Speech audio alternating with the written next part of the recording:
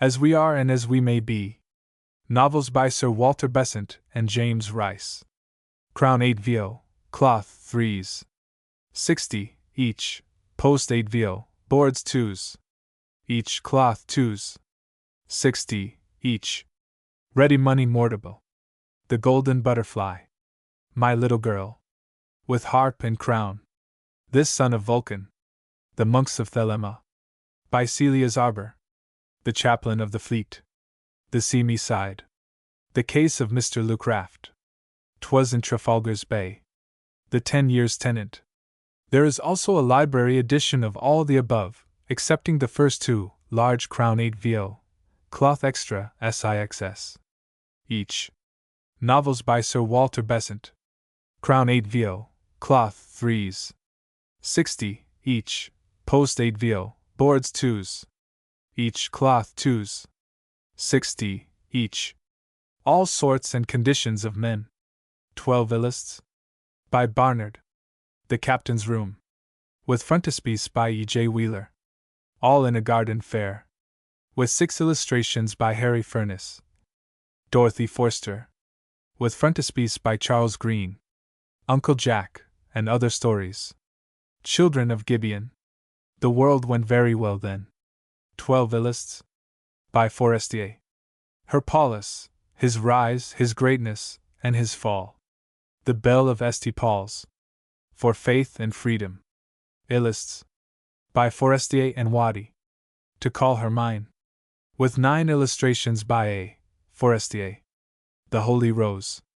With frontispiece by F. Barnard. Armorel of Lyonesse. With 12 illustrations by F. Barnard. St. Catherine's by the Tower. With 12 illusts. By C. Green. Verbena Camellia Stephanotis. Frontis. By Gordon Brown. The Ivory Gate. The Rebel Queen. Beyond the Dreams of Avarice. 12 illustrations by Hyde. In Deacon's Orders. With frontispiece by A. Forestier. The Revolt of Man. The Master Craftsman. The City of Refuge. Crown 8 VO, cloth 3s. 60, each. A Fountain Sealed. With frontispiece by H. G. Burgess. The Changeling. The Fourth Generation. Crown 8 VO, cloth, gilt top, SIXS. Each. The Orange Girl. With 8 illustrations by F. Pegram. The Lady of Lynn. With 12 illustrations by G.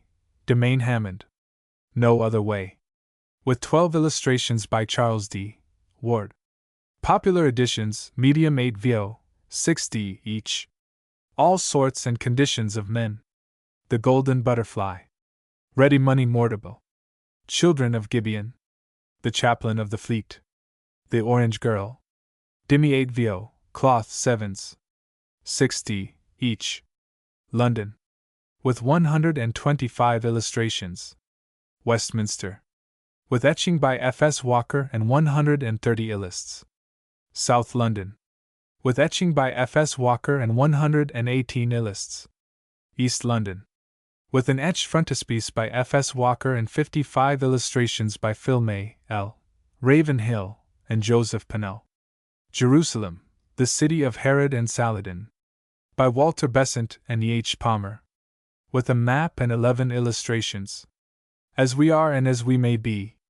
Crown 8 VO. Buckram, gilt top, SIXS. Essays and Historiettes. Crown 8 VO. Buckram, gilt top, SIXS. Eulogy of Richard Jefferies.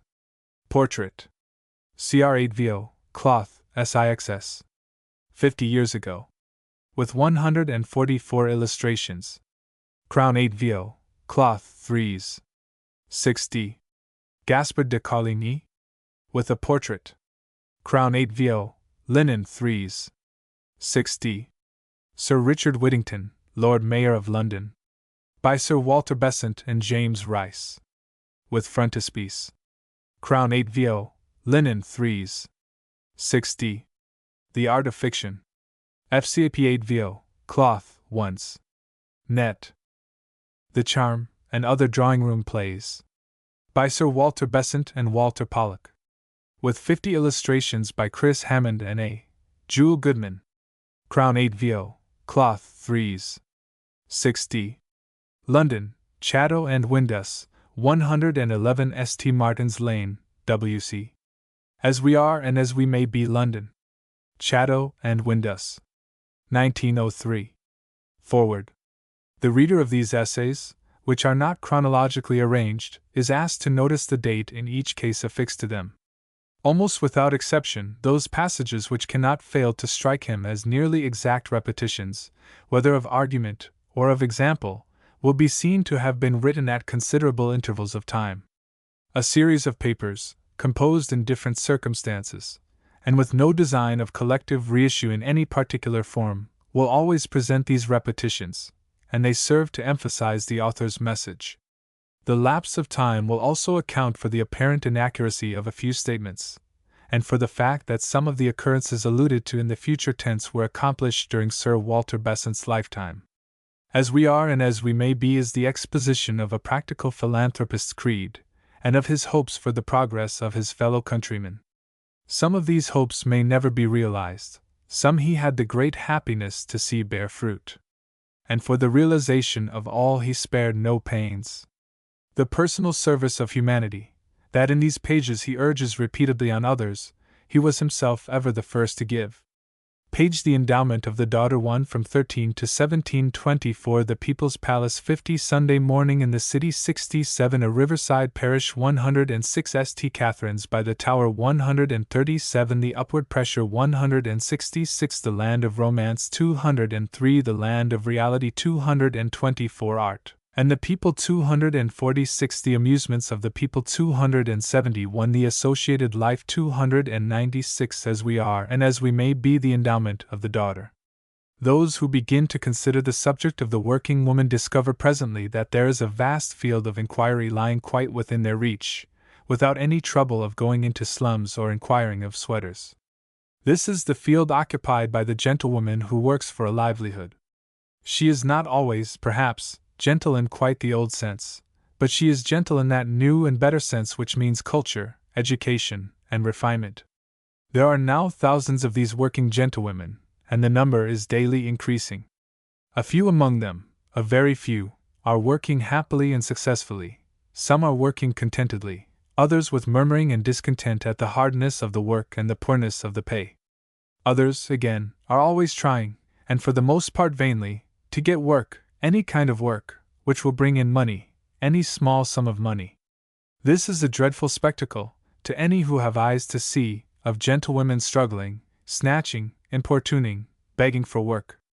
No one knows, who has not looked into the field, how crowded it is, and how sad a sight it presents.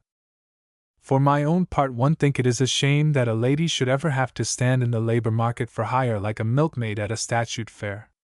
I think that the rush of women into the labor market is a most lamentable thing. Labor, and especially labor which is without organization or union, has to wage an incessant battle, always getting beaten, against greed and injustice. The natural enemy of labor is the employer, especially the impecunious employer. In the struggle women always get worsted. Again, in whatever trade or calling they attempt, the great majority of women are hopelessly incompetent. As in the lower occupations, so in the higher, the greatest obstacle to success is incompetence. How should gentlewomen be anything but incompetent? They have not been taught anything special, they have not been put through the mill. Mostly, they are fit only for those employments which require the single quality that everybody can claim, general intelligence. Hopeless indeed is the position of that woman who brings into the intellectual labor market nothing but general intelligence. She is exactly like the laborer who knows no trade, and has nothing but his strong frame and his pair of hands. To that man falls the hardest work and the smallest wage. To the woman with general intelligence is assigned the lowest drudgery of intellectual labor. And yet there are so many clamoring for this, or for anything. A few months ago a certain weekly magazine stated that I, the writer, had started an association for providing ladies with copying work, all in capitals. The number of letters which came to me by every post in consequence of that statement was incredible. The writers implored me to give them a share of that copying work. They told terrible, heart-rending stories of suffering. Of course, there was no such association. There is, now that typewriting is fairly established, no copying work left to speak of. Even now the letters have not quite ceased to arrive. The existence of this army of necessitous gentlewomen is a new thing in the land. That is to say, there have always been ladies who have come down in the world, not a seaside lodging housekeeper but has known better days. There have always been girls who never expected to be poor, always suffered to live in a fool's paradise who ought to have been taught some way of earning their livelihood. Never till now, however, has this army of gentlewomen been so great, or its distress so acute. One reason, it is one which threatens to increase with accelerated rapidity, is the depression of agriculture. I think we hardly realize the magnitude of this great national disaster.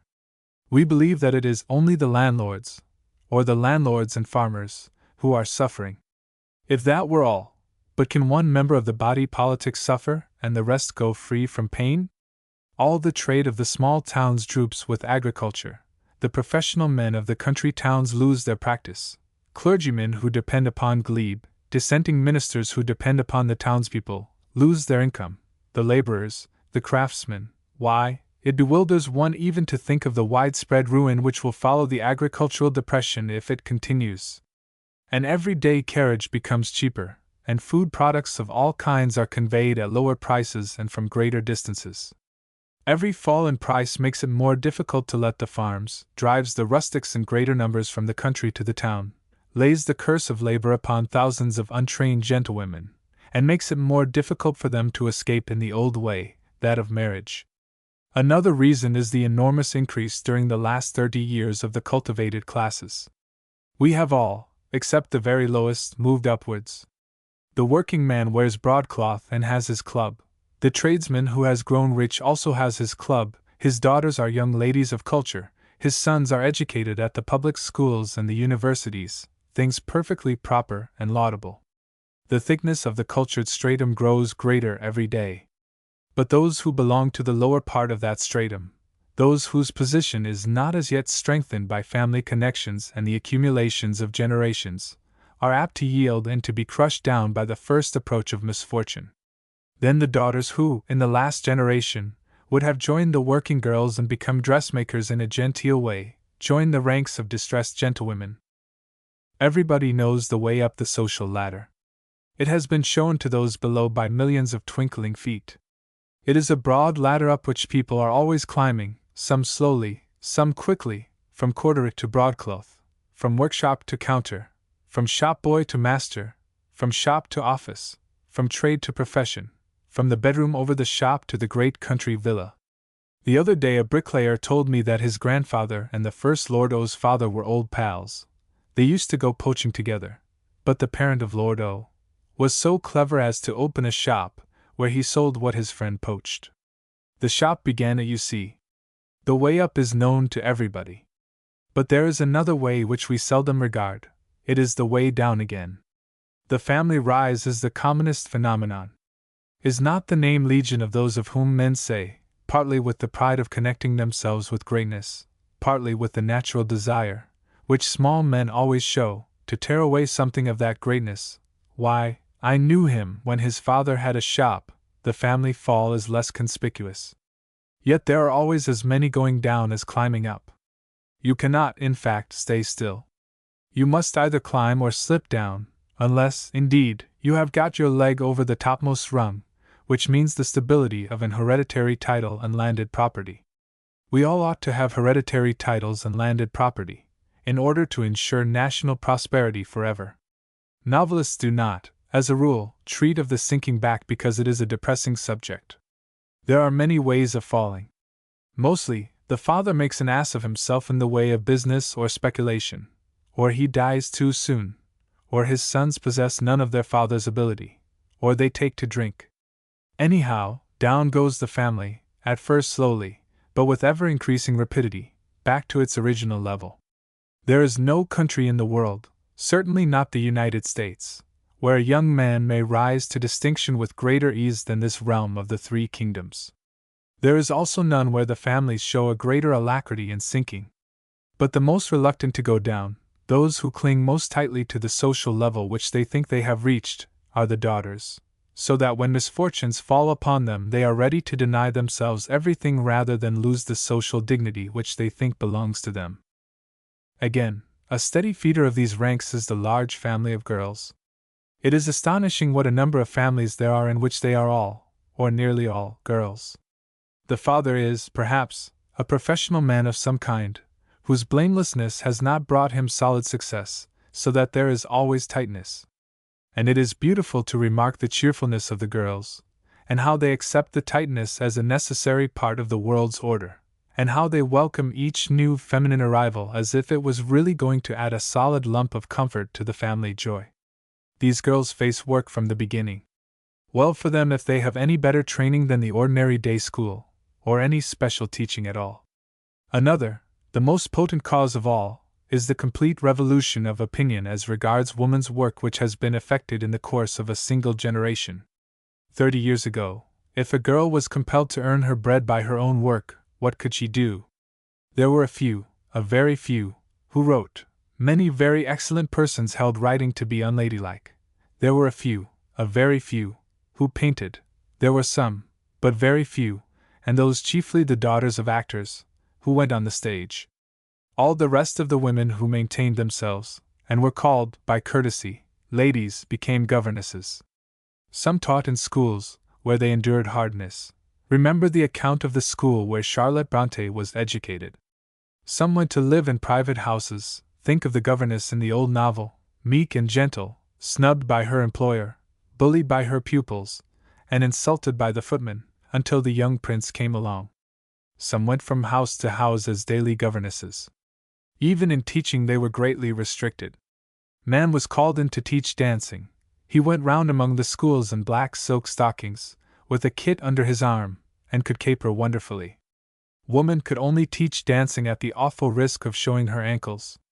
Who cares now whether a woman shows her ankles or not? It makes one think of Mr. Snodgrass and Mr. Winkle, and of the admiration which those sly dogs expressed for a neat pair of ankles. Man, again, taught drawing, man taught music, man taught singing, man taught writing, man taught arithmetic, man taught French and Italian. German was not taught at all. Indeed, had it not been for geography and the use of the globes, and the right handling of the blackboard, there would have been nothing at all left for the governess to teach. 40 years ago, however, she was great on the church catechism and a martinet as to the Sunday sermon. It was not every girl, even then, who could teach. I remember one lady who in her young days had refused to teach on the ground that she would have to be hanged for child murder if she tried. Those who did not teach, unless they married and became mistresses of their own menage, stayed at home until the parents died, and then went to live with a brother or a married sister. What family would be without the unmarried sister, the universal aunt? Sometimes, perhaps, she became a mere unpaid household servant, who could not give notice. But one would fain hope that these were rare cases.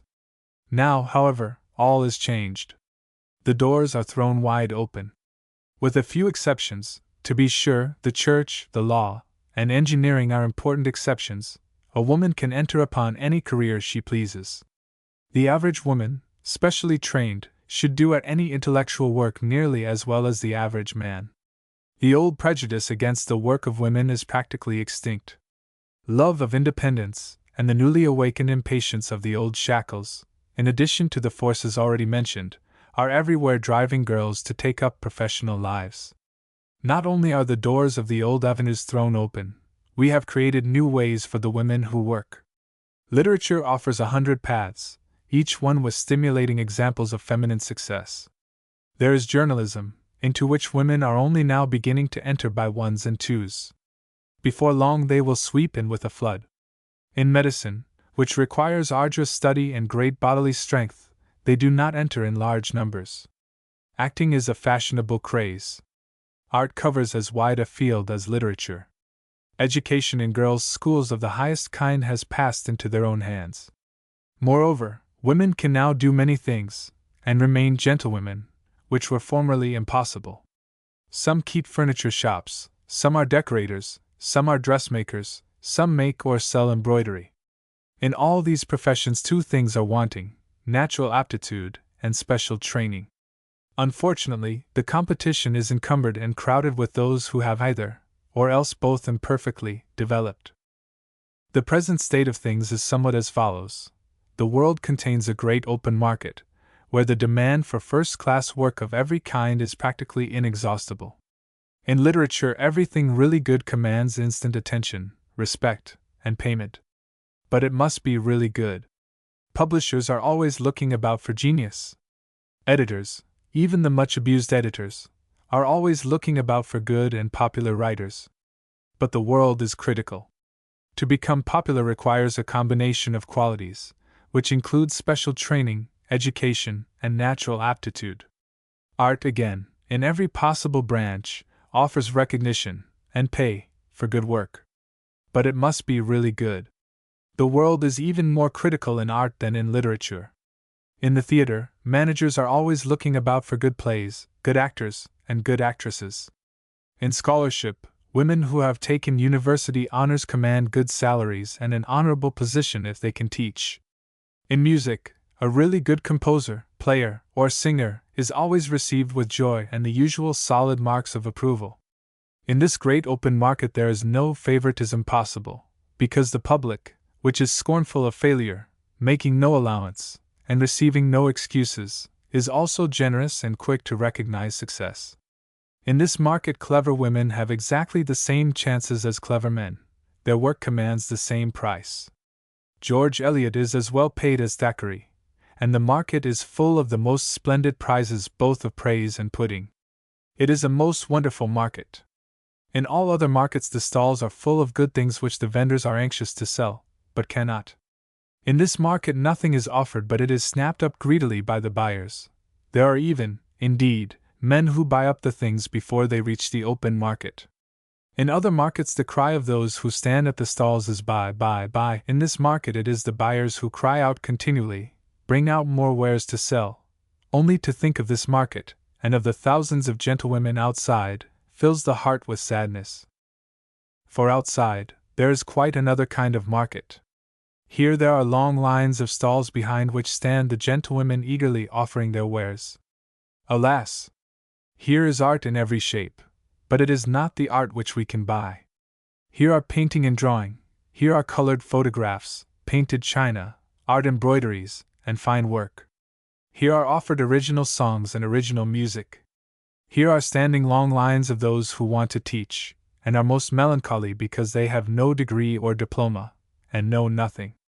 Here are standing those who wait to be hired, and who will do anything in which general intelligence will show the way.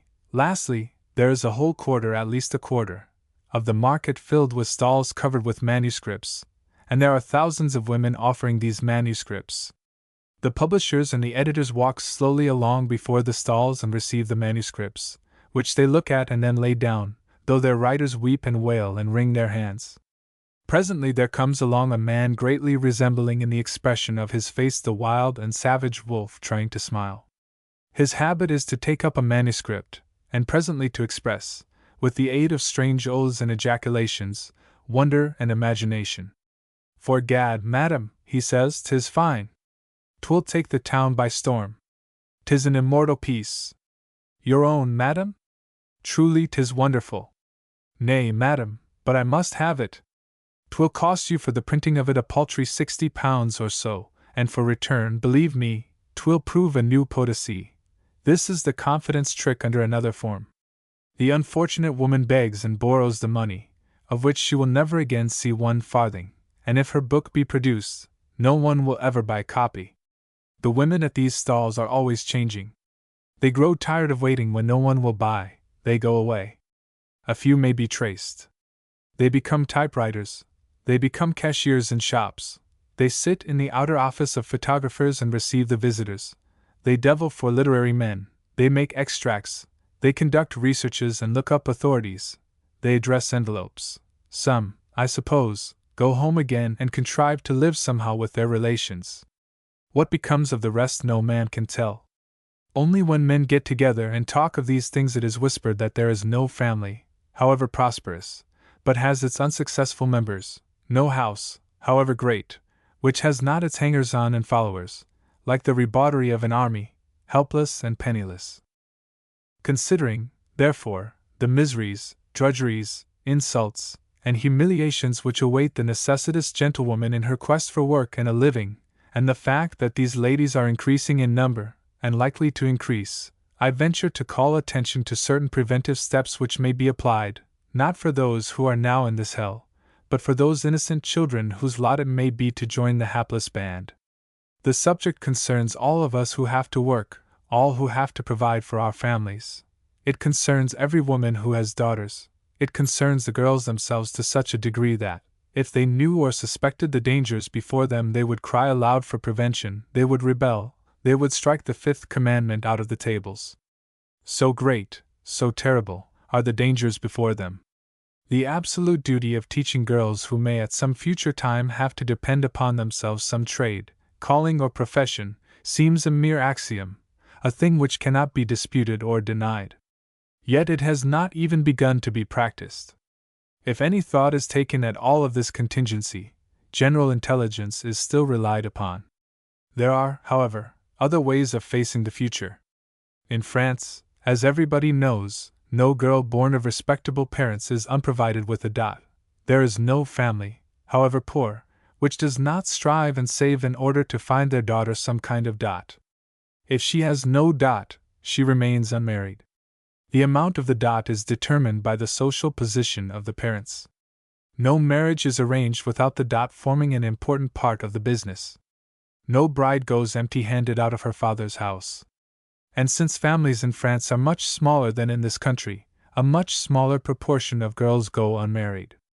In this country no girls of the lower class, and few of the middle class, ever have any dot at all. They go to their husbands empty-handed, unless, as sometimes happens, the father makes an allowance to the daughter.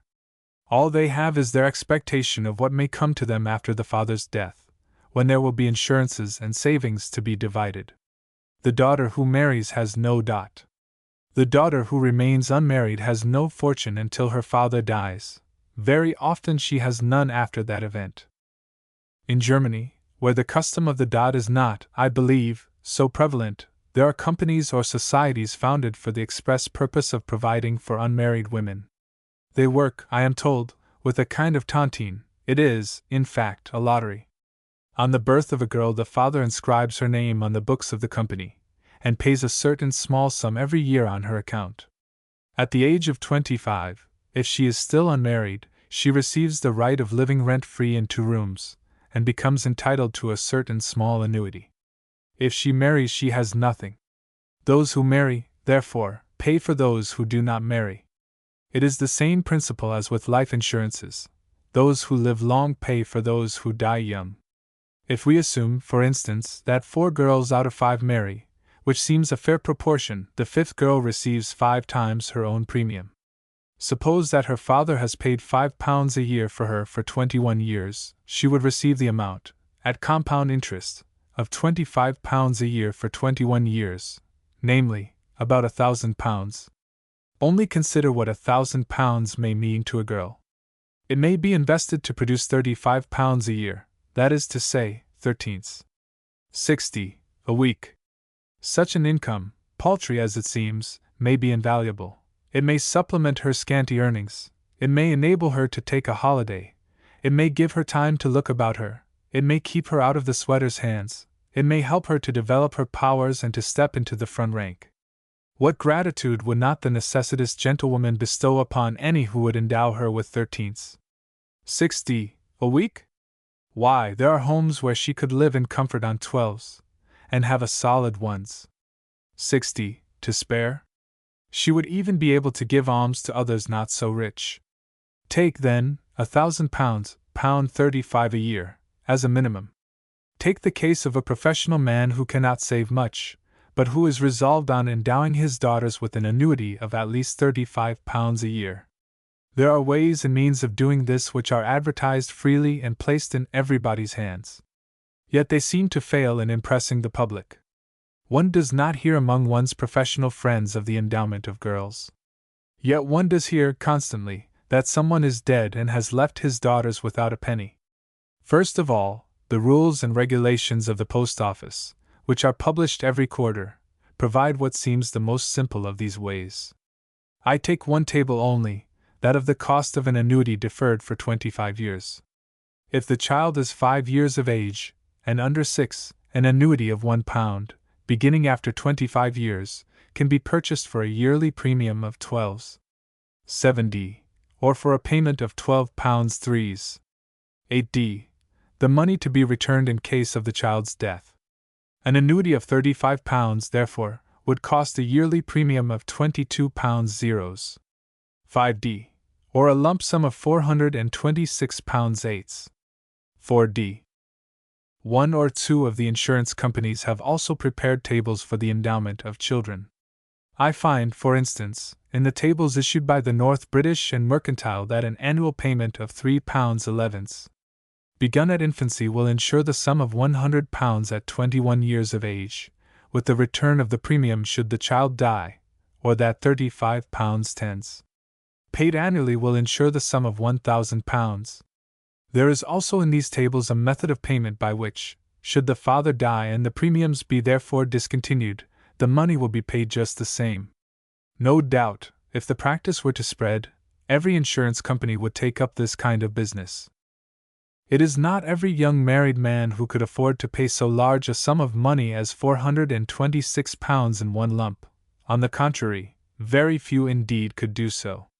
But suppose, which is quite possible, that he were to purchase, with the first £12 he could save, a deferred annuity of £1 for his child, and so with the next £12, and so with the next, until he had placed her beyond the reach of actual destitution, and suppose, again, that his conscience was so much awakened to the duty of thus providing for her that amusement and pleasure would be postponed or curtailed until this duty was performed, just as amusement is not thought of until the rent and taxes and housekeeping are first defrayed. In that case there would be few young married people indeed who would not speedily be able to purchase this small annuity of £35 a year. And with every successive payment the sense of the value of the thing, its importance, its necessity, would grow more and more in the mind, and with every payment would increase the satisfaction of feeling that the child was removed from destitution by £1 a year more. It took a very long time to create in men's minds the duty of life insurance. That has now taken so firm a hold on people that, although the English bride brings no dot, the bridegroom is not permitted to marry her until he settles a life insurance upon her. When once the mother thoroughly understands that by the exercise of a little more self-denial her daughter can be rendered independent for life, that self-denial will certainly not be wanting. Think of the vast sums of money which are squandered by the middle classes of this country, even though they are more provident than the working classes. The money is not spent in any kind of riot, not at all. The middle classes are, on the whole, most decorous and sober. It is spent in living just a little more luxuriously than the many changes and chances of mortal life should permit. It is by lowering the standard of living that the money must be saved for the endowment of the daughters. And since the children cost less in infancy than when they grow older, it is then that the saving must be made.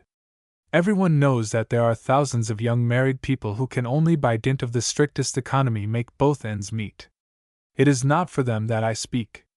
Another voice, far more powerful than mine, should thunder into their hearts the selfishness and the wickedness of bringing into the world children for whom they can make no provision whatever, and who are destined to be thrown into the battlefield of labor provided with no other weapons than the knowledge of reading and writing.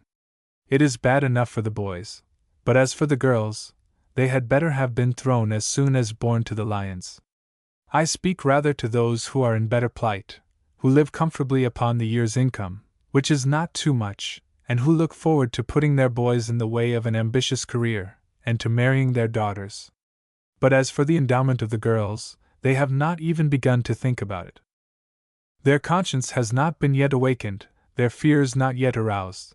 They look abroad and see their friends struck down by death or disaster, but they never think it may be their turn next. And yet the happiness to reflect, if death or disaster does come, that your girls are safe. One sees here, besides, a splendid opening for the rich uncle, the benevolent godfather, the affectionate grandfather, the kindly aunt, the successful brother. They will come bearing gifts, not the silver cup, if you please, but the deferred annuity. I bring you, my dear, in honor of your little Molly's birthday, an increase of £5 to her deferred annuity. This makes it up to £20, and the money box getting on, you say, to another £1. Capital! We shall have her £35 in no time now. What a noble field for the uncle! The endowment of the daughter is essentially a woman's question. The bride, or at least her mother for her, ought to consider that, though every family quiver varies in capacity with the income, her own lot may be to have a quiver full. Heaven forbid, as Montaigne said, that we should interfere with the feminine methods, but common prudence seems to dictate the duty of this forecast. Let, therefore, the demand for endowment come from the bride's mother. All that she would be justified in asking of a man whose means are as yet narrow would be such an endowment, gradually purchased, as would keep the girls from starvation. For my own part, I think that no woman should be forced to work at all, except at such things as please her. When a woman marries, for instance, she voluntarily engages herself to do a vast quantity of work. To look after the house and to bring up the children involves daily, unremitting labor and thought. If she has a vocation for any kind of work, as for art, or letters, or teaching, let her obey the call and find her happiness. Generally, she has none. The average woman, I make this statement with complete confidence, hates compulsory work, she hates and loathes it. There are, it is true, some kinds of work which must be done by women. Well, there will always be enough for those occupations among women who prefer work to idleness. There is another very serious consideration. There is only so much work, a limited quantity, in the world, so many hands for whom occupation can be found, and the number of hands wanted does not very greatly exceed that of the male hands ready for it. Now, by giving this work to women, we take it from the men. If we open the civil service to women, we take so many posts from the men, which we give to the women, at a lower salary. If they become cashiers, accountants, clerks, they take these places from the men, at a lower salary. Always they take lower pay, and turn the men out. Well, the men must either go elsewhere, or they must take the lower pay. In either case, the happiest lot of all, that of marriage, is rendered more difficult, because the men are made poorer. The position of the toiler becomes harder, because he gets worse pay. Then man's sense of responsibility for the women of his family is destroyed. Nay, in some cases the men actually live, and live contentedly, upon the labor of their wives. But when all is said about women, and their rights and wrongs, and their work and place, and their equality and their superiority, we fall back at last upon nature. There is still, and will always remain with us, the sense in man that it is his duty to work for his wife, and the sense in woman that nothing is better for her than to receive the fruits of her husband's labor. Let us endow the daughters, those who are not clever, in order to save them from the struggles of the incompetent and the hopelessness of the dependent, those who are clever, so as to give them time for work and training. The breadwinner may die, his powers may cease, he may lose his clients, his reputation, his popularity, his business. In 1,000 forms misfortune and poverty may fall upon him. Think of the happiness with which he would then contemplate that endowment of a deferred annuity. And the endowment will not prevent or interfere with any work the girls may wish to do. It will even help them in their work. My brothers, let our girls work if they wish.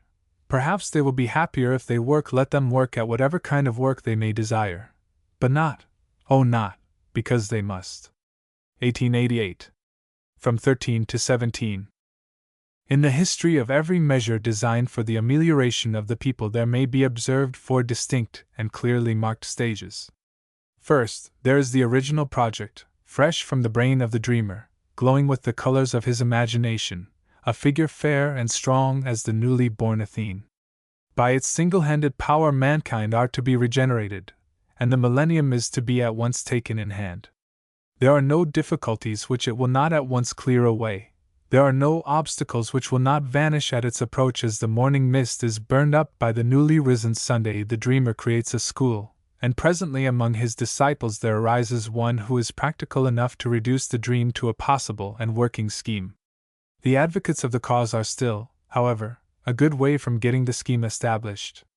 The battle with the opposition follows, in which one has to contend, first with those who cannot be touched by any generous aims, always a pretty large body, next with those who are afraid of the people, and lastly with those who have private interests of their own to defend. The triumph which presently arrives by no means concludes the history of the agitation, because there is certain to follow at no distant day the discovery that the measure has somehow failed to achieve those glorious results which were so freely promised. It has, in fact, gone to swell the pages of that chronicle, not yet written, which may be called the history of the well-intentioned. The emancipation of the West Indian slaves, for instance, has not been accompanied by the burning desire for progress, industrial, artistic, or educational, which was confidently anticipated. Quite the contrary.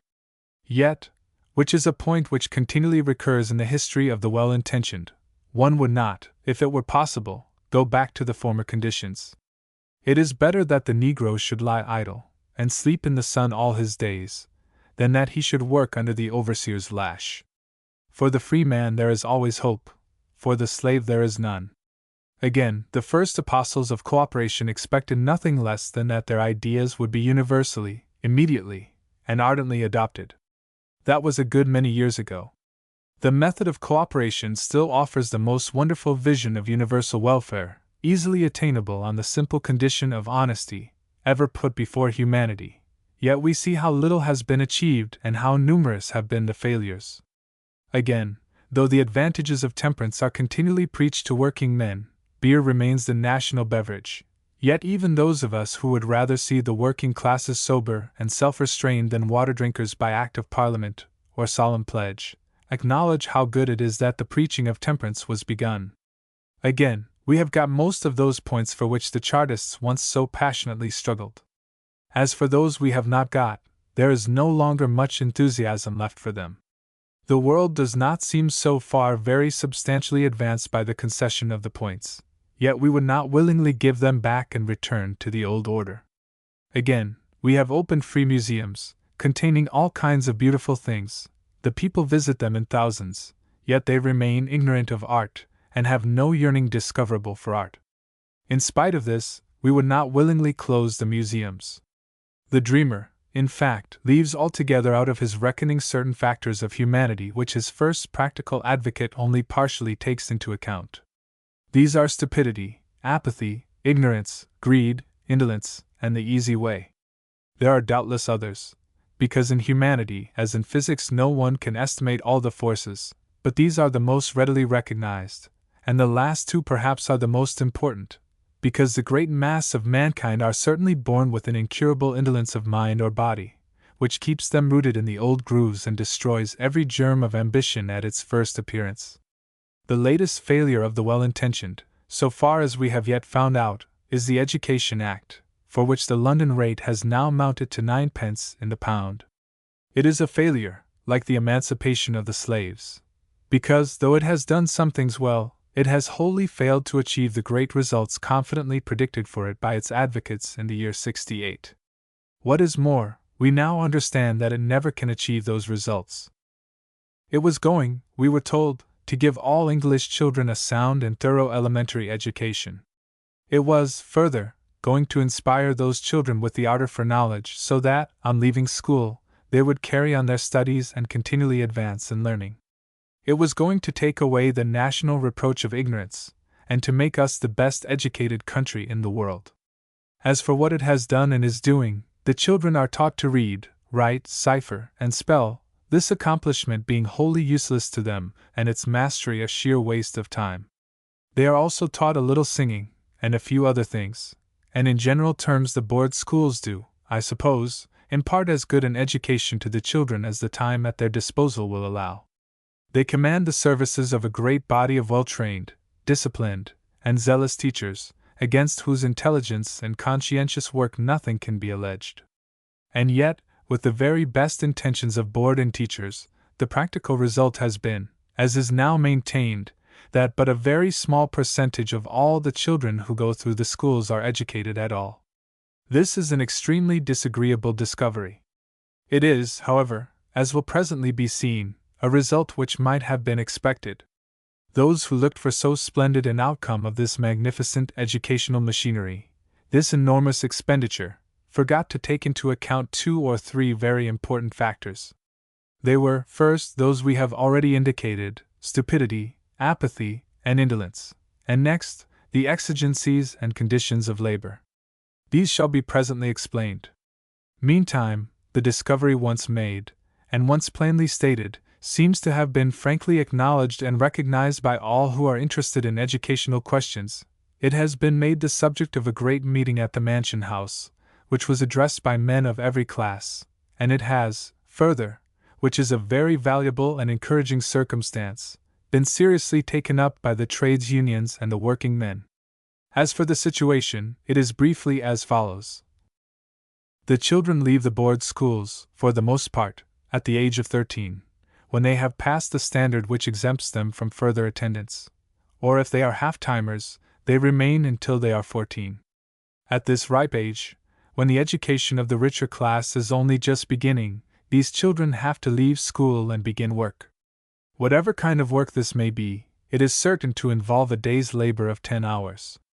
It might be thought, at one time it was fully expected, that the children would by this age have received such an impetus and imbibed so great a love for reading that they would of their own accord continue to read and study on the lines laid down, and eagerly make use of such facilities as might be provided for them.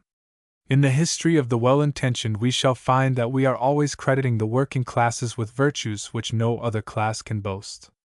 In this case we credited the children of working men with a clear insight into their own best interests, with resolution and patience, with industry, with the power of resisting temptation, and with the strength to forego present enjoyment. This is a good deal to expect of them. But apply the same situation to a boy of the middle class. He is taken from school at 16 and sent to a merchant's office or a shop. Here he works from 9 till 6, or perhaps later. How many of these lads, when their day's work is over, what proportion of the whole, make any attempt at all to carry on their education or to learn anything new? For instance, there are two things, the acquisition of which doubles the marketable value of a clerk. One is a knowledge of shorthand, and the other is the power of reading and writing a foreign language. This is a fact which all clerks very well understand. But not one in 100 possesses the industry and resolution necessary to acquire this knowledge, and this, though he is taught from infancy to desire a good income, and knows that this additional power will go far to procure it. Again, these boys come from homes where there are some books at least, some journals, and some papers, and they hear at their offices and at home talk which should stimulate them to effort. Yet most of them lie where they are. If such boys as these remain in indolence, what are we to expect of those who belong to the lower levels? For they have no books at home, no magazines, no journals. They hear no talk of learning or knowledge. If they wanted to read, what are they to read? And where are they to find books? Free libraries are few and far between. In all London, for instance, I can find but 5 or 6. They are those at the Guildhall, Bethnal Green, Westminster, Camden Town, Notting Hill, and Knightsbridge. Put a red dot upon each of these sites on the map of London, and consider how very small can be the influence of these libraries over the whole of this great city. Boys and girls at 13 have no inclination to read newspapers. There remains, therefore, nothing but the penny novelette for those who have any desire to read at all. There is, it is true, the evening school, but it is not often found to possess attractions for these children. Again, after their day's work and confinement in the hot rooms, they are tired. They want fresh air and exercise. To sum up, there are no existing inducements for the children to read and study. Most of them are sluggish of intellect. Outside the evening schools there are no facilities for them at all. They have no books. When evening comes they are tired. They do not understand their own interests. After a day's work they like an evening's rest. Of the two paths open to every man at every juncture, one is for the most part hidden to children, and the other is always the easier. Therefore they spend their evenings in the streets. They would sometimes, I dare say, prefer the gallery of the theatre or the music hall, but these are not often within reach of their means. The street is always open to them. Here they find their companions of the workroom. Here they feel the strong, swift current of life. Here something is always happening. Here there are always new pleasures. Here they can talk and play, unrestrained, left wholly to themselves, taking for pattern those who are a little older than themselves. As for their favorite amusements and their pleasures, they grow yearly coarser, As for their conversation, it grows continually viler, until Zola himself would be ashamed to reproduce the talk of these young people. The love which these children have for the street is wonderful. No boulevard in the world, I am sure, is more loved by its frequenters than the Whitechapel Road, unless it be the High Street, Islington. Especially is this the case with the girls.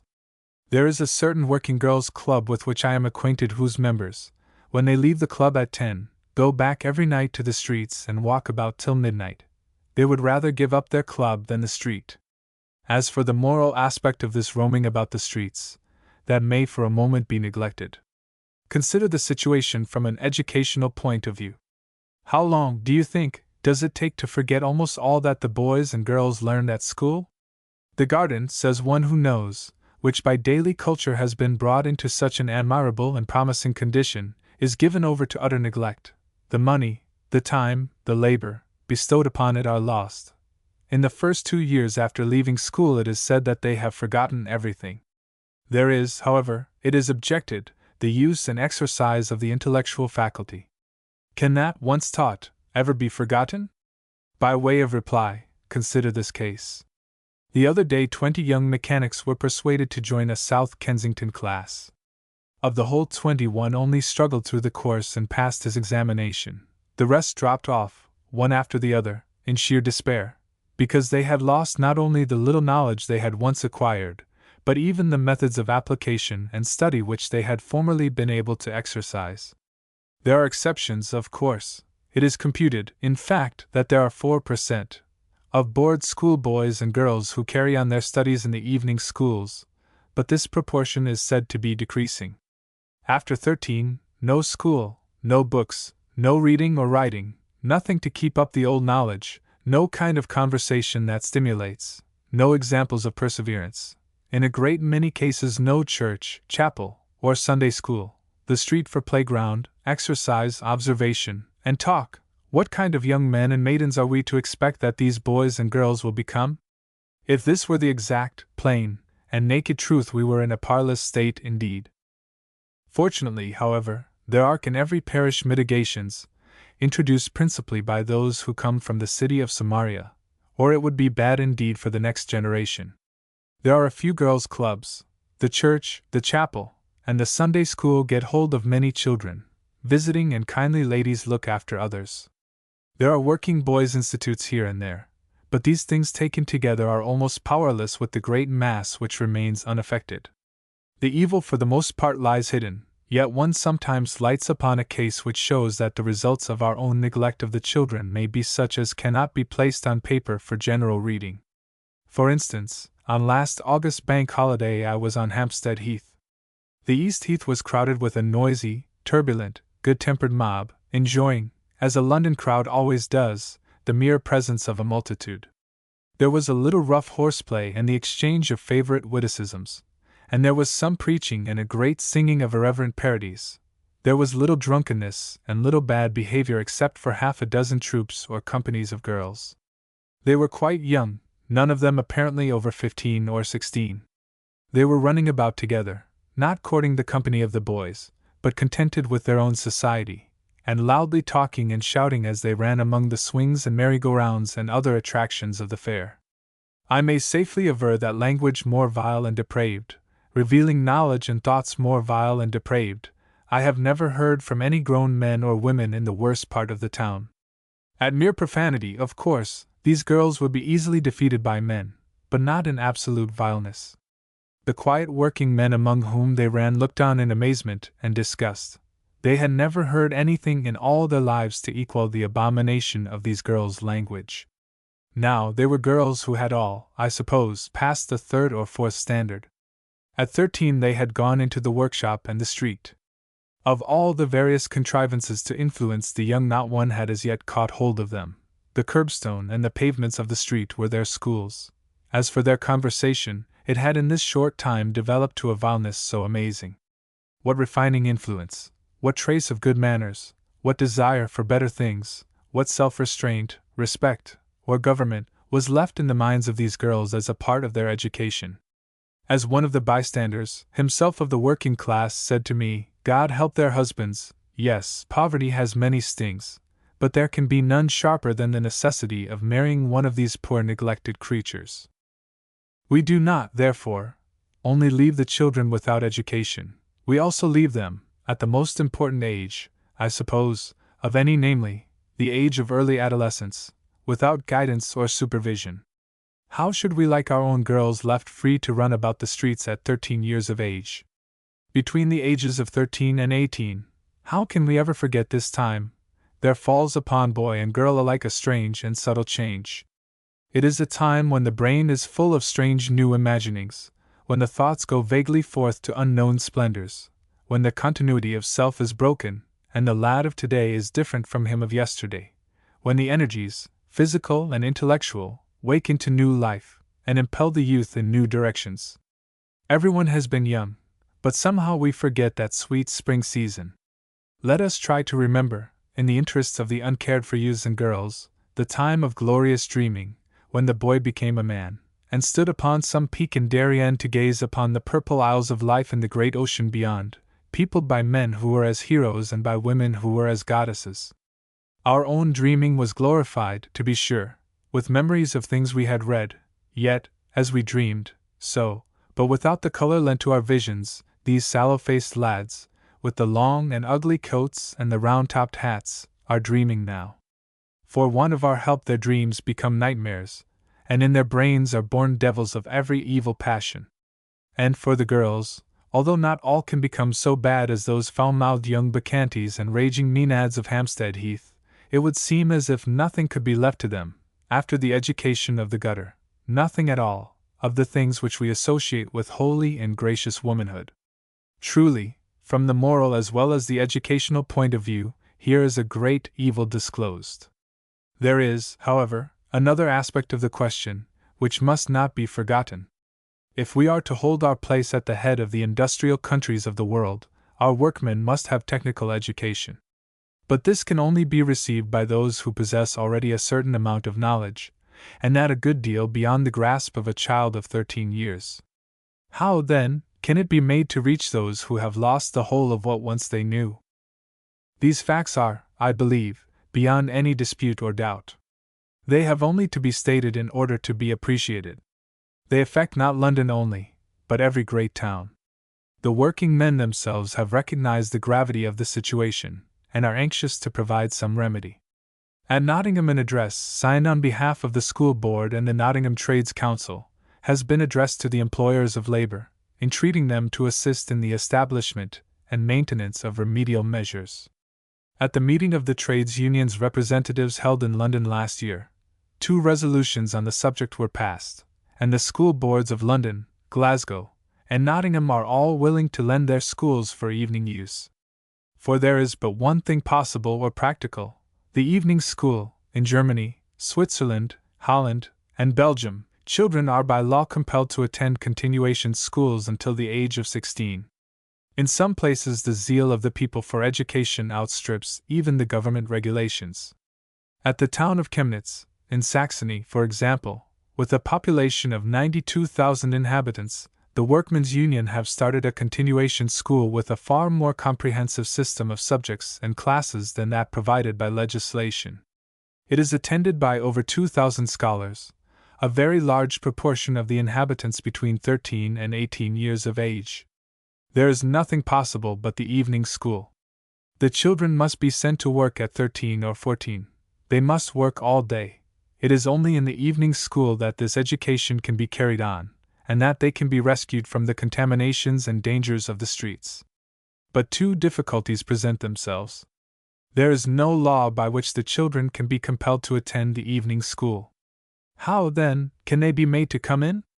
And if the rate is now 9 pence, what will it be when to the burden of the elementary school is added that of the continuation school?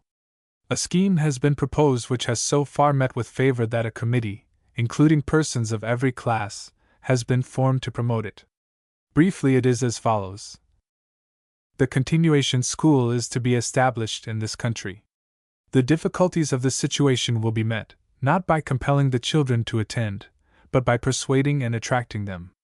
Much is hoped from parents' influence now that working men understand the situation. Much may be hoped from the children themselves being interested, and from others' example. The continuation school will have two branches, the recreative and the instructive. And since after a hard day's work the children must have amusement, play will be found for them in the shape of rhythmic drill, which is defined as pleasant orderly movement accompanied by music, and the instruction is promised to be conveyed in a more attractive and pleasing manner than that of the elementary schools. The latter announcement is at first discouraging, because effective teaching must require intellectual exercise and application, which may not always prove attractive. As regards the former, it seems as if the projectors were really going at last to recognize dancing as one of the most delightful, healthful, and innocent amusements possible. I am quite sure that if we can only make up our minds to give the young people plenty of dancing, they will gratefully, in exchange, attend any number of science classes. Next, there will be singing, a great deal of singing, of course, in parts, which will still further lead to that orderly association of young men and maidens which is so desirable a thing and so wholesome for the human soul. There will also be classes in drawing and design, the very commencement of technical instruction and the necessary foundation of skilled handicraft. There will be for boys classes in some elementary science bearing on their trade. For girls there will be lessons in domestic economy and elementary cooking, and for both boys and girls there will be classes in those minor arts which are just now coming to the front, such as modeling, wood carving, repoussé work, and so forth. In fact, if the children can only be persuaded to come in, or can be hailed in, from the streets, there is no end at all to the things which may be taught them. As regards the management of these schools, it seems as if we could hardly do better than follow the example of Nottingham. Here they have already 5 evening schools, and 7 working men are appointed managers for each school. The work is thus made essentially democratic. These managers have begun by calling upon clergymen, Sunday school teachers, employers of labor, leaders of trades unions, and one supposes, pères de famille generally, to use their influence in making children attend these schools. The management of such schools by the people is a feature of the greatest interest and importance. As regards the girls' schools, it is suggested that lady managers should be appointed for each school. Alas! It is not yet thought possible or desirable that working women should be appointed. Then follows the question of expense. It cannot be supposed that the ratepayer is going to look on with indifference to so great an additional burden as this stupendous work threatens to lay upon him. But let him rest easy. It is not proposed to add 1 penny to the rates. The schools are to cost nothing, a fact which will add greatly to their popularity and assist their establishment. It is proposed to pay the necessary expenses of board school teachers' work. There will be nothing to pay for the use of the buildings, by the government grant for drawing and for one other specific class subject. Next, a small additional grant will be asked for singing, and one for modeling, carving, or design. The standards must be divided in the evening schools, and there must be necessarily a more elastic method of examination adopted for the evening than for the day schools, one which will be more observant of intelligence than careful of memory concerning facts. Still, when all the aid that can be expected is got from the government grants, the schools will not be self-supporting. Here, then, comes in the really novel part of the project. The rest must be supplied by voluntary work. The trained staff of the school board teachers will instruct the classes in those subjects required or sanctioned by the department for which grants are made, but for all other subjects, the recreative, the technical, the scientific, the minor arts, the history, the dancing, and the rest, the schools will depend wholly upon volunteer teachers. We must not disguise the audacity of the scheme. There are, I believe, in London alone 120 schools, for which 2,400 volunteers will be required. They must not be mere amateurs or kindly, benevolent people, who will lightly or in a fit of enthusiasm undertake the work, and after a month or so throw it over in weariness of the drudgery. They must be honest workers, who will give thought and take trouble over the work they have in hand, who will keep to their time, stick to their engagement, study the art of teaching, and be amenable to order and discipline. Are there so many as 2,400 such teachers to be found in London, without counting the many thousands wanted for the rest of the country? It seems a good-sized army of volunteers to raise. Let us, however, consider. First, there is the hopeful fact that the Sunday School Union numbers 12,000 teachers, all voluntary and unpaid, in London alone.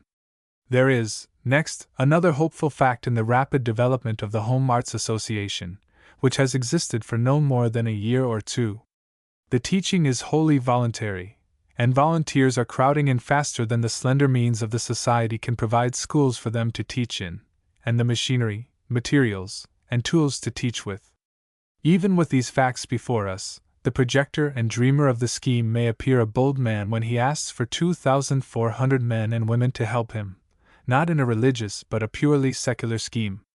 Yet it may not appear to many people purely secular when they remember that he asks for this large army of unselfish men and women, so unselfish as to give some of their time, thought, and activity for nothing, not even praise, but only out of love for the children, from a population of 4 millions, all of whom have been taught, and most believe, that self-sacrifice is the most divine thing that man can offer. To suppose that 1 in every 2,000 is willing to the extent of an hour or two every week to follow at a distance the example of his acknowledged master does not, after all, seem so very extravagant. For my own part, I believe that for every post there will be a dozen volunteers. Is that extravagant? It means no more than a poor 1% of such distant followers. Those who go at all among the poor, and try to find out for themselves something of what goes on beneath the surface, presently become aware of a most remarkable movement, whispers of which from time to time reach the upper strata. All over London, no doubt over other great towns as well, but I know no other great town, there are at this day living, for the most part in obscurity, unpaid, and in some cases alone, men and women of the gentle class, among the poor, working for them, thinking for them, and even in some cases thinking with them.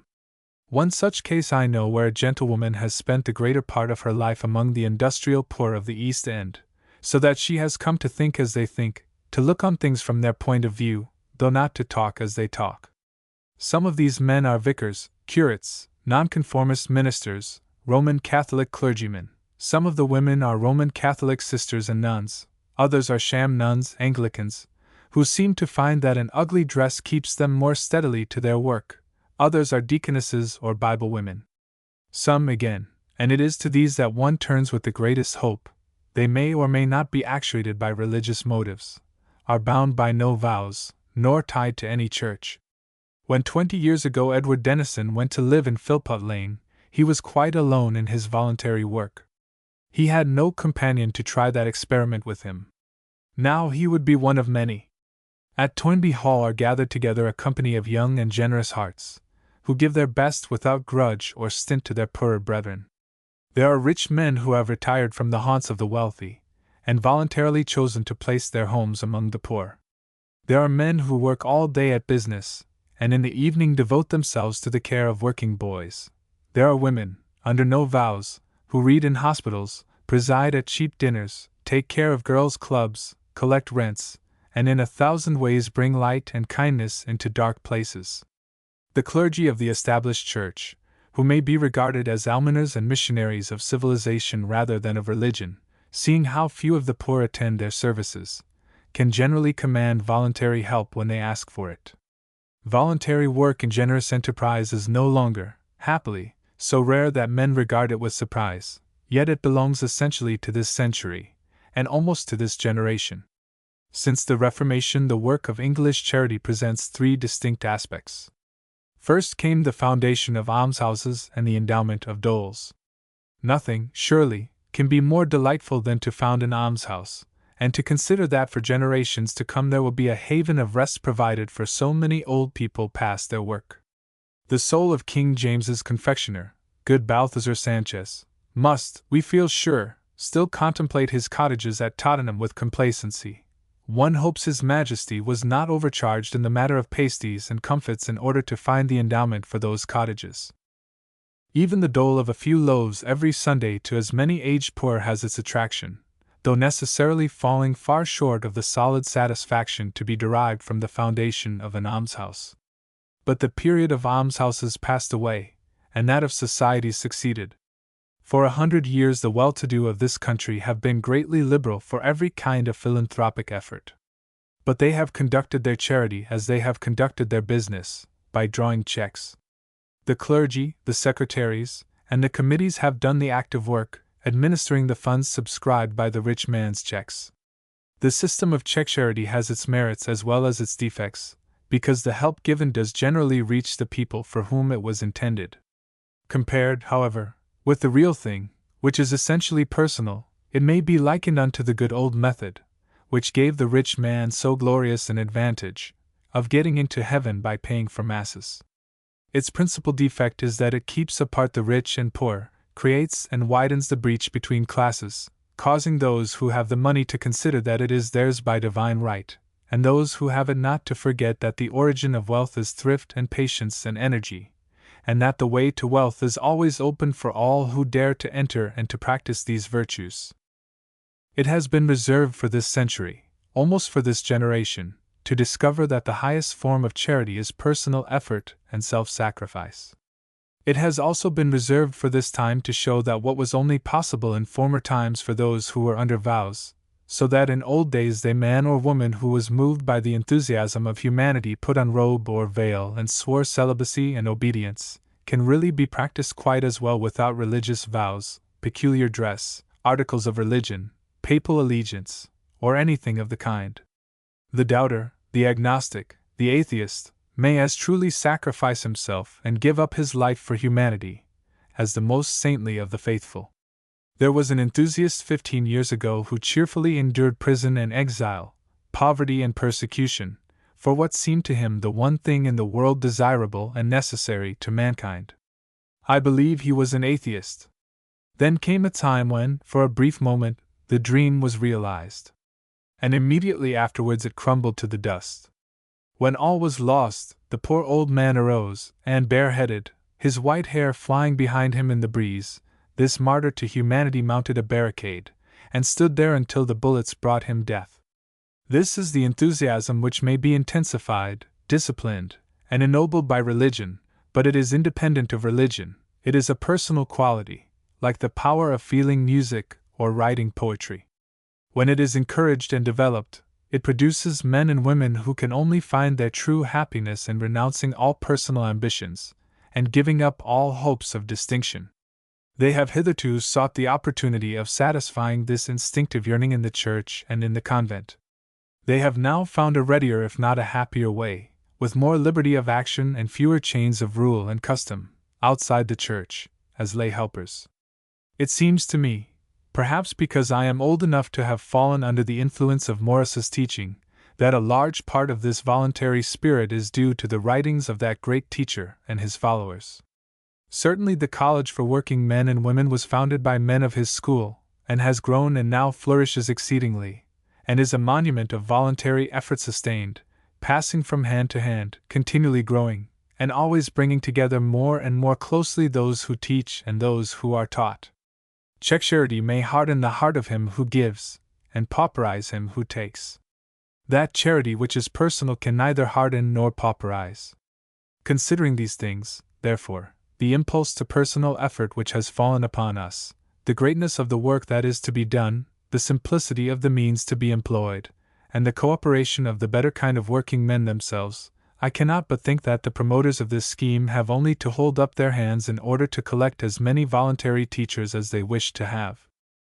There is a selfish side to this scheme which ought not to be entirely overlooked. It is this: the wealth of Great Britain is not, as some seem to suppose, a gold mine into which we can dig at pleasure, nor is it a mine of coal or iron into which we can dig as the demand arises.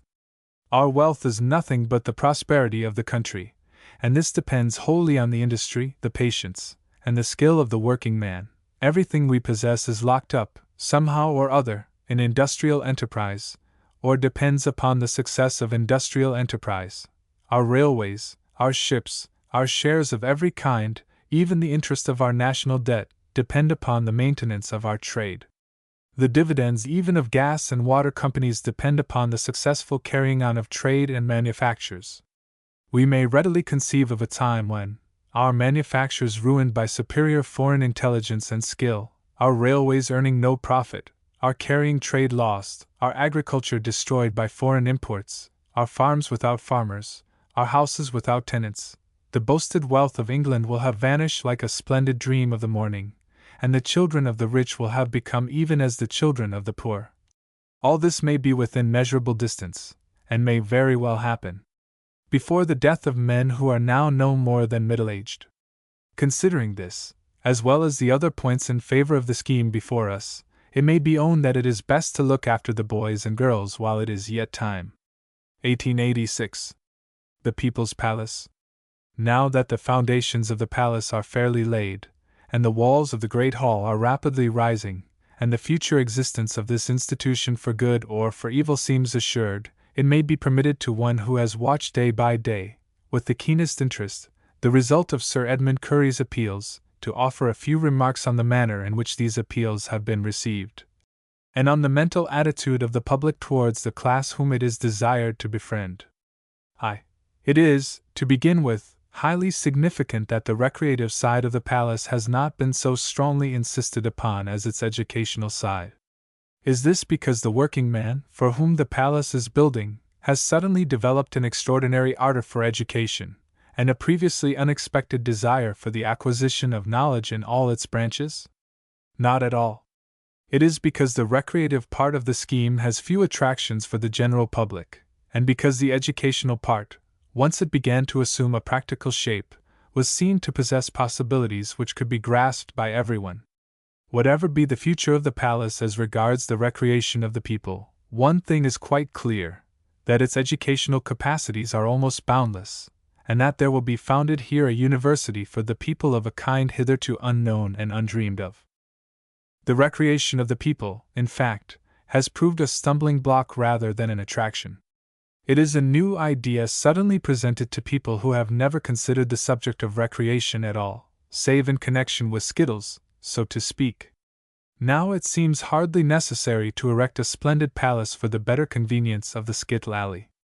The objections, in fact, to supporting the scheme on the ground of its recreative aims show a mixture of prejudice and ignorance which ought to astonish us were we not daily, in every business transaction and in every talk with friend or stranger, encountering, and very likely revealing, the most wonderful prejudice and ignorance. One should never be surprised at finding great black patches in every mind. The black patch which concerns us, in the minds of those who have been asked to support the People's Palace, is the subject of recreation. There are enough music halls. What have the working classes to do with recreation?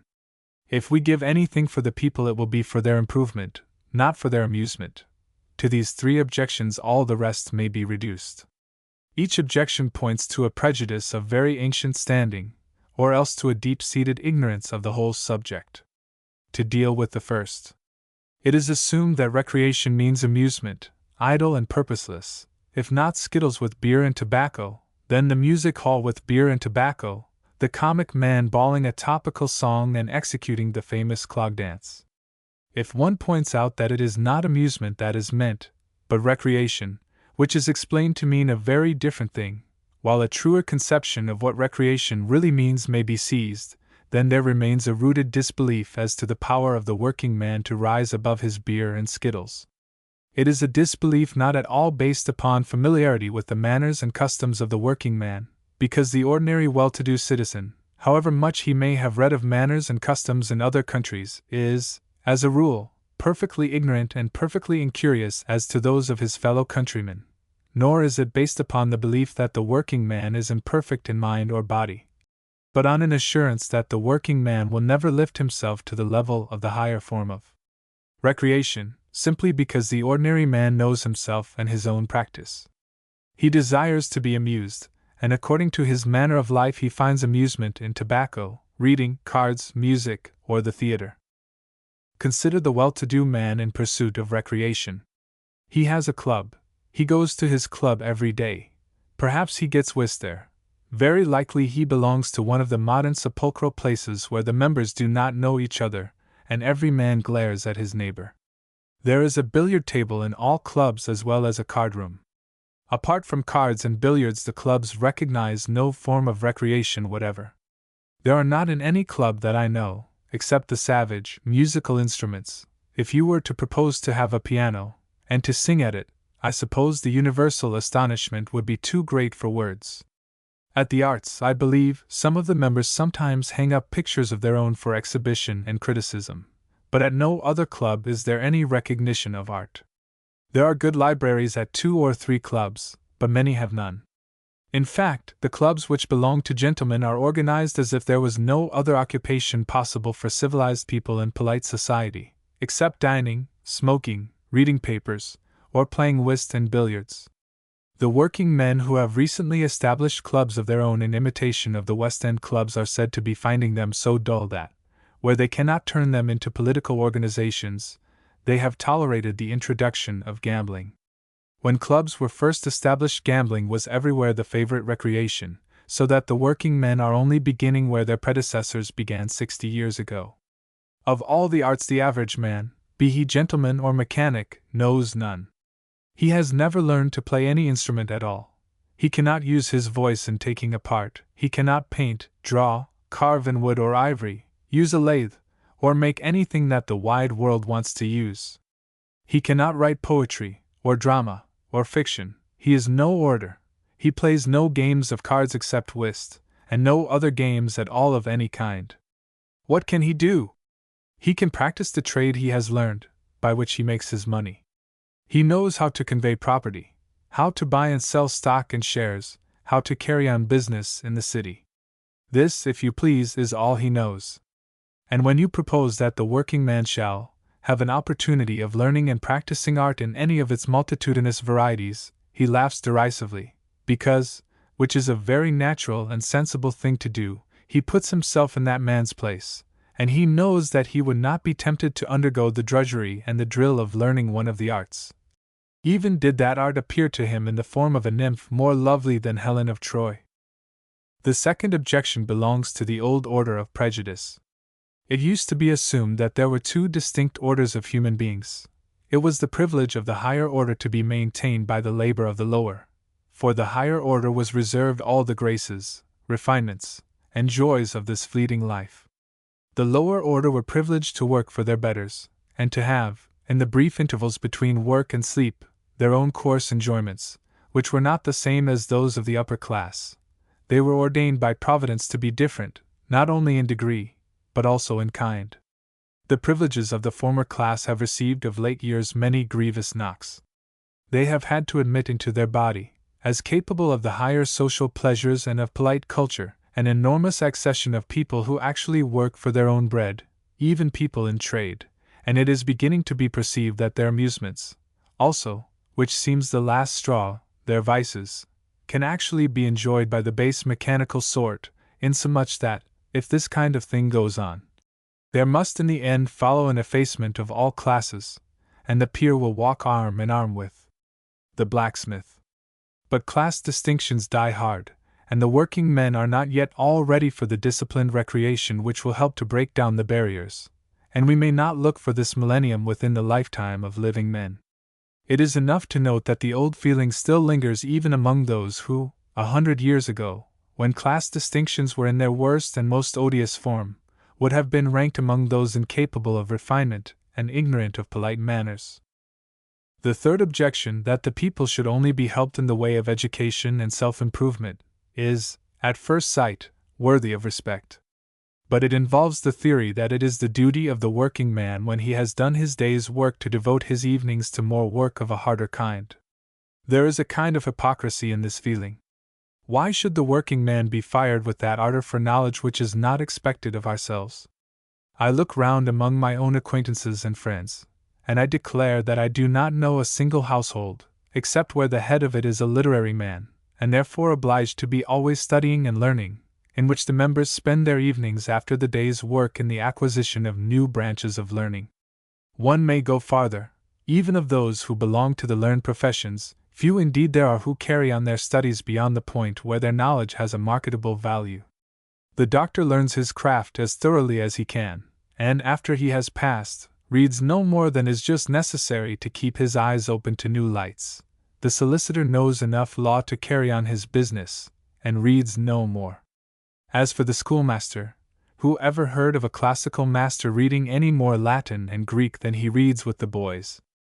and who ever heard of a mathematical master keeping up his knowledge of the higher branches, which put him among the wranglers of his year, but are not wanted in the school? Even the lads who have just begun to go into the city, and who know very well that their value would be enormously increased by a practical and real knowledge of French, German, or shorthand, will not take the trouble to acquire it. Yet, with the knowledge of all this, we expect the working man in his hours of leisure, and after a day physically exhausting, to sit down and work at something intellectual. There are, without doubt, some men so strong and so avid of knowledge that they will do this, but these are not many, and they do not long remain working men. The People's Palace offers recreation to all who wish to fit themselves for its practice and enjoyment. But it is recreation of a kind which demands skill, patience, discipline, drill, and obedience to law. Those who master any one of the arts, the practice of which constitutes true recreation, have left once and forever the ranks of disorder. They belong, by virtue of their aptitude and their education, say, by virtue of their election, to the army of law and order. They will not, we may be sure, be recruited from those whom long years of labor and want of cultivation have tendered stiff of finger, slow of ear and of eye, impenetrable of brain. We must get them from the boys and girls. We must be content if the elders learn to take delight in the handwork which they cannot execute, the decorative work which they can never hope wholly to understand, the music and singing in which they themselves will never take a part. But they will by no means be left out. They will have the library, the writing and reading rooms, the conversation and smoking rooms, with those games of skill which are loved by all men. There will be entertainments, concerts, and performances for them. And for those who desire to learn there will be classes, lectures, and lecturers. At the same time, I do not, I confess, anticipate a rush of young working men to share in these joys and privileges. This part of the palace will grow and develop by degrees, because it is through the boys and girls that the real work and usefulness of the palace will be effected, and not by means of the men. Of course, there will be from the outset a small proportion capable of rightly using the place. For all these reasons, it seems as if we may be very well contented that the recreation part of the scheme has been for the moment kept in the background. 2. Let us turn to the educational side of the scheme. When a lad has passed the standards, very likely a bright, clever little chap, who had passed the 6th and even the 7th standard with credit, it becomes necessary for him immediately to earn the greater part of his own living. It is not in the power of his father, who lives from week to week, or even from day to day, to apprentice his boys and put them to a trade. They must earn their living at once. What are they to do? At the very age when these boys have reached the point when the intellect, already partly trained in the hand, not yet trained at all, should begin to work together, they are faced by the terrible fact, how terrible to them they little know, that they can be taught no trade. They must go out into the world with a pair of unskilled hands, and nothing more. Consider. A country lad learns every day something new. He learns continually by daily practice how to use his hands and his strength. By the time he is 18 he has become a very highly skilled agriculturist. He knows and can do a great many most useful and necessary things. But the town lad, if he learns no trade, learns nothing. He will never have any chance in life. He can never have any chance. He is foredoomed to misery. He will all his life be a servant of the lowest kind. He will never have the least independence. He will, in all probability, be one of those who wait day by day for the chance gifts of luck. At the best, he can but get into the railway service, or into some house of business where they want porters and carriers. There is, however, a great demand for boys, who can earn 5 shillings a week as shop boys, errand boys, and so forth. Our clever lad, therefore, who has done so well at school, becomes a fruiter's lad, cleans out the shop, carries round the baskets, and is generally useful. He gets a rise in a year or two, to 7 shillings and 6pence. Presently he is dismissed to make room for a younger boy who will take 5 shillings. Shall we follow the lad farther? If he gets, as we hope he may, steady employment, we see him next, at the age of 15, marching about the streets in the evening with a girl of the same age to whom he makes love, and smoking fags, or cigarettes. There are thousands of such pairs to be seen everywhere, in Victoria Park on Sundays, or Hampstead Heath on Saturday evenings, every evening in the great thoroughfares, in Oxford Street as much as in Whitechapel, in the music halls and in the public houses. You may see them sitting together on doorsteps as well as promenading the pavement. If there is any way of spending the evenings more destructive of every good gift and useful quality of manhood and womanhood than this, I know not what it is. The idleness and uselessness of it, the precocious abuse of tobacco, the premature and forced development of the emotions which should belong to love at a later period, the loss of such intellectual attainments as had already been acquired, the vacuous mind, the contentment to remain in the lower depths, in a word, the waste and wanton ruin of a life involved in such a youth, make the contemplation of this pair the most melancholy sight in the world. The boy's early cleverness is gone, the brightness has left his eyes, he reads no more, he has forgotten all he ever learned, he thinks only now of keeping his birth, if he has one, or of getting another if he has lost his last. But there is worse to follow, for at 18 he will marry the little slip of a girl, and by the time she is 25 there will be half a dozen children born in poverty and privation for a similar life of poverty and privation, and the hapless parents will have endured all that there is to be endured from the evils of hunger, cold, starving children, and want of work. This couple were thrown together because they were left to themselves and uncared for. They marry because they have nothing else to think about. They remain in misery because the husband knows no trade, and because of mere hands unskilled and ignorant there are already more than enough. The palace is going to take that boy out of the streets. It is going to remove both from boy and girl the temptation, that of the idle hand, to go away and get married. It will fill that lad's mind with thoughts and make those hands deft and crafty. In other words, the palace will open a great technical school for all the trades as well as for all the arts. It is reckoned that 3 years' training in the evenings will give a boy a trade. Once master of a trade, his future is assured, because somewhere in the world there is always a want of tradesmen of every kind. There may be too many shoemakers in London, while they are wanted in Queensland. Cabinet makers and carpenters may be overcrowded here, but there are all the English-speaking countries in the world to choose from. There can be no doubt that the schools will be crowded. The success of the schools at the Old Polytechnic, where there are 8,000 boys, of the Whittington Club, of the Finsbury Technical Schools, leave no doubt possible that the East End Palace schools will be crammed with eager learners. The palace is in the very heart and centre of East London, with its 2 millions, mostly working men. Trams, trains, and omnibuses make it accessible from every part of this vast city, from Bromley, Bow and Stratford, from Poplar, Stepney and Ratcliffe, from Bethnal Green and Spitalfields. Yet but 2 or 3 years, and there will be 20,000 boys and more flocking to those gates which shut out the earthly hell of ignorance, dependence, and poverty, and open the doors to the earthly paradise of skilled hands and drilled eye, of plenty and the dignity of manhood. Why, if it were only to stop these early marriages, if only for the sake of the poor child mother and the unborn children doomed, if they see the light, to lifelong misery, one would shower upon the palace all the money that is asked to complete it. Think, with every stone that is laid in its place, with every hour of work that each mason bestows upon its walls, there is another couple rescued, one more lad made into a man, one more girl suffered to grow into a woman before she becomes a mother, one more humble household furnished with the means of a livelihood, one more unborn family rescued from the curse of hopeless poverty. The remaining portions of the scheme, with its provision for women as well as men, its entertainments, its university extension lectures, reading rooms, and schools of art in all its branches, can only be fully realized when the first generation of these boys has passed through the technical schools, and they have learned to look upon the palace as their own, to consider its halls and cloisters the most delightful place in the world.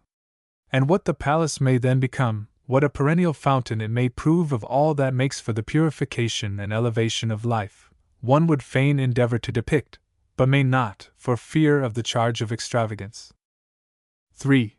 There is one other point which those who have read the correspondence and comments upon the proposed institution in the papers have noted with amusement rather than with astonishment. It is a point which comes out in everything that has been written on the scheme, except by the actual founders. It is the profound distrust with which the more wealthy classes regard the working men, not the poor, so-called, but the working men. They do not seem even to have begun trusting them. They speak and think of them as if they were children in leading strings, as if they were certain to accept with gratitude whatever gifts may be bestowed upon them, even when they are safeguarded and carefully regulated as for mischievous boys, as if the working men were constantly looking for guidance to the class which has the money. It is true that the working men are always looking for guidance, just like the rest of us. Lord, send a leader! It is the cry of all mankind in all ages. But that the working men regard the people who live in villas, and are genteel, as possessing more wisdom than themselves is by no means certain. This feeling was, of course, most deeply marked when the great drink question arose, as it was bound to arise. We have heard how meetings were called, and resolutions passed by worthy people against the admission of intoxicating drinks into the palace. At one of the meetings they had the audacity to pass a resolution that East London will never be satisfied until intoxicating drink of any kind is prohibited in the palace. East London! With its thousands of public houses. Dear me! Then, if East London passed such a resolution, its hypocrisy surpasses the hypocrisy of the scribes and Pharisees. If, however, a little knot of people choose to call themselves East London, or Babylon, or Rome, and to pass resolutions in the name of those cities, we can accept their resolutions for what they are worth. Whether the working man will adopt them and put them into practice is another matter altogether. Let us remember, and constantly bear in mind, that the palace is to be governed by the people for themselves. Otherwise it would be better for East London that it had never been erected. Whatever we do or resolve is, in fact, subject to the will of the governing body. As for passing a resolution on drink for the palace, we might just as well resolve that drink shall not be sold to the members of the House of Commons, and expect them instantly to close their cellars. If the governing body wish to have drink in the palace, they will have it, whether we like it or not. But it shows the profound distrust of the people that these restrictions should be attempted, and these resolutions passed. For my own part, considering the needlessness of drink in such a place, the abundant facilities provided outside, and the enormous additional trouble, danger, and expense entailed by letting drink be sold in a place where there will be every evening thousands of young people, I am quite sure that the governing body, that is to say, the chosen representatives of East London, will never admit it within their walls. We do not trust the working man. We have given over to him the whole of the power. All the power there is we have given to him, because he stands in an enormous majority. We have made him absolute master of this realm of Great Britain and Ireland. What could we do more for a man whom we blindly and implicitly trusted? Yet the working man, for whom we have done so much, we have not yet begun to trust. Sunday morning in the city. On Saturday afternoon, when the last of the clerks bangs the great door behind him and steps out of the office on his way home, when the shutters of the warehouses are at last all closed, there falls upon the street a silence and loneliness which lasts from 3 o'clock on Saturday till 8 o'clock on Monday, a sleep unbroken for 41 long hours. In the main arteries, it is true, there is always a little life. The tramp of feet never ceases day or night in Fleet Street or Cheapside. But in all the narrow streets branching north and south, east and west, of the great thoroughfares there is silence, there is sleep. This Sabbath of 40 hours' duration is absolutely unparalleled in any other city of the world. There is no other place, there never has been any other place, in which not only work ceases, but where the workers also disappear.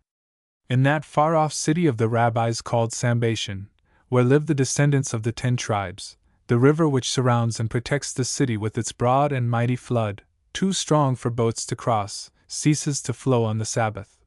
But it is not pretended that the people cease to live there.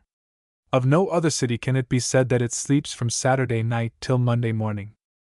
An attempt is made to awaken the city every Sunday morning when the bells begin to ring, and there is as great and joyful a ringing from every church tower or steeple as if the bells were calling the faithful, as of old, by the 100,000.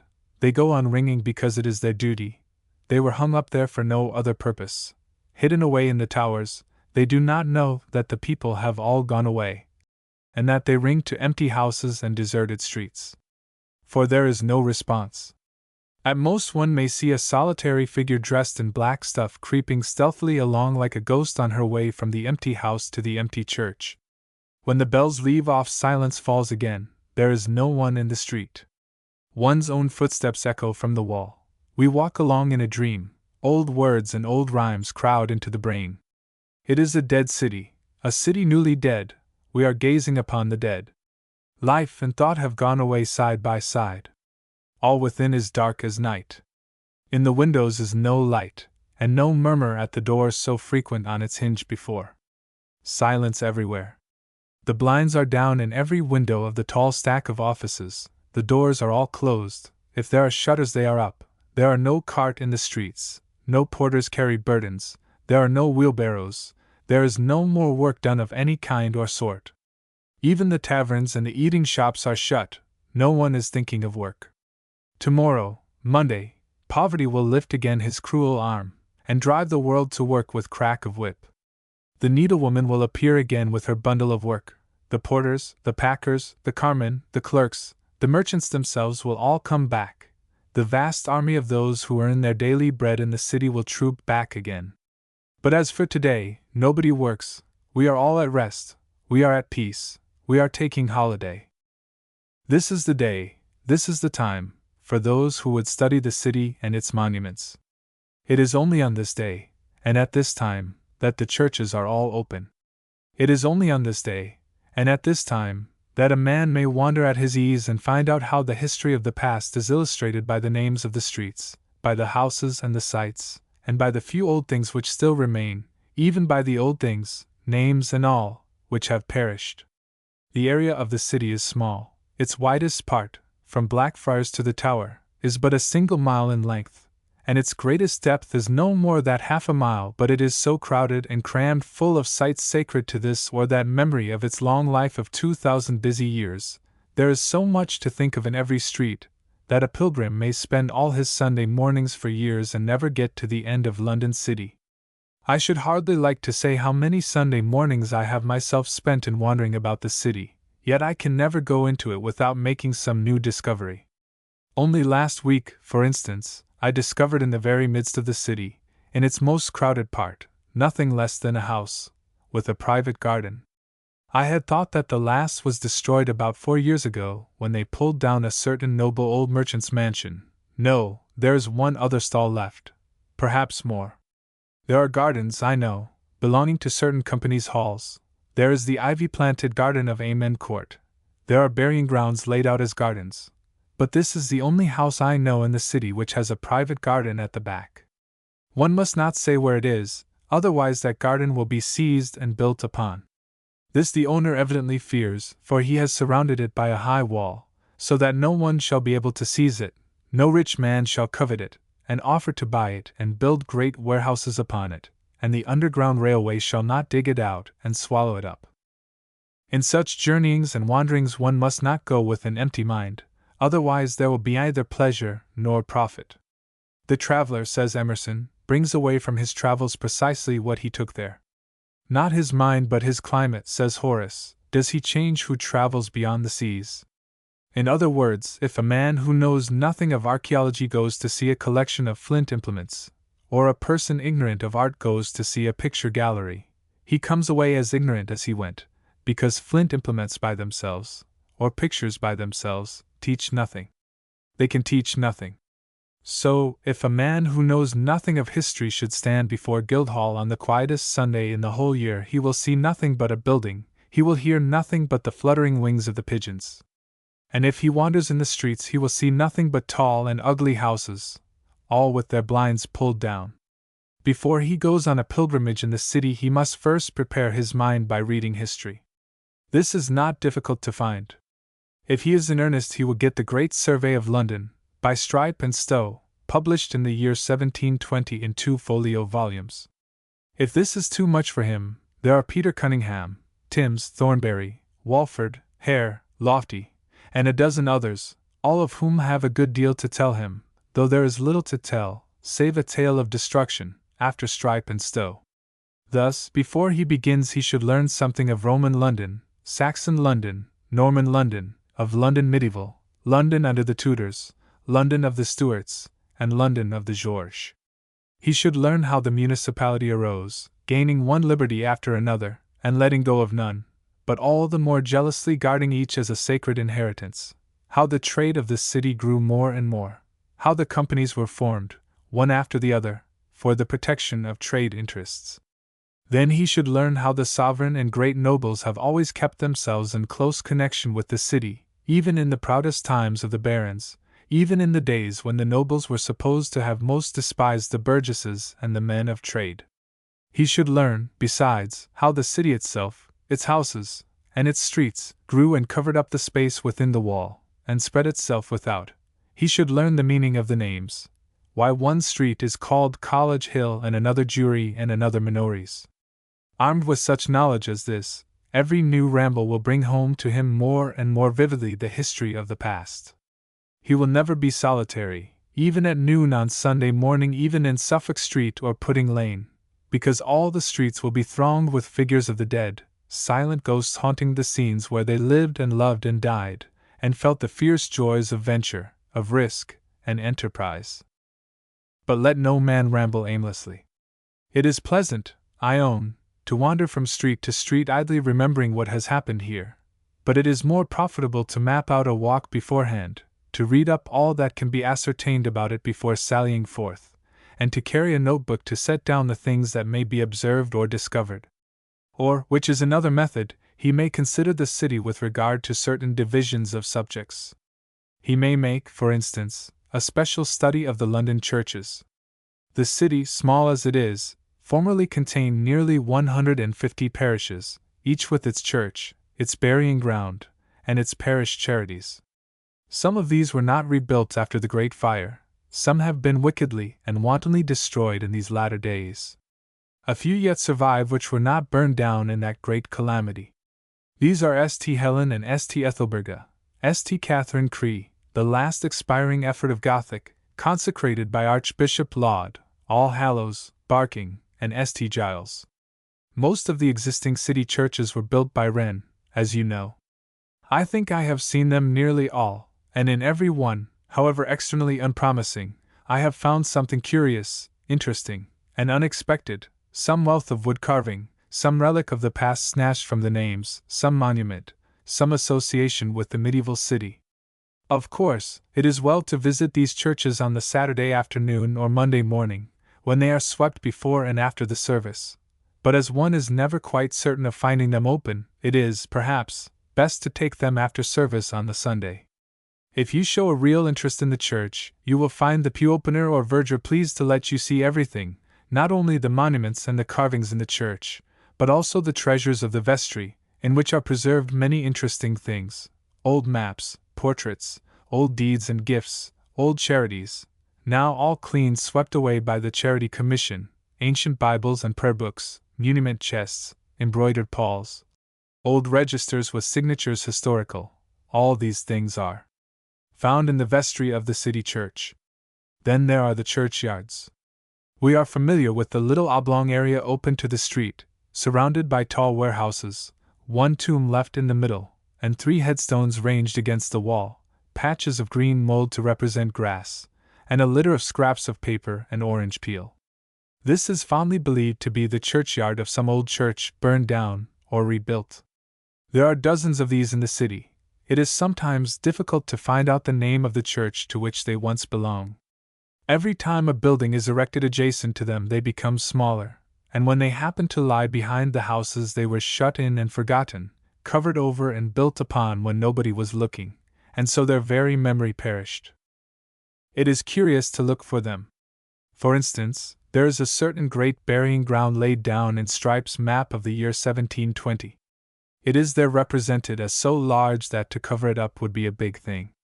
No single man would dare to appropriate all at once so huge a slice of land. I went, therefore, in search of this particular churchyard, and I found a very curious thing. On one side of the ground stands a great printing office. As the gate was open, I walked in. At the back of the printing office is a flagged court or yard. In the court the boys, it was the dinner hour, were leaping and running. Not one of them knows now that he is running and jumping over the bones of his ancestors. It is clean forgotten that here was a great churchyard. Another great burying ground long since built over lay at the back of Botolph's Lane in Thames Street. That is built over and forgotten. There is another where lies the dust of the marvelous boy Chatterton. I am due that of the thousands who every day seek this spot not one can tell or remember that it was once a burying ground. On this spot the paupers of the parish of St. Andrews, Holborn, were buried, Chatterton, that poor young pauper, with them. And it is now a market, Farringdon Market, close to Farringdon Street, opposite the site of the old Fleet Prison whence came so many of the bodies which now lie beneath these flags. Or, a pilgrim may consider the city with special reference to the great houses which formerly stood within its walls. There were palaces in this city. King Athelstan had one, King Richard II.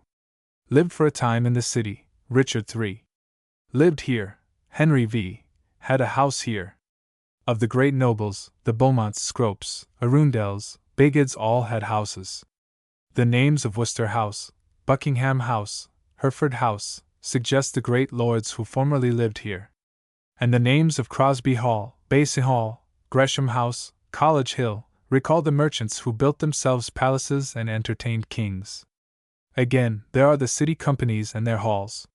Very few visitors ever make the round of the halls, yet they are most curious, and contain treasures great and various.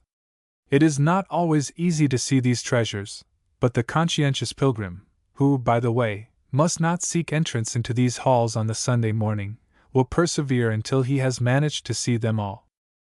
As for the sights of the city, the things which Baedeker enumerates, and which foreign and country visitors run to see, the Tower, the Monument, the Guildhall, the Mansion House, the Royal Exchange, the Mint, St. Paul's, and the rest, I say nothing, because the pilgrim does not waste his Sunday morning over things to be seen as well on any other day. But there are some things to be seen every day which are best approached on Sunday, by reason of the peace which prevails and a certain solemnity in the air. I would, for instance, choose to visit the Charter House on a Sunday morning.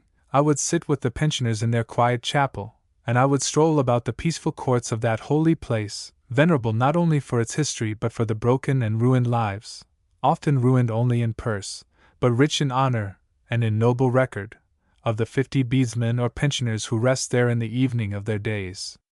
And quite apart from its associations, I know no more beautiful place in the city or anywhere else than the ancient Charter House. Again, we may wander in the city and remember the great men who have made certain streets forever famous. Thus, to stand in Bread Street is to think of Milton. Here he was born, here he was baptized, here for a time he lived. Or we may visit Blackfriars and remember the Elizabethan dramatists. Here Shakespeare had a house. It was among the ruins of old Blackfriars Abbey, part of the foundations of which were found when some years ago they made an extension of the Times printing office. Broad Street recalls the memory of Gresham, while that of Whittington lingers along Thames Street and College Hill and clings to St. Michael's Church. In that parish he lived and died. Here he founded the College of the Holy Spirit which still exists in the Highgate almshouses. On its site the boys of Mercer's School now study and play. His tomb was burned in the Great Fire and his ashes scattered, but the very streets preserve his name. Boaz Alley, of which there are two, records the fact that Whittington brought a conduit or boss of fresh water to this spot. It was he who paved Guildhall, he who built a hall for the Grey Friars, now the Blue Coat School, he who rebuilt Newgate. Of all the merchants who have adorned the great city not one whose memory is so widely spread and whose example has so long survived his death. When country boys think of the city of London they still think of Whittington. Perhaps you are afraid that the preparation, the reading, for such a walk about the city would be dull. I have never found it so. I do not think that anyone who has the least love for, or knowledge of, old things would find such reading dull. There are, to be sure, some unhappy creatures who love nothing but what is new, and esteem everything for what it will fetch. These are the people who are always trying to pull down the city churches. They are at this very moment pulling down another, the poor old church of St. Mary Magdalene. The tower is down, the roof is off, the windows are all broken. In a week or two the church will be razed to the ground, and in a year or two its very memory will have perished. Why, we vainly ask, do they pull it down? What harm has the old church done? To be sure, its congregation numbered less than a dozen, but then we must not estimate an old church by a modern congregation. There has been a church here from time immemorial. It is mentioned in the year 1120. It was, therefore, certainly a Saxon church. Edward the Confessor probably worshipped here, perhaps King Alfred himself. One of its rectors was John Carpenter, executor of Whittington, and founder of the City of London School. Another was Barham, author of the Ingoldsby Legends. The loss of St. Mary Magdalene is one more link with the past absolutely destroyed, never to be replaced. These destroyers, for instance, are the kind of people who pulled down Chowne College. As often as I pass the spot where that place once stood, I mourn and lament its loss more and more. It was the college of the city clergy, they were its guardians, it was their library, it contained their reading hall, formerly it held their garden, and it had their almshouses. There was hardly any place in the city more peaceful or more beautiful than the long narrow room which held their library. It was a very ancient site, formerly the site of Elsing's Hospital, the oldest hospital in the whole city. Everything about it was venerable, and yet the city clergy themselves, its official guardians, sold it for what it would fetch, and stuck up the horrid thing on the embankment which they call Chowne College. There they still use the old seal and arms of the college. But there is no more a Chowne College, that is gone. You cannot replace it. You might as well tear down King's College Chapel at Cambridge and call Dr. Parker's City Temple by that honored and ancient name. Well, for such people as the majority of the city clergy who can do such things, there can be no voice or utterance at all from ancient stones. The past can have no lessons, no teachings for them. There can be no message to them from the dead who should still live for them in memory and association. For them the ancient city and its citizens are dumb. Now that we know what to expect and what to look for, let us take together a Sunday morning ramble in a certain part of the city. We will go on a morning in early summer, when the leaves of those trees which still stand in the old city churchyards are bright with their first tender green, and when the river, as we catch glimpses of it, shows a broad surface of dancing waves across to the stairs and barges of old Southwark. We will take this walk at the quietest hour in the whole week, between 11 and 12. All the churches are open for service. We will look in noiselessly, but indeed, we shall find no congregations to disturb, only, literally, 2 or 3 gathered together. I will take you to the very heart of the city. Perhaps you have thought that the heart of the city is that open triangular space faced by the Royal Exchange, and flanked by the Bank of England and the Mansion House. We have taught ourselves to think this, in ignorance of the city history. But 150 years ago there was no Mansion House, 300 years ago there was no Royal Exchange, and the Bank of England itself is but a mushroom building of the day before yesterday. In the long life of London, it covers 2,000 years. The chief seat of its trade, the chief artery of its circulation, has been Thames Street. Along here for 1,700 years were carried on the chief events in the drama which we call the history of London. Its past origin, its growth and expansion, are indicated along this line.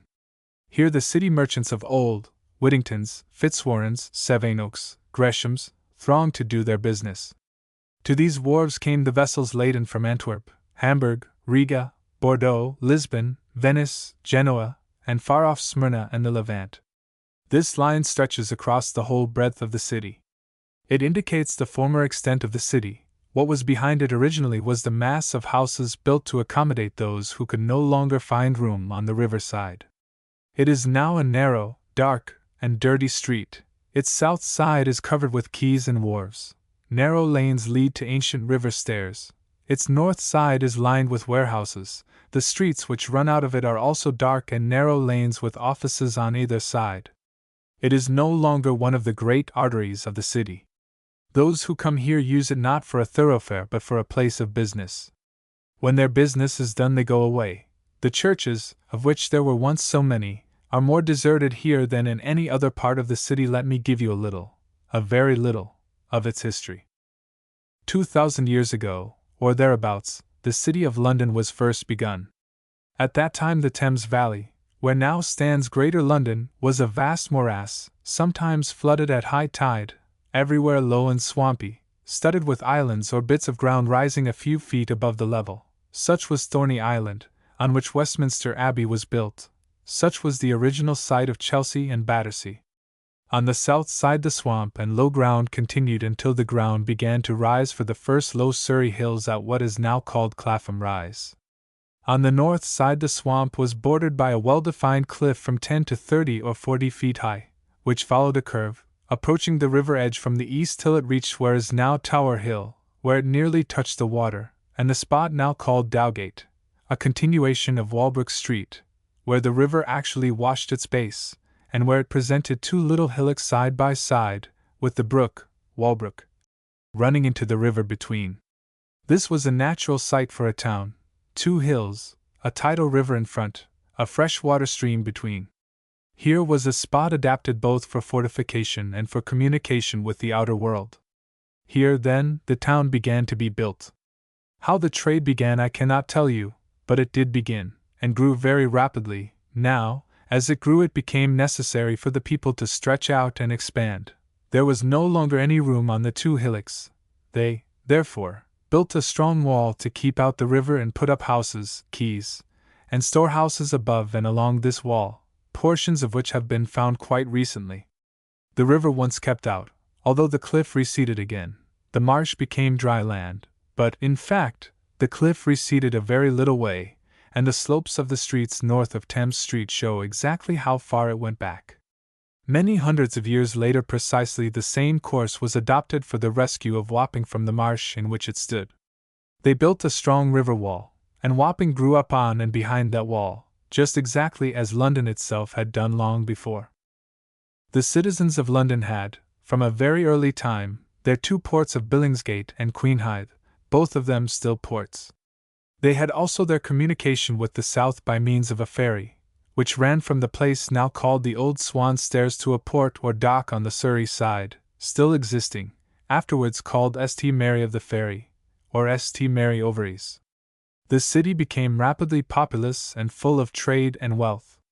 Vast numbers of ships came yearly, bringing merchandise, and taking away what the country had to export. Tacitus, writing in the year 61, says that the city then was full of merchants and their wares. It is also certain that the Londoners, who have always been a pugnacious and a valiant folk, already showed that side of their character, for we learn that, shortly before the landing of Julius Caesar, they had a great battle in the Middlesex forest with the people of Verulam, now St. Albans. The Verulamites had reason to repent of their rashness in coming out to meet the Londoners, for they were routed with great slaughter, and never ventured on another trial of strength. As for the site of the battle, it has been pretty clearly demonstrated by Professor Hales that it took place close to Parliament Hill, at Hampstead, and the barrow on the newly acquired part of the heath probably marks the burial place of the forgotten heroes who perished on that field. And as for the Londoners who fought and won, let us remember that they came from this part of the modern city, from Thames Street. The town was walled between the years 350 and 369. The building of the Roman wall has determined down to these days the circuit of the city. Now, here a very curious and suggestive point has been raised. In or near all other Roman towns are remains of amphitheatres, theatres and temples. There is an amphitheatre near Retupi, the present Richborough. Everybody knows the amphitheatres of Nîmes, Arles and Verona. But in or near London there have never been found any traces of amphitheatres or temples whatever. Was the city then, so early, Christian? Observe, again, that the earliest churches were dedicated, not to British saints, or to the saints and martyrs of the 2nd or 3rd centuries, the centuries of persecution, but to the apostles themselves, to St. Peter, St. Paul, St. James, St. Stephen, St. Mary, St. Philip. These facts, it is thought, seem to indicate that very early in the history of the city its people were Christians. When the Roman wall was built, Thames Street already possessed most of the streets which you now see branching northward up the hill, and south to the river stairs. The space beyond was occupied by villas and gardens, and the life of the merchants and Roman officers who lived in them was as luxurious as wealth and civilization could make it. You now understand why I have called Thames Street the heart of the city. It was the first part built and settled, the first cradle of the great trade of England. More than this, it continued to be the thief's center of trade. Its wharves received the imports and exports, its warehouses behind stored them, its streets which ran up the sloping ground grew with the growth of the trade. New streets continually sprang up until villas and gardens were gradually built over and the whole area was covered. But all sprang in the first place from Thames Street. Everything grew out of the trade carried on along the river. We are going to walk through all the 5 riverside wards belonging to this street. There are 1 or 2 things to note in advance, if only to show how this quarter remained the most populous and the most busy part of London. The City of London has 80 companies. 40 of these have, or had, halls of their own.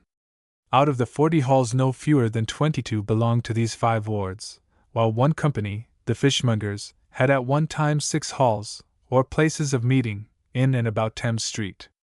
Again, the City of London formerly had about 150 churches. Along the river, that is, in and about Thames Street alone, there were at least 24, or 1/6 of the whole number.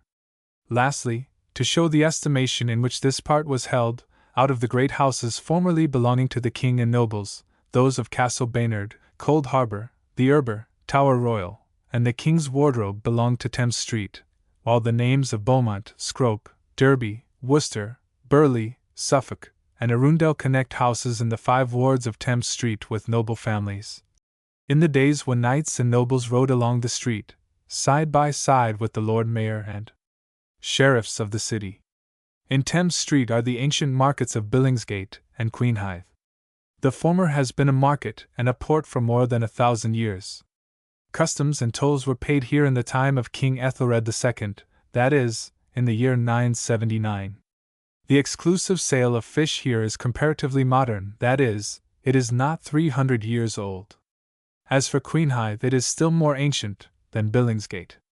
Its earliest name was Edred Hythe, that is, Edred's Wharf. It was given by King Stephen to the convent of the Holy Trinity. It returned, however, to the crown, and was given by King Henry III to the Queen Eleanor, whence it was called the Queen's Bank, or Queenhithe. On the west side of Queenhithe lived Sir Richard Gresham, father of Sir Thomas Gresham, in a great house that had belonged to the Earls and Dukes of Norfolk. The splendid building of the Custom House on the south side is the 5th Custom House that has been put up on the same spot. The first was built by one John Churchman, sheriff, in the year 1385, the next in the reign of Queen Elizabeth. It was furnished with high-pitched gables and a water gate. This was burned down in the Great Fire. Wren built the third, which was burned down in 1718. One Ripley built the fourth, which was also burned down in 1814. The present building was designed by David Lang and cost nearly $500,000. Until quite recently, a little narrow and dirty passage to the river, known as Cold Harbour Lane, commemorated the site of a great palace, known as the Cold Harbour, which stood here overlooking the river with many gables.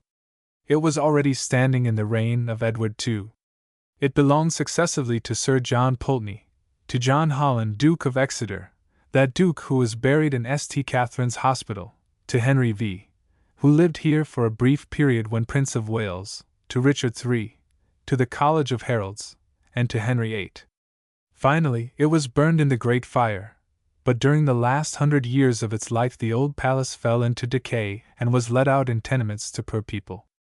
The city brewery now stands on the site of Cold Harbour. Close beside this great house, the site itself now entirely covered by the railway, was the steel yard. This was the center of the German trade. Here the merchants of the Hanseatic League were permitted to dwell and to store the goods which they imported. The history of the German merchants in London is a very important chapter in that of London. They came here in the year 1250, they formed a fraternity of their own, living together, by royal permission, in a kind of college, with a great and stately hall, wharves, quays, and square courts.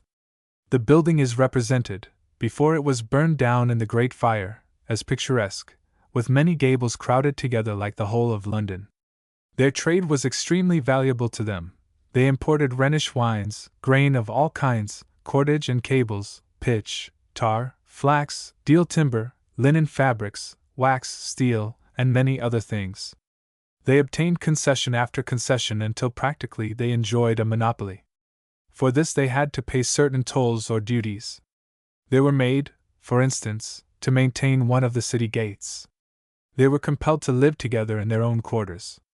Their monopoly lasted for 300 years, during which the London merchants, especially the association called Merchant Adventurers, who belonged principally to the Mercers' Company, continued to besiege the sovereign with petitions and complaints. It was not until the reign of Queen Elizabeth that they were finally turned out and expelled the kingdom. Their house and grounds were converted into a storehouse for the Royal Navy. At the same time, the old Navy Office, which had formerly stood in Mark Lane, was transferred to the suppressed college and chapel belonging to All Hallows, Barking, in Seething Lane, where you may still see, if you go to look for them, the old stone pillars of the gates and the old courtyard which was originally the court of the college, then the court of the Navy Office, and now the court of the warehouse belonging to the London docks. As for the unfortunate steelyard, that, as I said, is now completely covered by the Cannon Street Railway. As you walk under the railway arch, you may now look southward and say, here for 300 years lived the Hanseatic merchants. Here the fraternity had their warehouses, their exchange, their great hall. Here the German porters loaded and cleared the ships, the German clerks took notes and kept accounts, and the German merchants bought and sold. They ventured not far from their own place. The Londoners have never loved foreigners or the sound of an unknown language. They lived here making money as fast as they could and then going home to Lübeck, Bremen, or Hamburg, others coming to take their place. On Dowgate Hill was another famous old house called the Erber, which is, I suppose, the same word as harbour. It belonged at successive periods to Lord Scroop, the Earl of Warwick, the Earl of Salisbury, and to George, Duke of Clarence. This house, too, perished in the fire. In this street Sir Francis Drake lived, and here are now 3 companies' halls. Close by, on Lawrence Pulteney Hill, lived Dr. William Harvey, who discovered the circulation of the blood. In Suffolk Lane the Earls of Suffolk had a great house, and here, before they moved to Charterhouse, stood the Merchant Tailors' School. 3 companies had their halls on the riverside, the Watermans at the bottom of Cold Harbour Lane, the Dyers at the bottom of Angel Alley, and the Vintners which still stands close to Southwark Bridge. Nearly at the end of the street was Baynard's Castle. You may still see the name on the gate of a wharf, and it also gives its name to the ward. This was the western fortress of the city, just as the Tower was the eastern, but with this difference, that Castle Baynard belonged to the city during the troubled time when the Crown and the city were constantly in conflict. The Tower, on the other hand, always belonged to the Crown. Baynard's Castle belonged, in fact, to the Fitzwalters, hereditary barons of the city. One of their functions was at the outbreak of a war to appear at the west door of St. Paul's, armed and mounted, with 20 attendants, there to receive from the Lord Mayor the banner of the city, a horse worth £20, and £20 in money. Finally, the castle became, I do not know how, Crown property. It was burned to the ground, but rebuilt by Humphrey, Duke of Gloucester. Within this castle the Duke of Buckingham offered the crown to Richard III, and here the Privy Council proclaimed Queen Mary. The castle afterwards fell into the hands of the Earls of Shrewsbury. It was destroyed in the Great Fire. It consisted of 2 courts. The south front of the buildings faced the river, the north front, with the principal entrance, was in Thames Street. In more ancient times there stood a tower west of Baynard's Castle called Montfichet, but of this building very few memorials remain. Again, there is said to have been a palace on Addle Hill, built by Athelstan. The Wardrobe was another great house acquired by King Edward III, close to the church still called St. Andrew's by the Wardrobe. The memory of this house is still kept up by that very interesting little square, which looks exactly like a place in a southern French town, called Wardrobe Place. One of the court offices was that of Master of the Wardrobe. In old days he resided in this house and actually did take care of the king's clothes. The Queen's wardrobe, on the other hand, was kept in the other royal house, called Tower Royal, the house still surviving in the street so called. This was formerly King Stephen's palace. In the year 1331 it was granted by the king to his Queen Philippa for her wardrobe. It was then called La Real, without the addition of the word tower, and the meaning and origin of the name are unknown. The palace stood in the parish of St. Thomas Apostle, the church of which was not rebuilt after the fire, but the name of the church survives in a small fragment of the street so called. There were, therefore, in this small bit of London, at least 4 royal palaces, besides the great houses of the nobles that I have enumerated.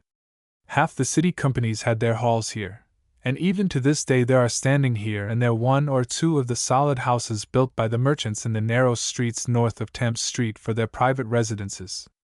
As late as the beginning of the present century, the house now called the Shades, close to the Swan Stairs, London Bridge, was built for his own town house by Lord Mayor Garrett, who laid the foundation stone of London Bridge.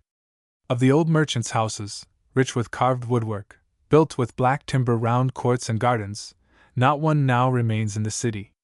But there are 1 or 2 remaining in the old inns of Southwark and the Old Bell Inn, Holborn, yet the last great house built in the city, the Mansion House, was itself originally built round a court. You may, if you try, reconstruct Thames Street as it was before the fire. Its breadth was exactly the same as at present. 8 stately churches stood, each with its own burial ground, along the street. The Palace of Baynard reared its gables on the right as you entered the street from the west. Lower down, on the same side, stood the great house of Cold Harbour, also gabled. The low-gabled warehouses stood round Queenhithe and Billingsgate. The custom house was thronged with those who came to pay their tolls and clear their dues. The broad court of the Steelyard, covered with boxes, bales, and casks, some exposed, some under sheds, stretched southward, behind its 3 great gates. On the riverside stood its stately hall. The halls of the companies, great and noble houses, proclaimed the wealth and power of the merchants. On the north side stood the merchants' houses built round their gardens. In those days they had no country houses, and they wanted none. They could carry their falcons out into the fields which began on the other side of the city wall, or across the river in the low-lying lands of Bermondsey and Redriff. The street was already crammed and thronged with porters, carts, and wheelbarrows. It was full of noise. There were sailors and merchants from foreign parts. Already the Levantine was here, lithe and supple, black of eye, ready of tongue, quick with his dagger, and the Italian, passionate and eager, and the Spaniard, the Fleming, the Frenchman, and the Dutchman. All nations were here, as now, but they were then kept on board their ships or in their own quarters by night. The great merchants walked up and down, conversing, heedless of the noise, to which their ears were so accustomed as to be deaf to them. The merchants had reason to be grave. Always there were wars and rumors of wars. Always some pirate from French shores was attacking their ships. Their latest venture was too often overdue. The ship had to run the gauntlet of the Algerian galleys, and no one could tell what might have happened. There was plague at Antwerp. It might be lurking in the bales lying on the quay before them. There was civil war brewing. Fortune is fickle. He who was rich yesterday may be a beggar tomorrow. Merchants, in those days, did well to be grave. I have considered, so far, some of the great houses standing in or along this historic street. Let us now note a few of the churches. All Hallows, Barking, the first walking from the east, commemorates in its name the fact that it formerly belonged to the great convent of Barking in Essex, the gateway of which still stands at the entrance to the churchyard. This church escaped the fire. Here was buried the poet Surrey, Bishop Fisher, and Archbishop Laud. In the church of St. Magnus, London Bridge, the remains of Miles Coverdale, the translator of the Bible, rest. They were removed here from the church of St. Bartholomew when it was pulled down to make more room for the Bank of England. This church has perhaps the finest tower, lantern, and steeple of all the city churches.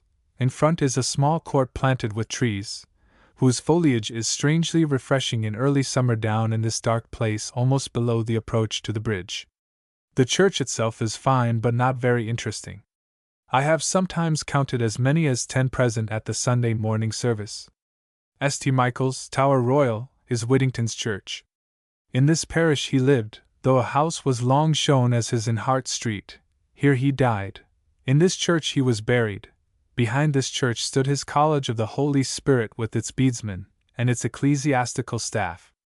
If we pass the church and look in at the gateway on the north, we shall notice unmistakable signs of an ancient collegiate foundation in the disposition of the modern houses. Here is now the Mercer's School. In the church there is no adequate monument to the memory of London's greatest merchant, the man who did so much for the city which made him so rich, who royally entertained the king and queen in his own house, and at the close of the banquet burned before their eyes the royal bond for £60,000, worth in modern money at least £600,000. I never think of Whittington without remembering a certain verse in the book of Proverbs: "Blessed is he who is diligent in his business, for he shall stand before kings." St. Nicholas Cole Abbey is, within, a kind of gilded drawing-room. There is gilt everywhere, gilt and wood carving, and on Sunday morning, thanks to the strange taste of the vicar, who likes to dress himself up in scarlet and green, and to have a boy making a smell with a swinging pot, there are sometimes more than the customary 10 for a congregation. Of St. Mary Somerset only the tower remains. Why they pulled down this church, why they pulled down St. Michael's Queenhithe, or St. Nicholas Olavi, or St. Mary Magdalene, all in this part of London, passeth man's understanding. If you want to find out what these churches were like, you may consult the book by Britton and look on London churches. They are represented in a collection of steel engravings drawn after the fashion of 80 years ago, so as to bring out the strong points with great softening of unpleasant details. Many of the churches were not rebuilt after the fire. This shows that by the year 1666 this part of London was already beginning to be occupied more by warehouses than by private dwellings.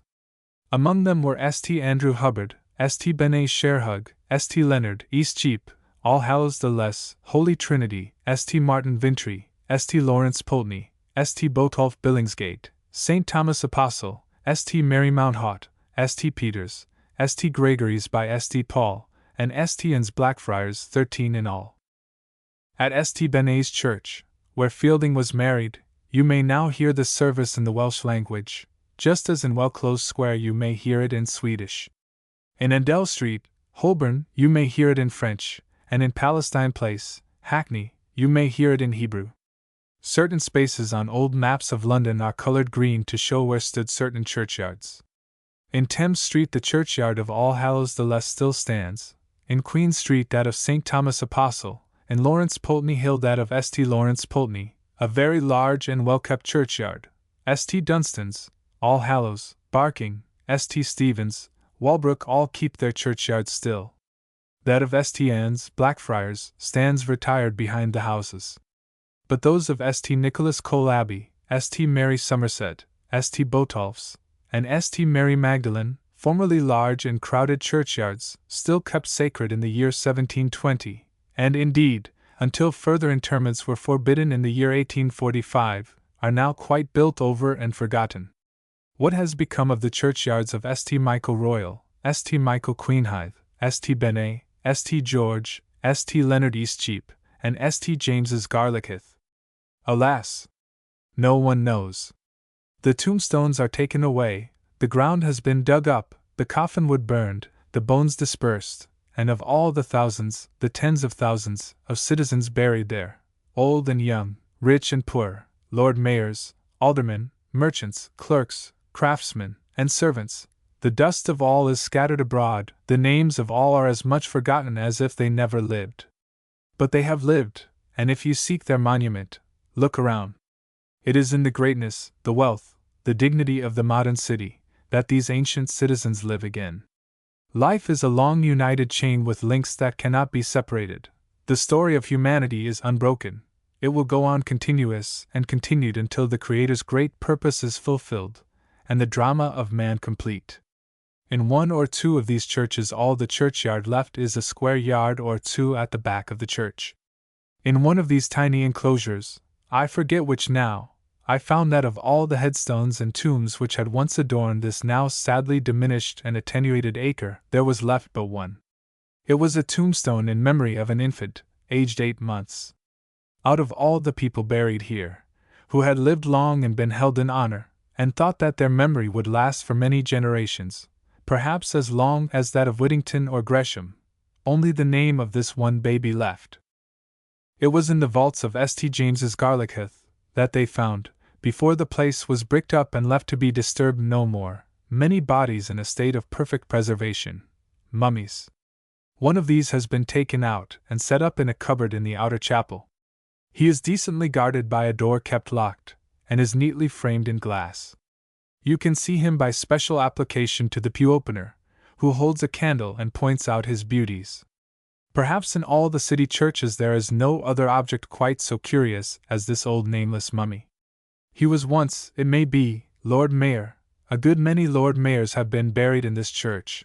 Or, perhaps, he was a sheriff, and wore a splendid chain. Or he may have been the poorest and most miserable wretch of his time. It matters not. He has escaped the dust. He is a mummy. Somehow he contrives to look superior, as if he was conscious of the fact and proud of it. He cannot smile, or nod, or wink, but he can look superior. One more church and one more scene, and I have done.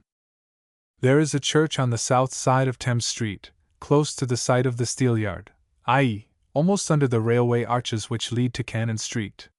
It is not very much to look at. With one exception, indeed, it is the ugliest church in the whole of London City. It is a big oblong box, with round windows stuck in here and there. Wren designed it, I believe, one evening after dinner, when he had taken a glass or two more than his customary allowance of port or mountain. It is the church of All Hallows the Great combined with All Hallows the Less. Before the fire it was a very beautiful church, with a cloister running round its churchyard on the south, and to the east looking out upon the lane that led to Cold Harbour House. This is the church to which the Hanseatic merchants, for 300 years, came for worship. Very near the church, on the river bank, stood the Waterman's Hall. To this church, therefore, came the prentices of the watermen every Sunday.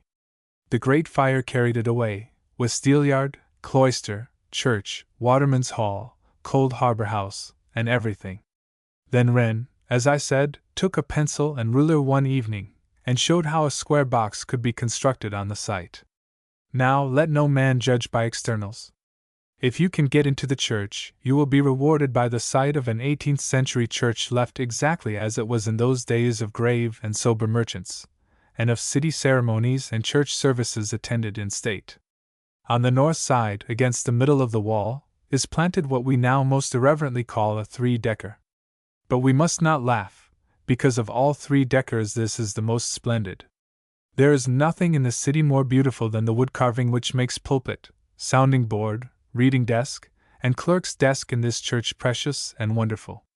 The old pews, which, I rejoice to say, have never been removed, are many of them richly and beautifully carved. The pew of state, reserved for the Lord Mayor and the sheriffs, is a miracle of art. Across the very middle of the church is a screen in carved wood, the most wonderful screen you ever saw, presented as a sign of gratitude to their old church by the Hanseatic merchants. The east end is decorated by a wooden table, richly carved, and the reredos is designed by the great Christopher himself, no doubt for partial expiation of his sin in making the church externally so hideous. It consists of a marble panel, on which are engraved the 10 Commandments. On the left hand stands Aaron in full pontificals, as set forth in the book of Leviticus or that of Numbers. On the right hand, in more humble guise, stands Moses facing the people, in his hand a rod of gold. With this he points to the commandments, which contain among them the whole rule of life. The pews are not arranged to face the east, but are gathered round the pulpit in the north, the most desirable being those nearest the pulpit. In the outside pews, close to the east end, sat the watermen's prentices.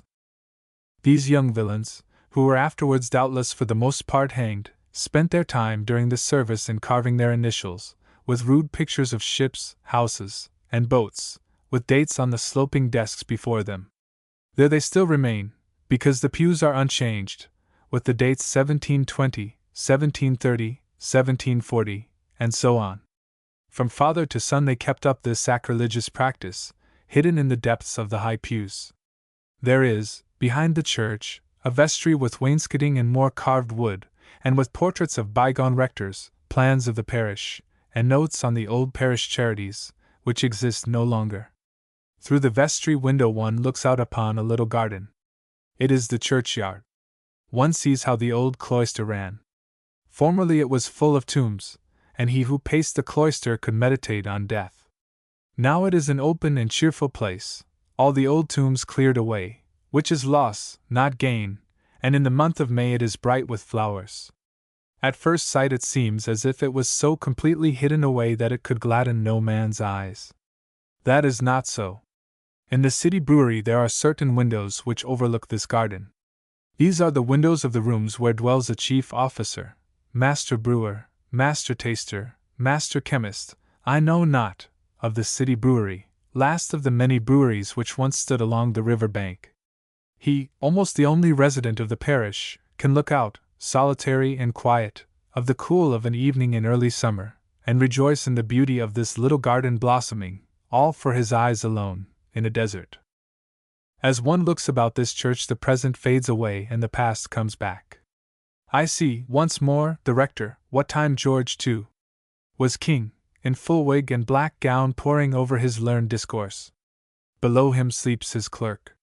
In the Lord Mayor's pew, robed in garments and chain of state, sleep my Lord Mayor and the worshipful the sheriffs.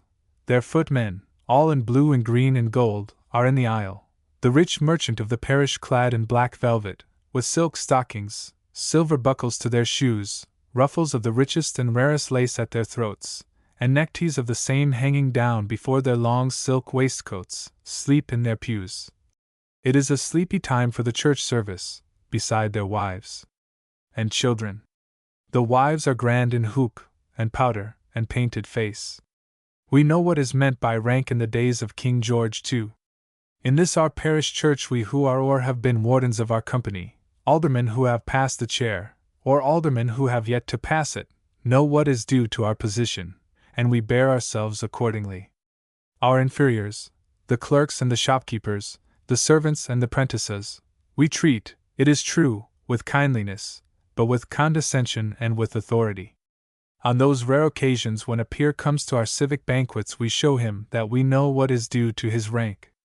As for our life, it is centered in this parish. Here are our houses, here we live, here we carry on our business, and here we die.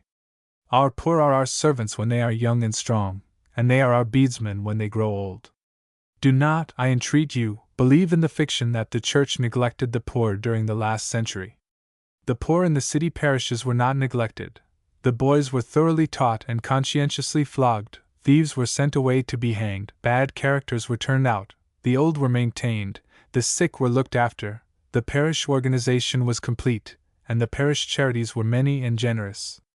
Outside the city precincts, if you please, where there were few churches and great parishes, always increasing in population, the poor were neglected, but in the city, never. But listen, the rector has done.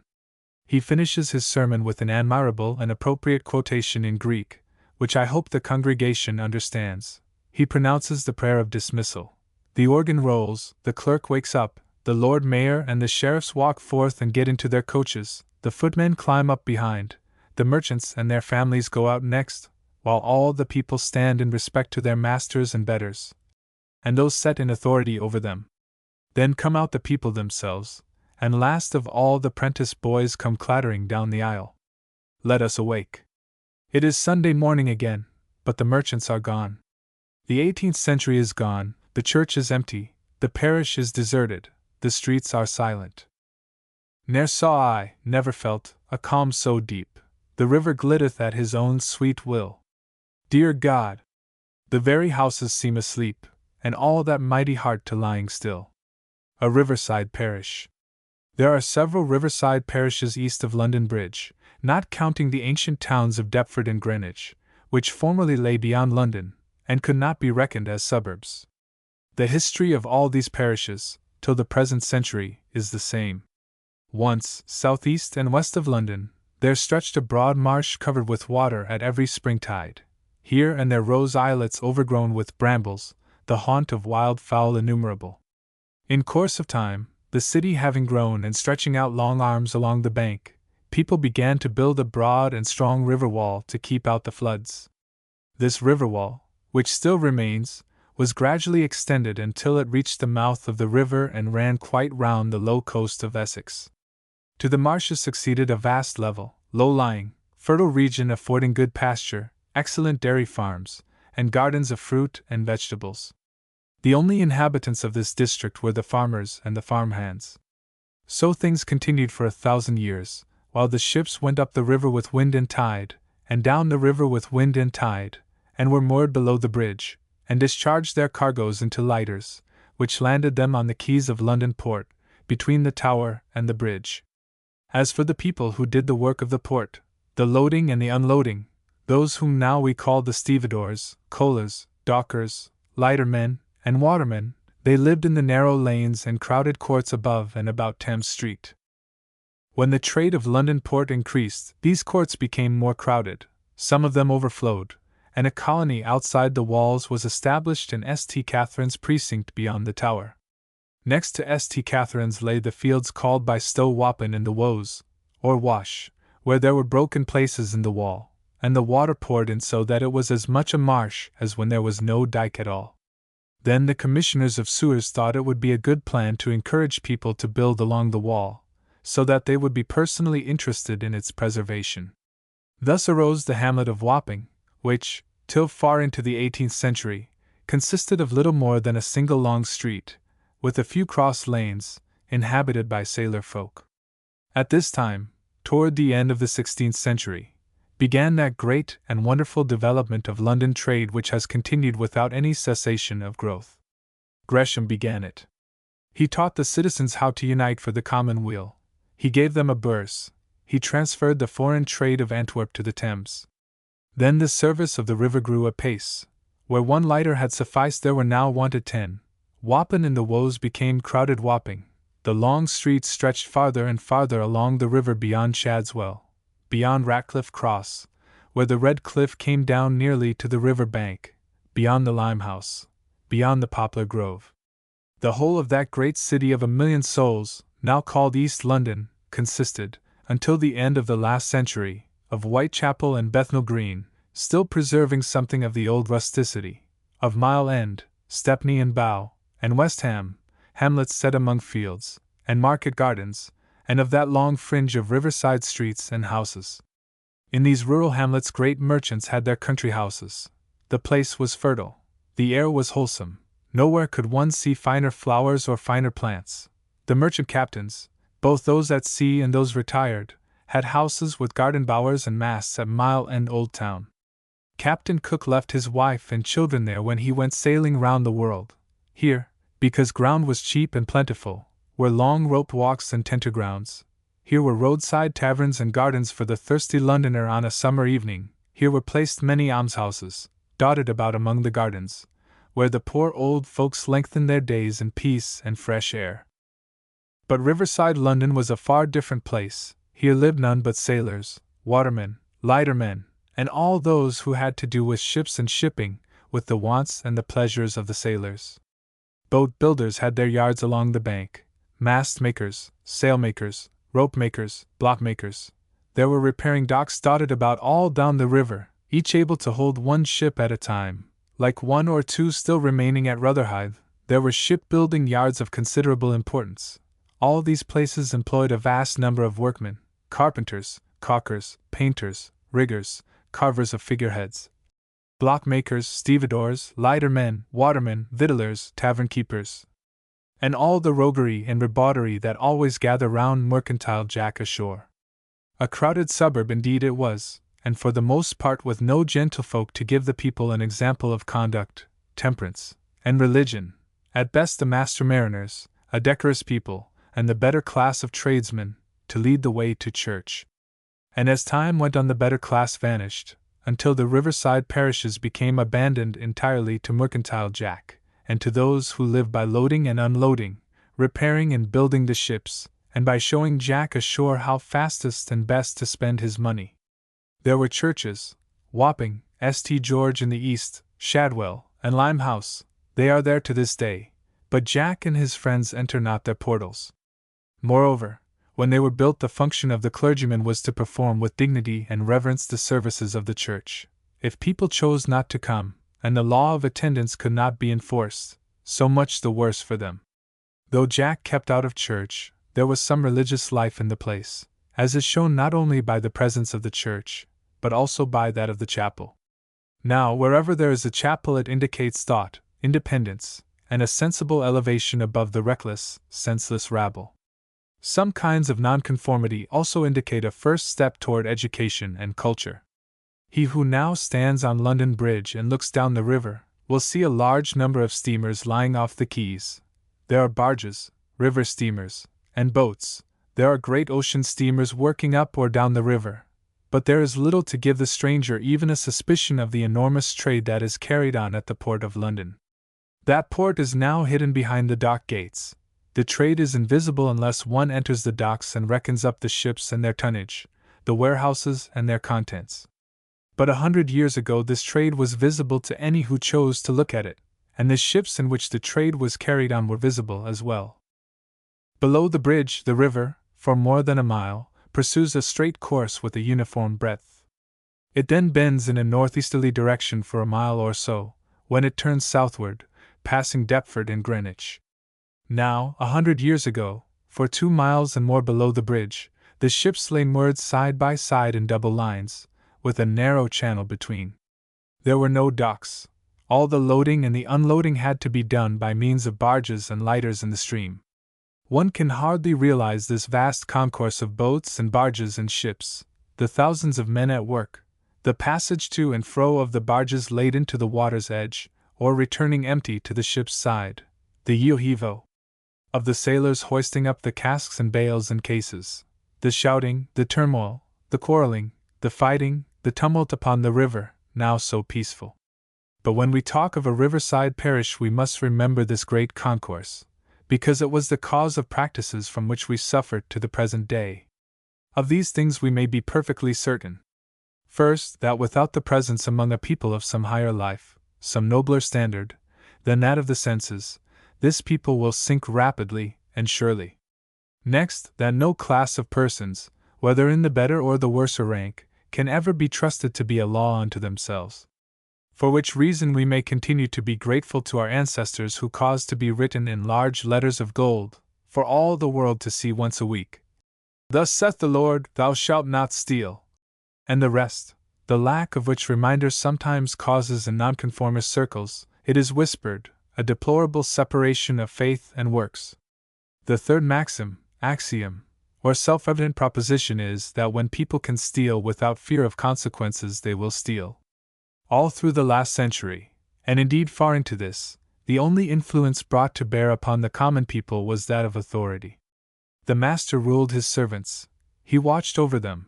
When they were young he had them catechized and taught the sentiments proper to their station. He also flogged them soundly. When they grew up he gave them wages and work. He made them go to church regularly. He rewarded them for industry by fraternal care. He sent them to the almshouse when they were old. At church the sermons were not for the servants but for the masters, yet the former were reminded every week of the 10 Commandments, which were not only written out large for all to see, but were read out for their instruction every Sunday morning. The decay of authority is one of the distinguishing features of the present century. But in riverside London there were no masters, and there was no authority for the great mass of the people. The sailor ashore had no master. The men who worked on the lighters and on the ships had no master except for the day. The ignoble horde of those who supplied the coarse pleasures of the sailors had no masters. They were not made to do anything but what they pleased. The church was not for them. Their children were not sent to school. Their only masters were the fear of the gallows, constantly before their eyes at execution dock and on the shores of the Isle of Dogs, and their profound respect for the cat o' nine tails. They knew no morality. They had no other restraint. They altogether slid, ran, fell, leaped, danced, and rolled swiftly and easily adown the primrose path. They fell into a savagery the like of which has never been known among English folk since the days of their conversion to the Christian faith. It is only by searching and poking among unknown pamphlets and forgotten books that one finds out the actual depths of the English savagery of the last century. And it is not too much to say that for drunkenness, brutality, and ignorance, the Englishman of the baser kind touched about the lowest depth ever reached by civilized man during the last century. What he was in riverside London has been disclosed by Calhoun, the police magistrate. Here he was not only a drunkard, a brawler, a torturer of dumb beasts, a wife-beater, a profligate, he was also, with his fellows, engaged every day, and all day long, in a vast systematic organized depredation. The people of the riverside were all, to a man, river pirates. By day and by night they stole from the ships. There were often as many as 1,000 vessels lying in the river. There were many hundreds of boats, barges, and lighters engaged upon their cargoes. They practiced their robberies in 1,000 ingenious ways. They weighed the anchors and stole them. They cut adrift lighters when they were loaded, and when they had floated down the river they pillaged what they could carry and left the rest to sink or swim. They waited till night, and then rowed up to half-laden lighters and helped themselves. Sometimes they went on board the ships as stevedores and tossed bales overboard to a confederate in a boat below. Or they were coopers who carried under their aprons bags which they filled with sugar from the casks. Or they took with them bladders for stealing the rum. Some waded about in the mud at low tide to catch anything that was thrown to them from the ships. Some obtained admission to the ship as rat-catchers, and in that capacity were able to carry away plunder previously concealed by their friends. Some, called scuffle hunters, stood on the quays as porters, carrying bags under their long white aprons in which to hide whatever they could pilfer. It was estimated that, taking 1 year with another, the depredations from the shipping in the port of London amounted to nearly £250,000 sterling every year.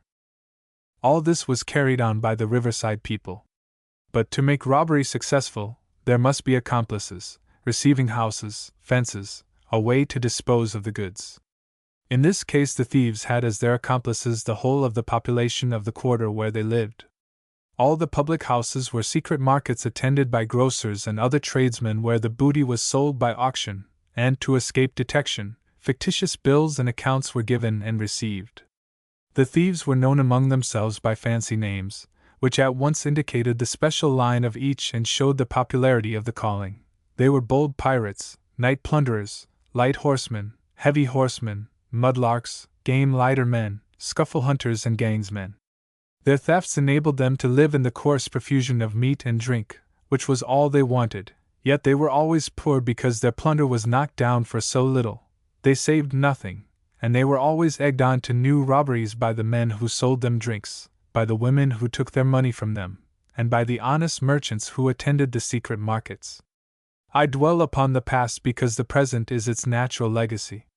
When you read of the efforts now being made to raise the living, or at least to prevent them from sinking any lower, remember that they are what the dead made them.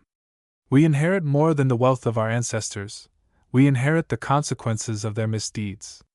It is a most expensive thing to suffer the people to drop and sink. It is a sad burden which we lay upon posterity if we do not continually spend our utmost in lifting them up.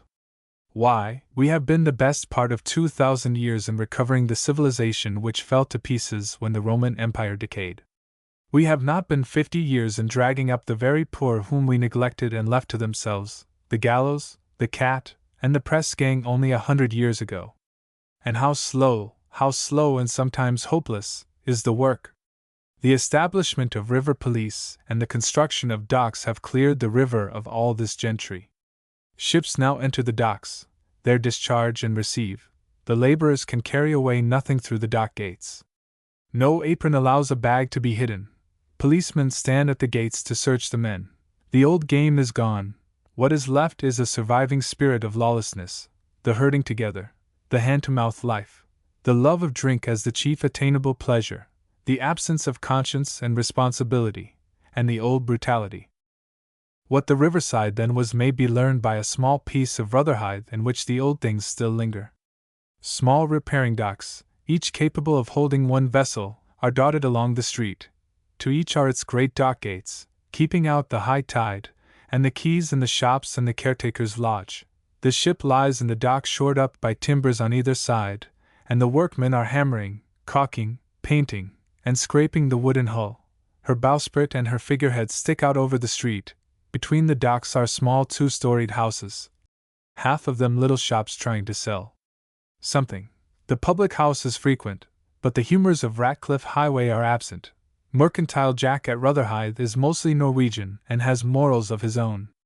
Such, however, as this little village of Rotherhithe is, so were Wapping in the Woes, Shadwell, Ratcliffe, and the Limehouse 100 years ago, with the addition of street fighting and brawling all day long, the perpetual adoration of rum, quarrels over stolen goods, quarrels over drunken drabs, quarrels over all fours, the scraping of fiddles from every public house, the noise of singing, feasting, and dancing, and a never-ending, still-beginning debauch, all hushed and quiet, as birds cower in the hedge at sight of the kestrel, when the press gang swept down the narrow streets, and carried off the lads, unwilling to leave the girls and the grog, and put them aboard His Majesty's tender to meet what fate might bring. The construction of the great docks has completely changed this quarter. The precinct of St. Catherine's by the Tower has almost entirely disappeared, being covered by St. Catherine's Dock. The London Dock has reduced Wapping to a strip covered with warehouses. But the church remains, so frankly proclaiming itself of the 18th century, with its great churchyard. The new Dock Basin, Limehouse Basin, and the West India Docks have sliced huge cantles out of Shadwell, Limehouse, and Poplar. The little private docks and boat-building yards have disappeared. Here and there the dock remains, with its river gates gone, an ancient barge reposing in its black mud. Here and there may be found a great building which was formerly a warehouse when shipbuilding was still carried on. That branch of industry was abandoned after 1868, when the shipwrights struck. Their action transferred the shipbuilding of the country to the Clyde, and threw out of work thousands of men who had been earning large wages in the yards. Before this unlucky event, Riverside London had been rough and squalid, but there were in it plenty of people earning good wages, skilled artisans, good craftsmen. Since then it has been next door to starving. The effect of the shipwrights' strike may be illustrated in the history of one couple. The man, of Irish parentage though born in Stepney, was a painter or decorator of the saloons and cabins of the ships. He was a highly skilled workman of taste and dexterity. He could not only paint but he could carve. He made about £3 a week and lived in comfort. The wife, a decent Yorkshire woman whose manners were very much above those of the riverside folk, was a few years older than her husband. They had no children. During the years of fatness they saved nothing. The husband was not a drunkard, but, like most workmen, he liked to cut a figure and to make a show. So he saved little or nothing. When the yard was finally closed he had to cadge about for work. 15 years later he was found in a single room of the meanest tenement house. His furniture was reduced to a bed, a table, and a chair. All that they had was a little tea and no money at all. He was weak and ill, with trudging about in search of work. He was lying exhausted on the bed while his wife sat crouched over the little bit of fire. This was how they had lived for 15 years, the whole time on the verge of starvation. Well, they were taken away. They were persuaded to leave their quarters and to try Anther Place, where odd jobs were found for the man, and where the woman made friends and private families, for whom she did a little sewing. But it was too late for the man. His privations had destroyed his sleight of hand, though he knew it not. The fine workman was gone. He took painter's paralysis, and very often when work was offered his hand would drop before he could begin it. Then the long years of tramping about had made him restless. From time to time he was fain to borrow a few shillings and to go on the tramp again, pretending that he was in search of work. He would stay away for a fortnight, marching about from place to place, heartily enjoying the change and the social evening at the public houses where he put up. For, though no drunkard, he loved to sit in a warm bar and to talk over the splendors of the past. Then he died. No one, now looking at the neat old lady in the clean white cap and apron who sits all day in the nursery crooning over her work, would believe that she has gone through this ordeal by famine, and served her 15 years' term of starvation for the sins of others. The parish of St. James's, Ratcliffe, is the least known of Riverside, London. There is nothing about this parish in the guidebooks. Nobody goes to see it. Why should they? There is nothing to see. Yet it is not without its romantic touches. Once there was here a cross, the Ratcliffe Cross, but nobody knows what it was, when it was erected, why it was erected, or when it was pulled down. The oldest inhabitant now at Ratcliffe remembers that there was a cross here. The name survived until the other day, attached to a little street, but that is now gone. It is mentioned in Dryden. And on the Queen's accession, in 1837, she was proclaimed, among other places, at Ratcliffe Cross, but why, no one knows. Once the Shipwrights' Company had their hall here. It stood among gardens where the scent of the gillyflower and the stock mingled with the scent of the tar from the neighboring rope yard and boat-building yard.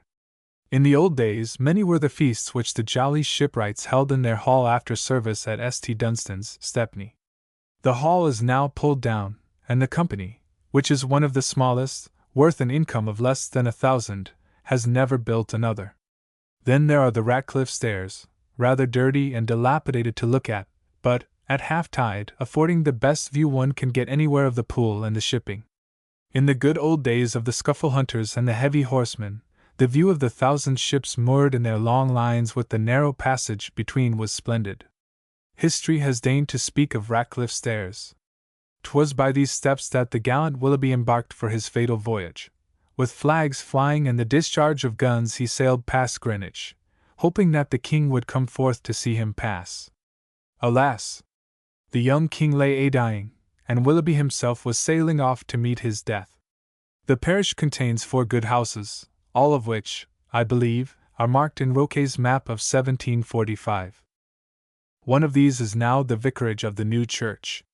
It is a large, solid, and substantial house, built early in the last century, when as yet the light horsemen and lumpers were no nearer than Wapping.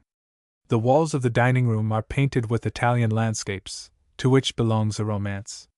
The paintings were executed by a young Italian artist. For the sake of convenience he was allowed by the merchant who then lived here, and employed him, to stay in the house. Now the merchant had a daughter, and she was fair. The artist was a goodly youth, and inflammable. As the poet says, their eyes met. Presently, as the poet goes on, their lips met. Then the merchant found out what was going on, and ordered the young man, with good old British determination, out of the house. The young man retired to his room, presumably to pack up his things. But he did not go out of the house. Instead of that, he hanged himself in his room. His ghost, naturally, continued to remain in the house, and has been seen by many. Why he has not long ago joined the ghost of the young lady is not clear unless that, like many ghosts, his chief pleasure is in keeping as miserable as he possibly can. The second large house of the parish is apparently of the same date, but the broad garden in which it formerly stood has been built over with mean tenement houses. Nothing is known about it. At present certain Roman Catholic sisters live in it, and carry on some kind of work. The third great house is one of the few surviving specimens of the merchant's warehouse and residence in one. It is now an old and tumble-down place. Its ancient history I know not. What rich and costly bales were hoisted into this warehouse, what goods lay here waiting to be carried down the stairs, and so on board ship in the pool, what fortunes were made and lost here one knows not. Its ancient history is gone and lost, but it has a modern history. Here a certain man began, in a small way, a work which has grown to be great. Here he spent and was spent. Here he gave his life for the work, which was for the children of the poor. He was a young physician. He saw in this squalid and crowded neighborhood the lives of the children needlessly sacrificed by the 1,000 for the want of a hospital. To be taken ill in the wretched room where the whole family lived was to die. The nearest hospital was 2 miles away. The young physician had but slender means, but he had a stout heart. He found this house empty, its rent a song. He took it, put in 6 beds, constituted himself the physician and his wife the nurse, and opened the children's hospital. Very soon the rooms became wards. The wards became crowded with children. The one nurse was multiplied by 20, the one physician by 6. Very soon, too, the physician lay upon his deathbed, killed by the work. But the children's hospital was founded, and now it stands, not far off, a stately building with one of its wards, the Heckford Ward, named after the physician who gave his own life to save the children. When the house ceased to be a hospital it was taken by a Mr. Dawson, who was the first to start here a club for the very rough lads.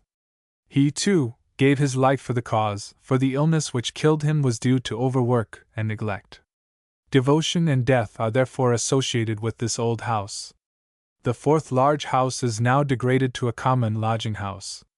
But it has still its fine old staircase. The parish of St. James's, Ratcliffe, consists of an irregular patch of ground having the river on the south, and the Commercial Road, one of the great arteries of London, on the north. It contains about 7,000 people, of whom some 3,000 are Irish Catholics. It includes a number of small, mean, and squalid streets, There is not anywhere in the great city a collection of streets smaller or meaner. The people live in tenement houses, very often one family for every room. In one street, for instance, of 50 houses, there are 130 families.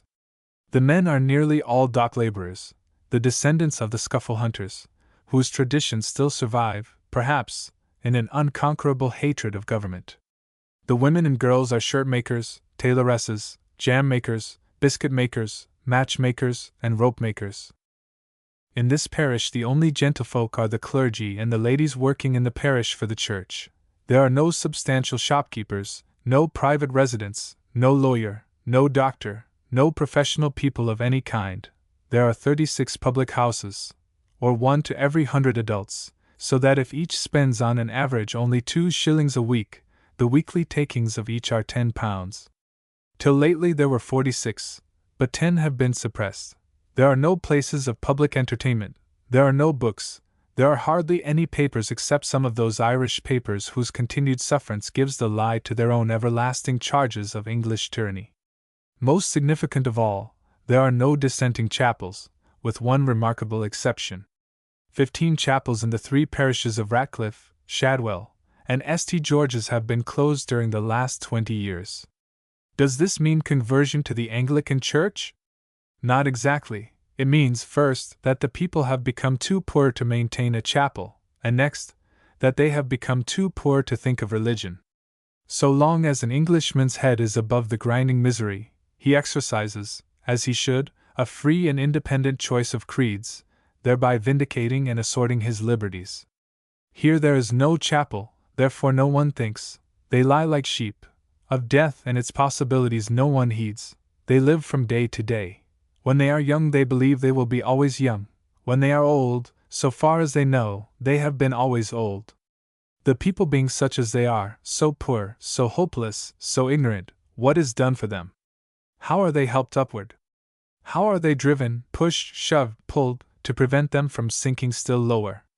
For they are not at the lowest depths. They are not criminals. Up to their lights they are honest.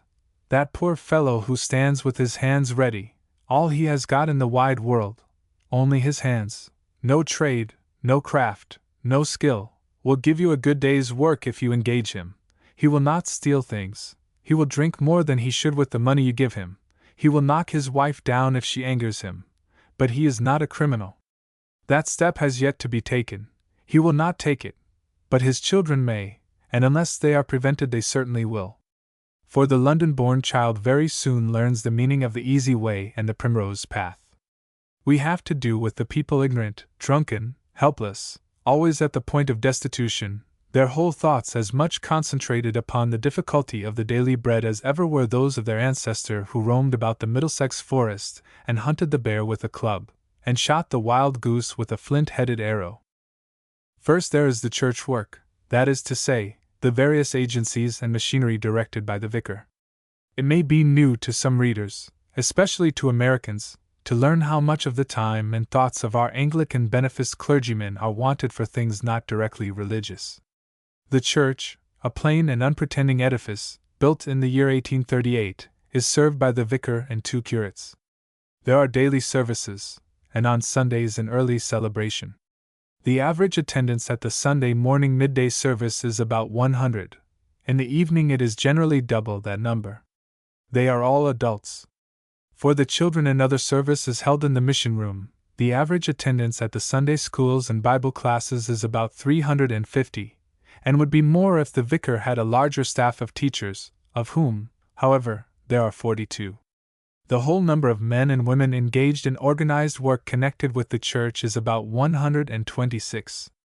Some of them are ladies from the other end of London, but most belong to the parish itself. In the choir, for instance, are found a barber, a postman, a caretaker, and 1 or 2 small shopkeepers, all living in the parish.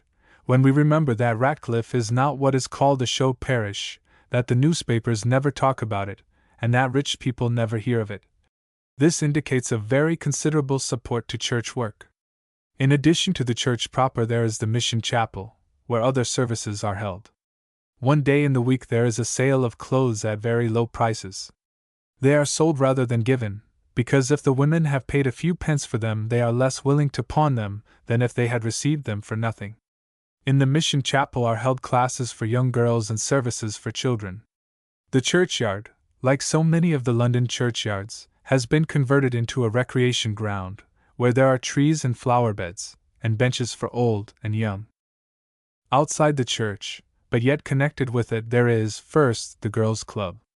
The girls of Ratcliffe are all working girls, as might be expected, a rough and wild company, as untrained as colts, yet open to kindly and considerate treatment. Their first yearning is for finery. Give them a high hat with a flaring ostrich feather, a plush jacket, and a fringe, and they are happy.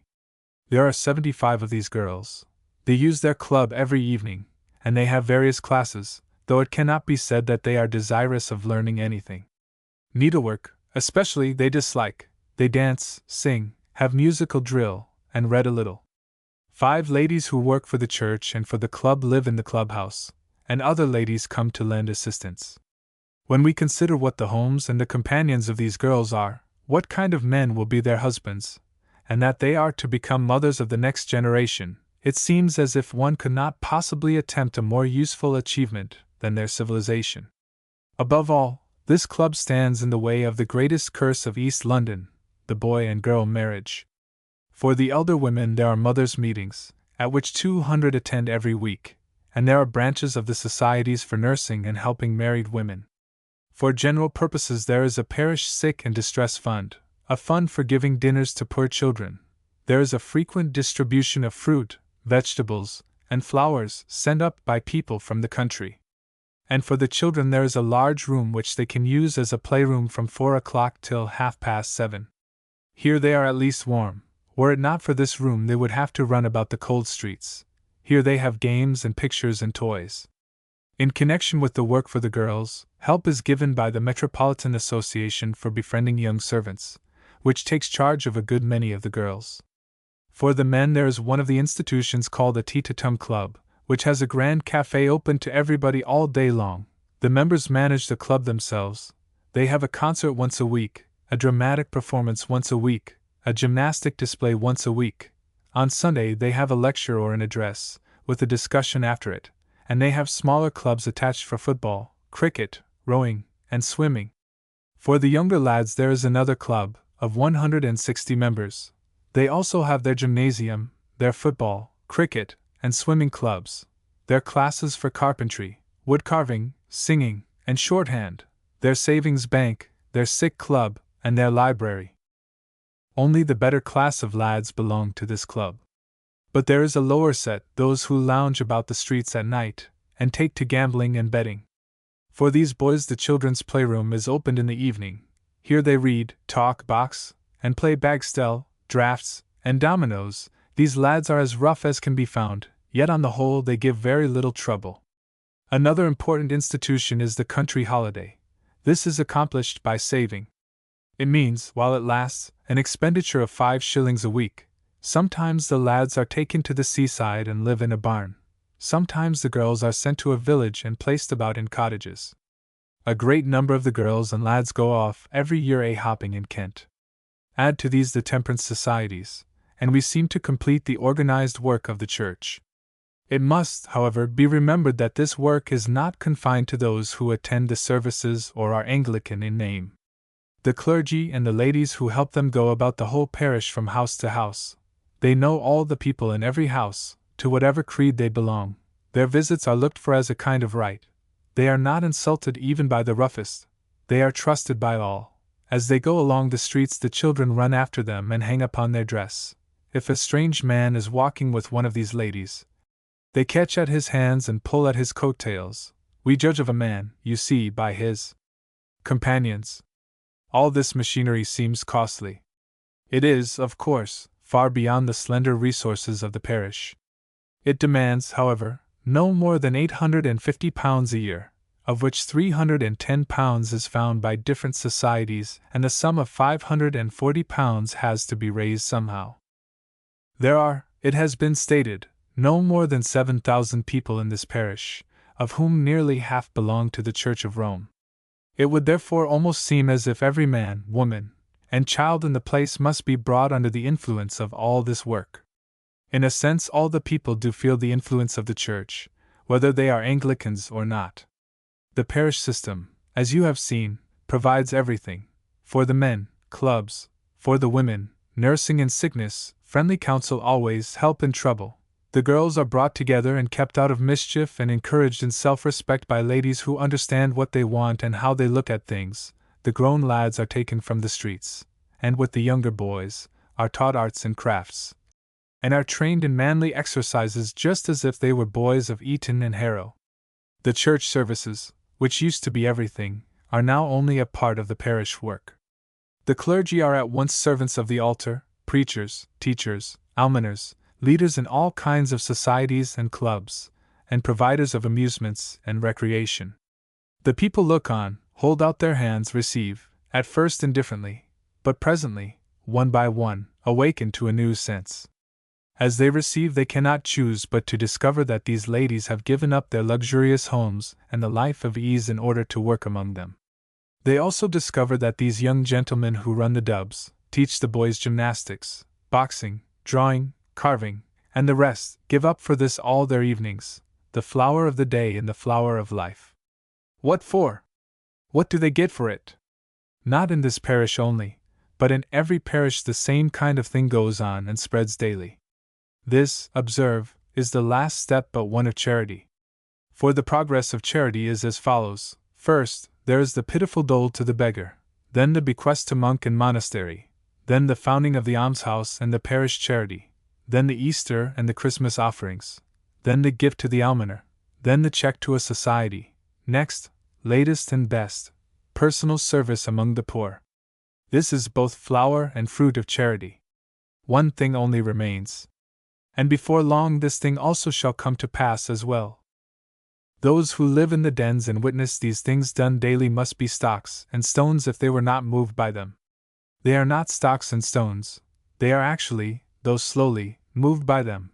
The old hatred of the Church, you may find it expressed in the working man's papers of 50 years ago, is dying out rapidly in our great towns. The brawling is better, even the drinking is diminishing. And there is another, perhaps an unexpected, result. Not only are the poor turning to the Church which befriends them, the Church which they used to deride, but the clergy are turning to the poor. There are many for whom the condition of the people is above all other earthly considerations. If that great conflict, long predicted, of capital and labor ever takes place, it is safe to prophesy that the Church will not desert the poor. Apart from the Church, what machinery is at work? First, because there are so many Catholics in the place, one must think of them. It is, however, difficult to ascertain the Catholic agencies at work among these people. The people are told that they must go to Mass. Roman Catholic sisters give dinners to children.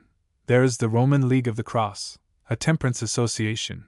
I think that the Catholics are in great measure left to the charities of the Anglicans, so long as these do not try to convert the Romans.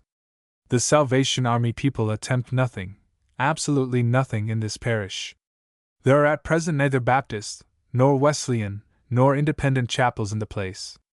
A few years ago, on the appearance of the book called The Bitter Cry of Outcast London, an attempt was made by the last-named body. They found an old chapel belonging to the Congregationalists, with an endowment of £80 a year, which they turned into a mission hall, and carried on with spirit for 2 years mission work in the place. They soon obtained large funds, which they seem to have lavished with more zeal than discretion.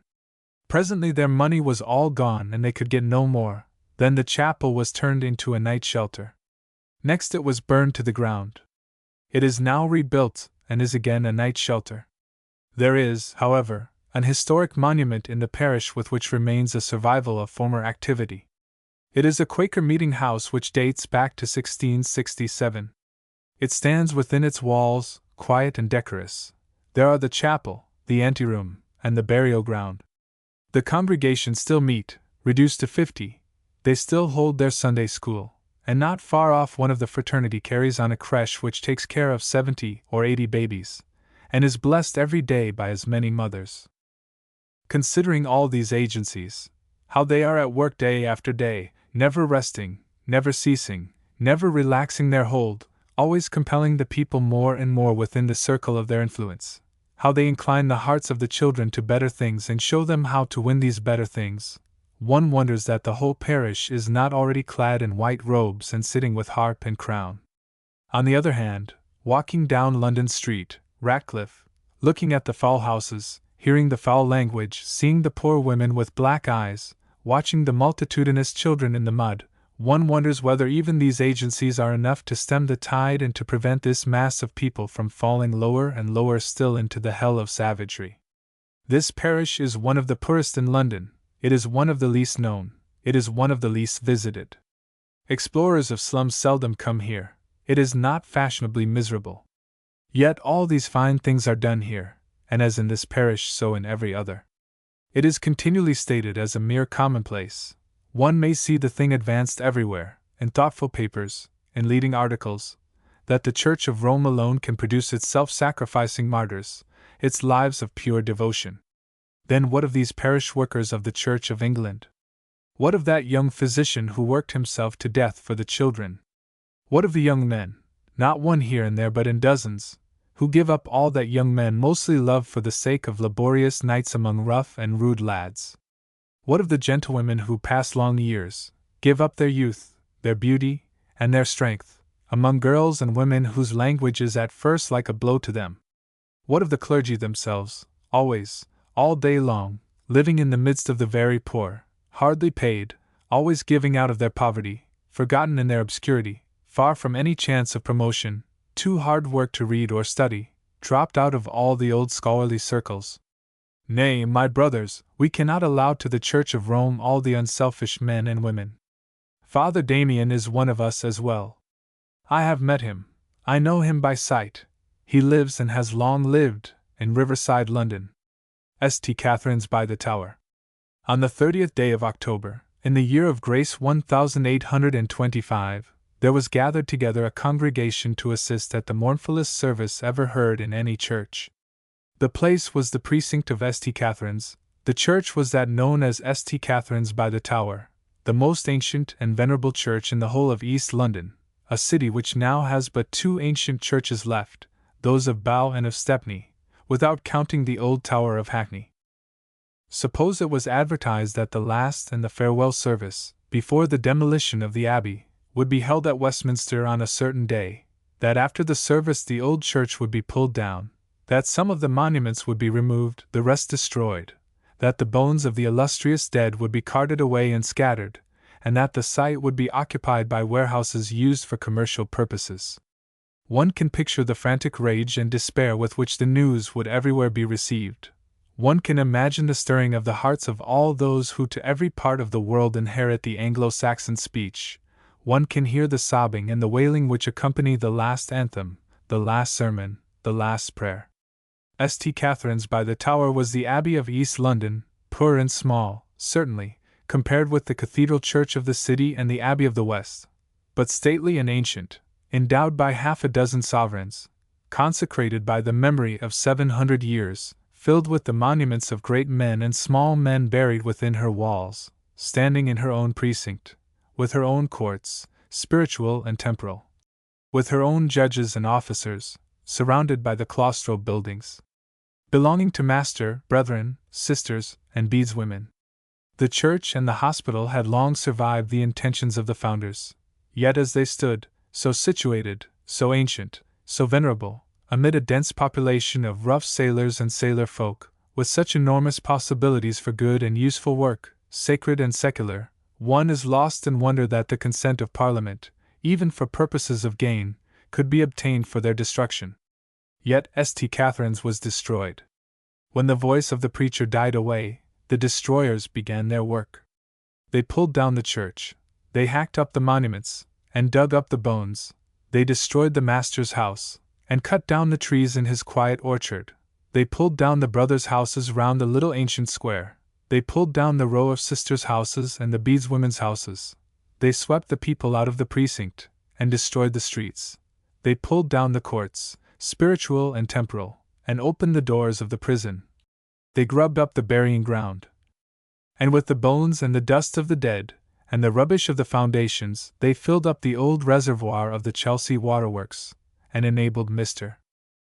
Cubitt to build Eccleston Square. When all was gone, they let the water into the big hole they had made, and called it St. Catherine's Dock. All this done, they became aware of certain prickings of conscience. They had utterly demolished and swept away and destroyed a thing which could never be replaced. They were fain to do something to appease those prickings. They therefore stuck up a new chapel, which the architect called Gothic, with 6 neat houses in 2 rows, and a large house with a garden in Regent's Park, and this they called St. Catherine's. Sirs, they said, it is not true that we have destroyed that ancient foundation at all. We have only removed it to another place. Behold your St. Catherine's. Of course it is nothing of the kind. It is not St. Catherine's. It is a sham, a house of shams and shadows. Thus was St. Catherine's destroyed, not for the needs of the city, because it is not clear that the new docks were wanted, or that there was no other place for them, but in sheer inability to understand what the place meant as to the past, and what it might be made to do in the future. The story of the hospital has been often told, partly, as by Ducarel and by license, for the historical interest, partly, as by Mr. Simcox Lea, in protest against the present we of its revenues. It is with the latter object, though I disagree altogether with Mr. Lee's conclusions, that I ask leave to tell the story once more. The story will have to be told, perhaps, again and again, until people can be made to understand the uselessness and the waste and the foolishness of the present establishment in the park, which has assumed and bears the style and title of St. Catherine's Hospital by the Tower. The beginning of the hospital dates 740 years back, when Matilda, Stephen's queen, founded it for the purpose of having masses said for the repose of her 2 children, Baldwin and Matilda. She ordered that the hospital should consist of a master, brothers, sisters, and certain poor persons, probably the same as in the later foundation. She appointed the prior and canons of Holy Trinity to have perpetual custody of the hospital, and she reserved to herself and all succeeding queens of England the nomination of the master. Her grant was approved by the king, the Archbishop of Canterbury, and the Pope. Shortly afterwards William of Ypres bestowed the land of Idredshid, afterwards called Queenhithe, on the Priory of Holy Trinity, subject to an annual payment of £20 to the Hospital of Catherine's by the Tower. This was the original foundation. It was not a charity. It was a religious house with a definite duty, to pray for the souls of 2 children. It had no other charitable objects than belong to any religious foundation, viz., the giving of alms to the poor, nor was it intended as a church for the people. In those days there were no people outside the Tower, save the inhabitants of a few scattered cottages along the river wall, and the farmhouses of Stebon Heath. It was simply founded for the benefit of 2 little princes' souls. One refrains from asking what was done for the little paupers' souls in those days. The prior and canons of Holy Trinity without Aldgate continued to exercise some authority over the hospital, but apparently, the subject only interests the ecclesiastical historian, against the protests and grumblings of the St. Catherine's Society. It was, however, formally handed over to them, 140 years later, by Henry III. After his death, Queen Eleanor, for some reason, now dimly intelligible, wanted to get the hospital into her own hands. The Bishop of London took it away from the Priory, and transferred it to her. Then, perhaps with the view of preventing any subsequent claim by the Priory, she declared the hospital dissolved. Here ends the first chapter in the history of the hospital. The foundation for the souls of the 2 princes existed no longer, the children, no doubt, having been long since sung out of purgatory. Queen Eleanor, however, immediately refounded it. The hospital was, as before, to consist of a master, 3 brothers, 3 sisters, and bedeswomen.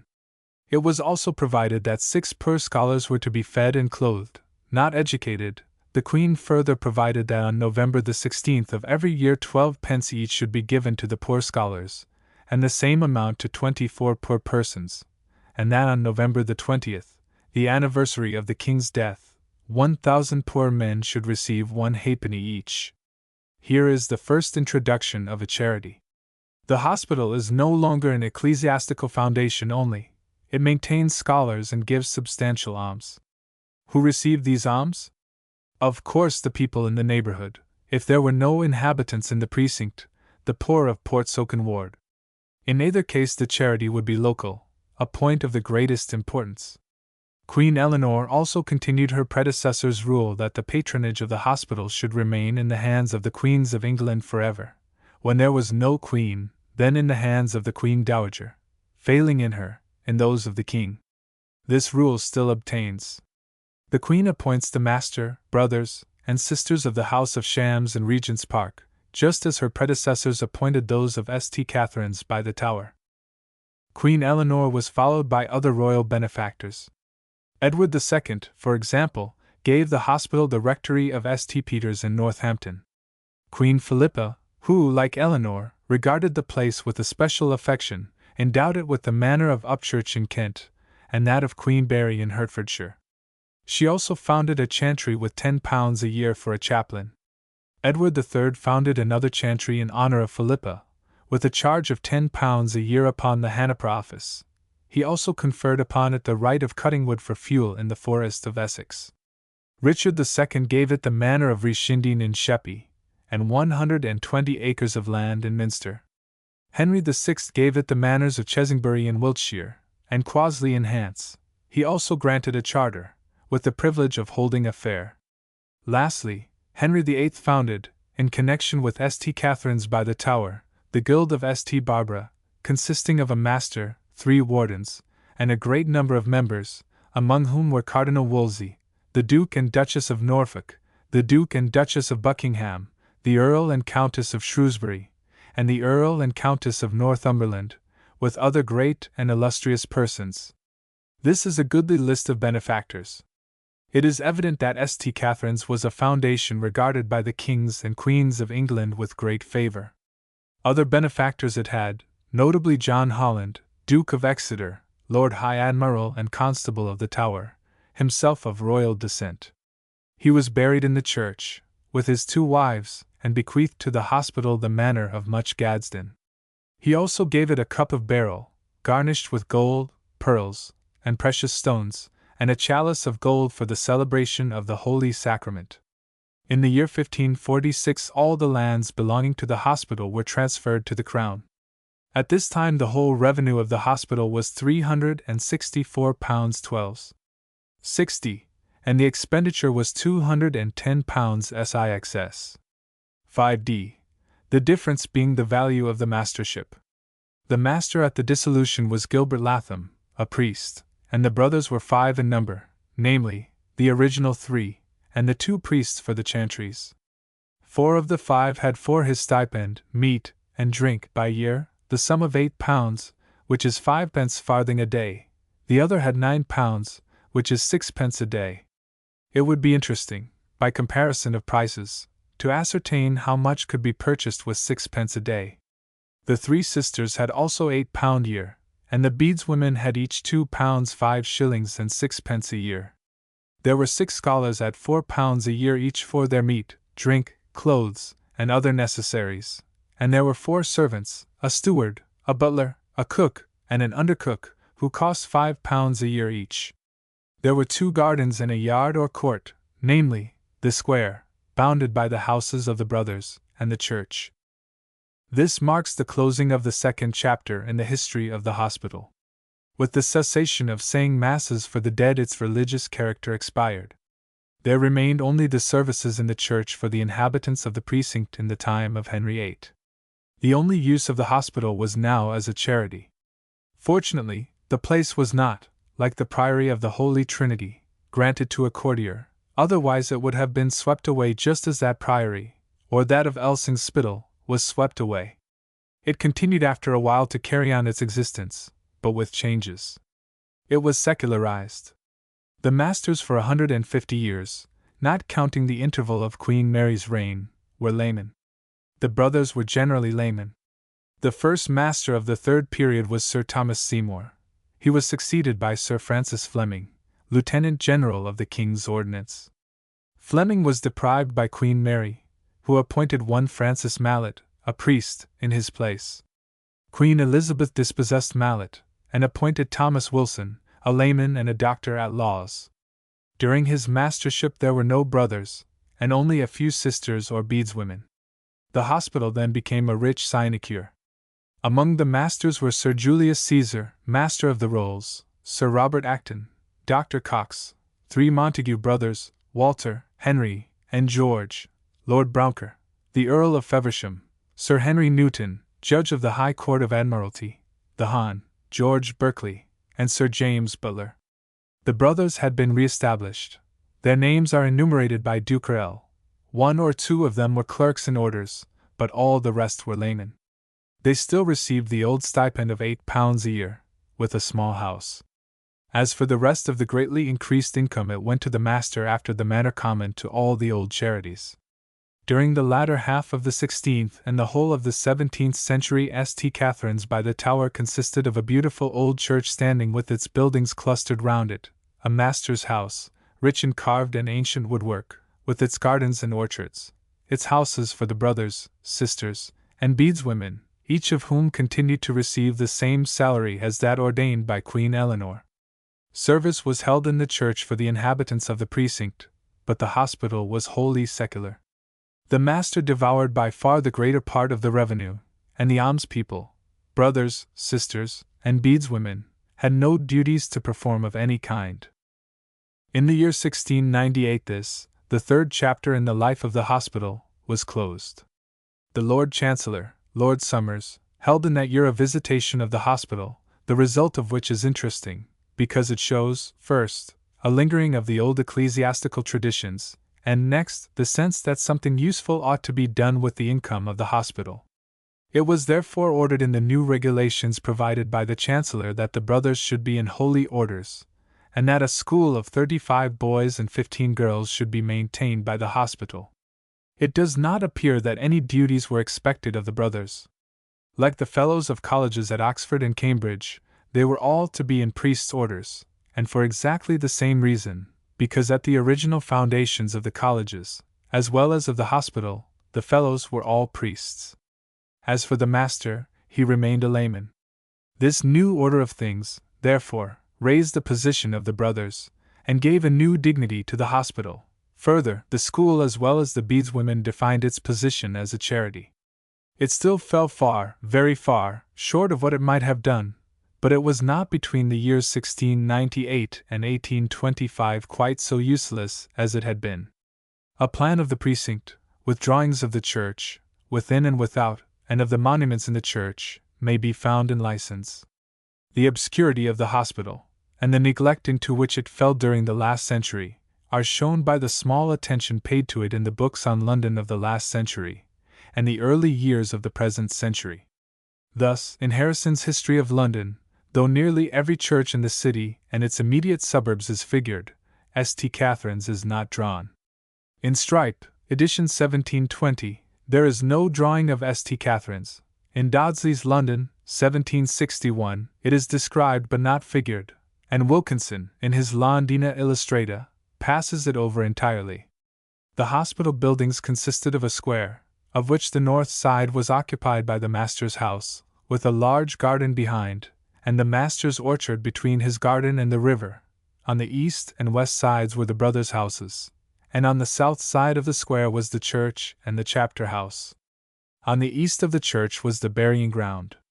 South of the church was the sisters' close, with the houses occupied by the sisters and the bedeswomen.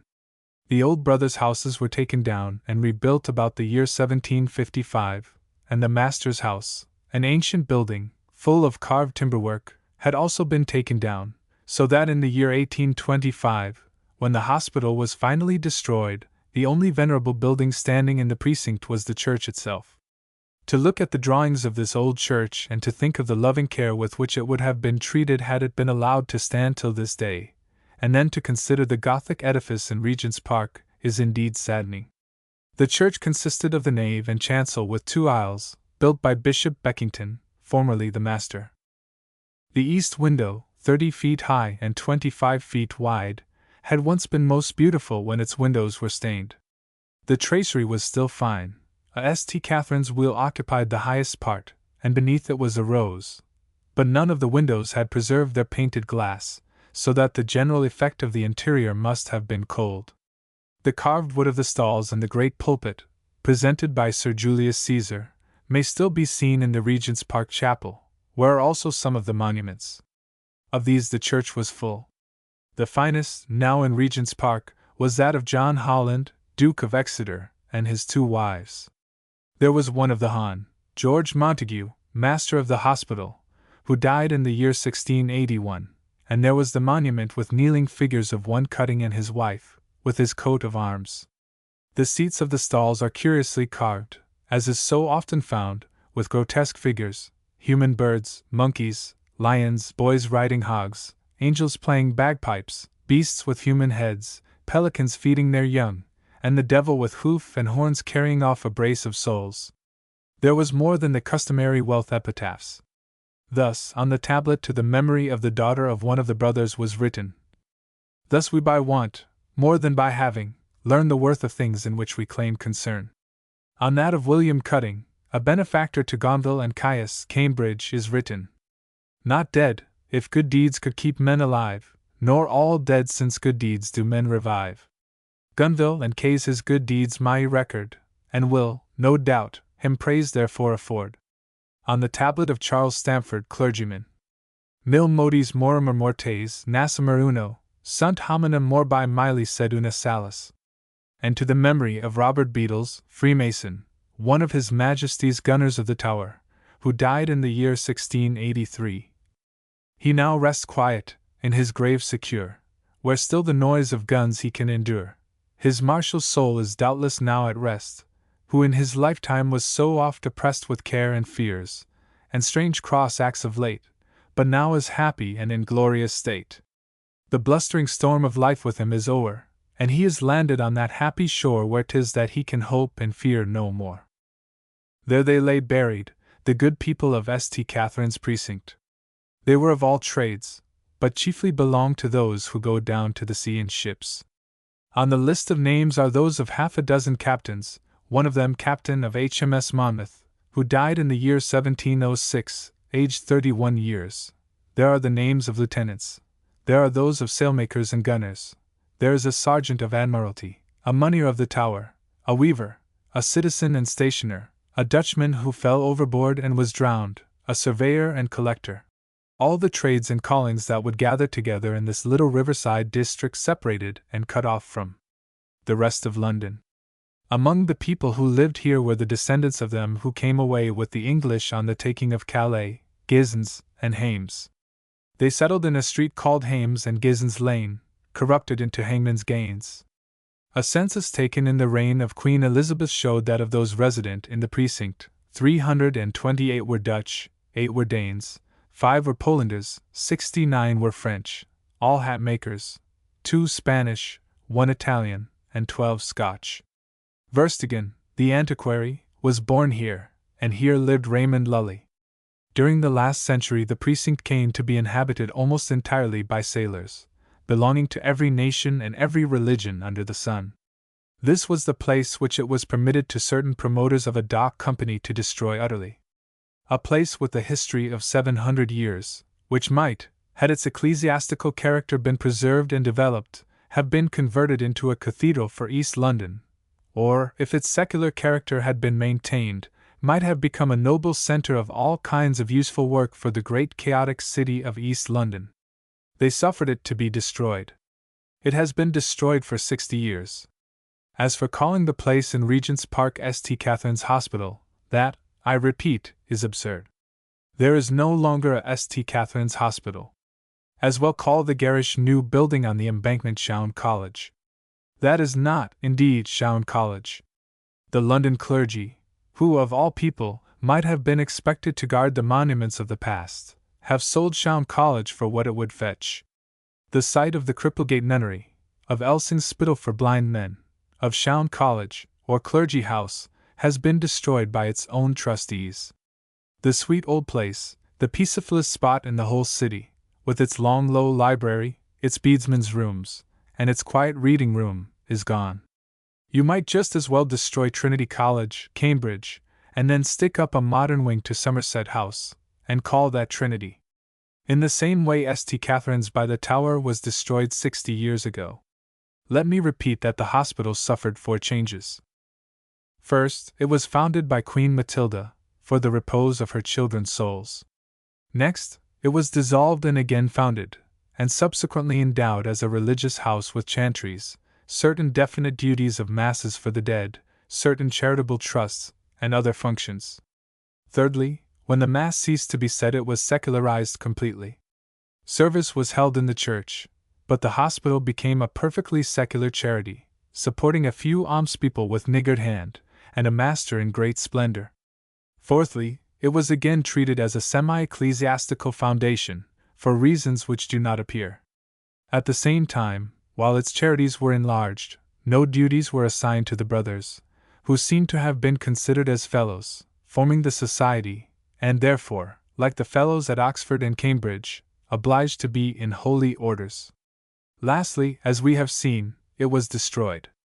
After the hospital had been destroyed, a scheme for the management of the revenues was suggested to Lord Eldon, then Lord Chancellor, and afterwards approved by Lord Lyndhurst. The question before the Chancellor was, one would think, the following: here is an annual revenue of £5,000 and more, released by the destruction of the hospital. How can it be best applied for the general good or for the benefit of the crowded city around the site of the old hospital? That, however, was not the view of the Lord Chancellor.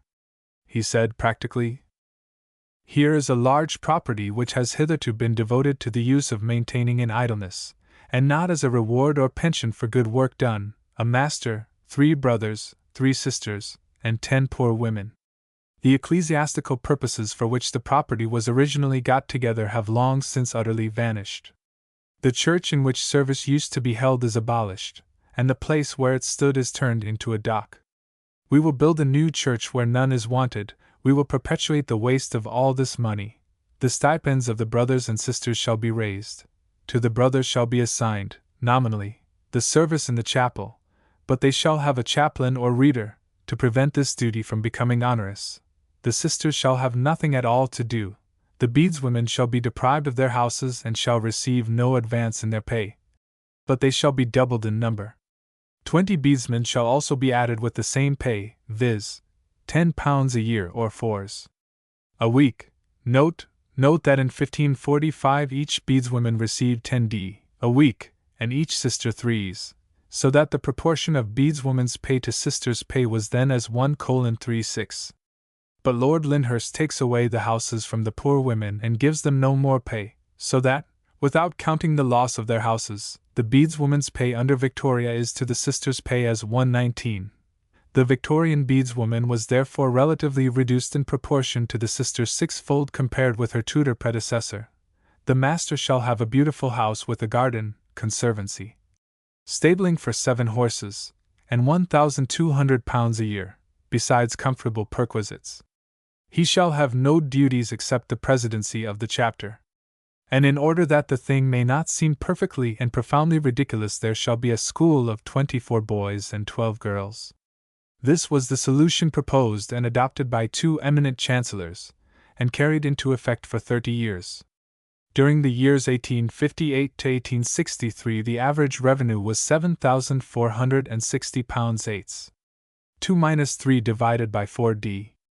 Of this sum the master, brethren, and sisters absorbed with their buildings £4,102 2-3 divided by 4d. The management expenses were £909 6d. The chapel cost £211 11d. Sundries amounted to £141 sixs 10 3/4d. And the useful portion of the expenditure was represented by the sum of £554 9s 7.5d. Absolute uselessness, for the chapel was by no means wanted, is represented by £6,904, and usefulness by £554, a proportion of very nearly 12-1/2:1. Yet another opportunity occurred of dealing rationally with this large property. In the year 1871 a royal commission was appointed to examine into several matters relative to the Royal Hospital of St. Catherine near the Tower. The question might again have been raised how best to apply the large revenues for the general good. The commissioners had before them quite clearly the way in which the 7,000 and odd pounds a year was being spent. They could arrive as easily as ourselves at the proportion above set forth, viz. Waste, usefulness, 12.5:1. They threw away this opportunity.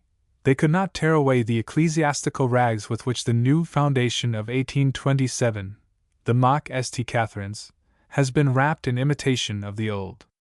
In an age when the universities have been secularized, when the fellows of colleges are no longer required to be in orders, when every useless old charity is being reformed, and every endowment reconsidered with a view to making it useful to the living as, under former conditions, it was to the dead, they actually propose to increase the uselessness and the waste by adding a fourth brother, which has not been done, and raising the stipends of brothers and sisters.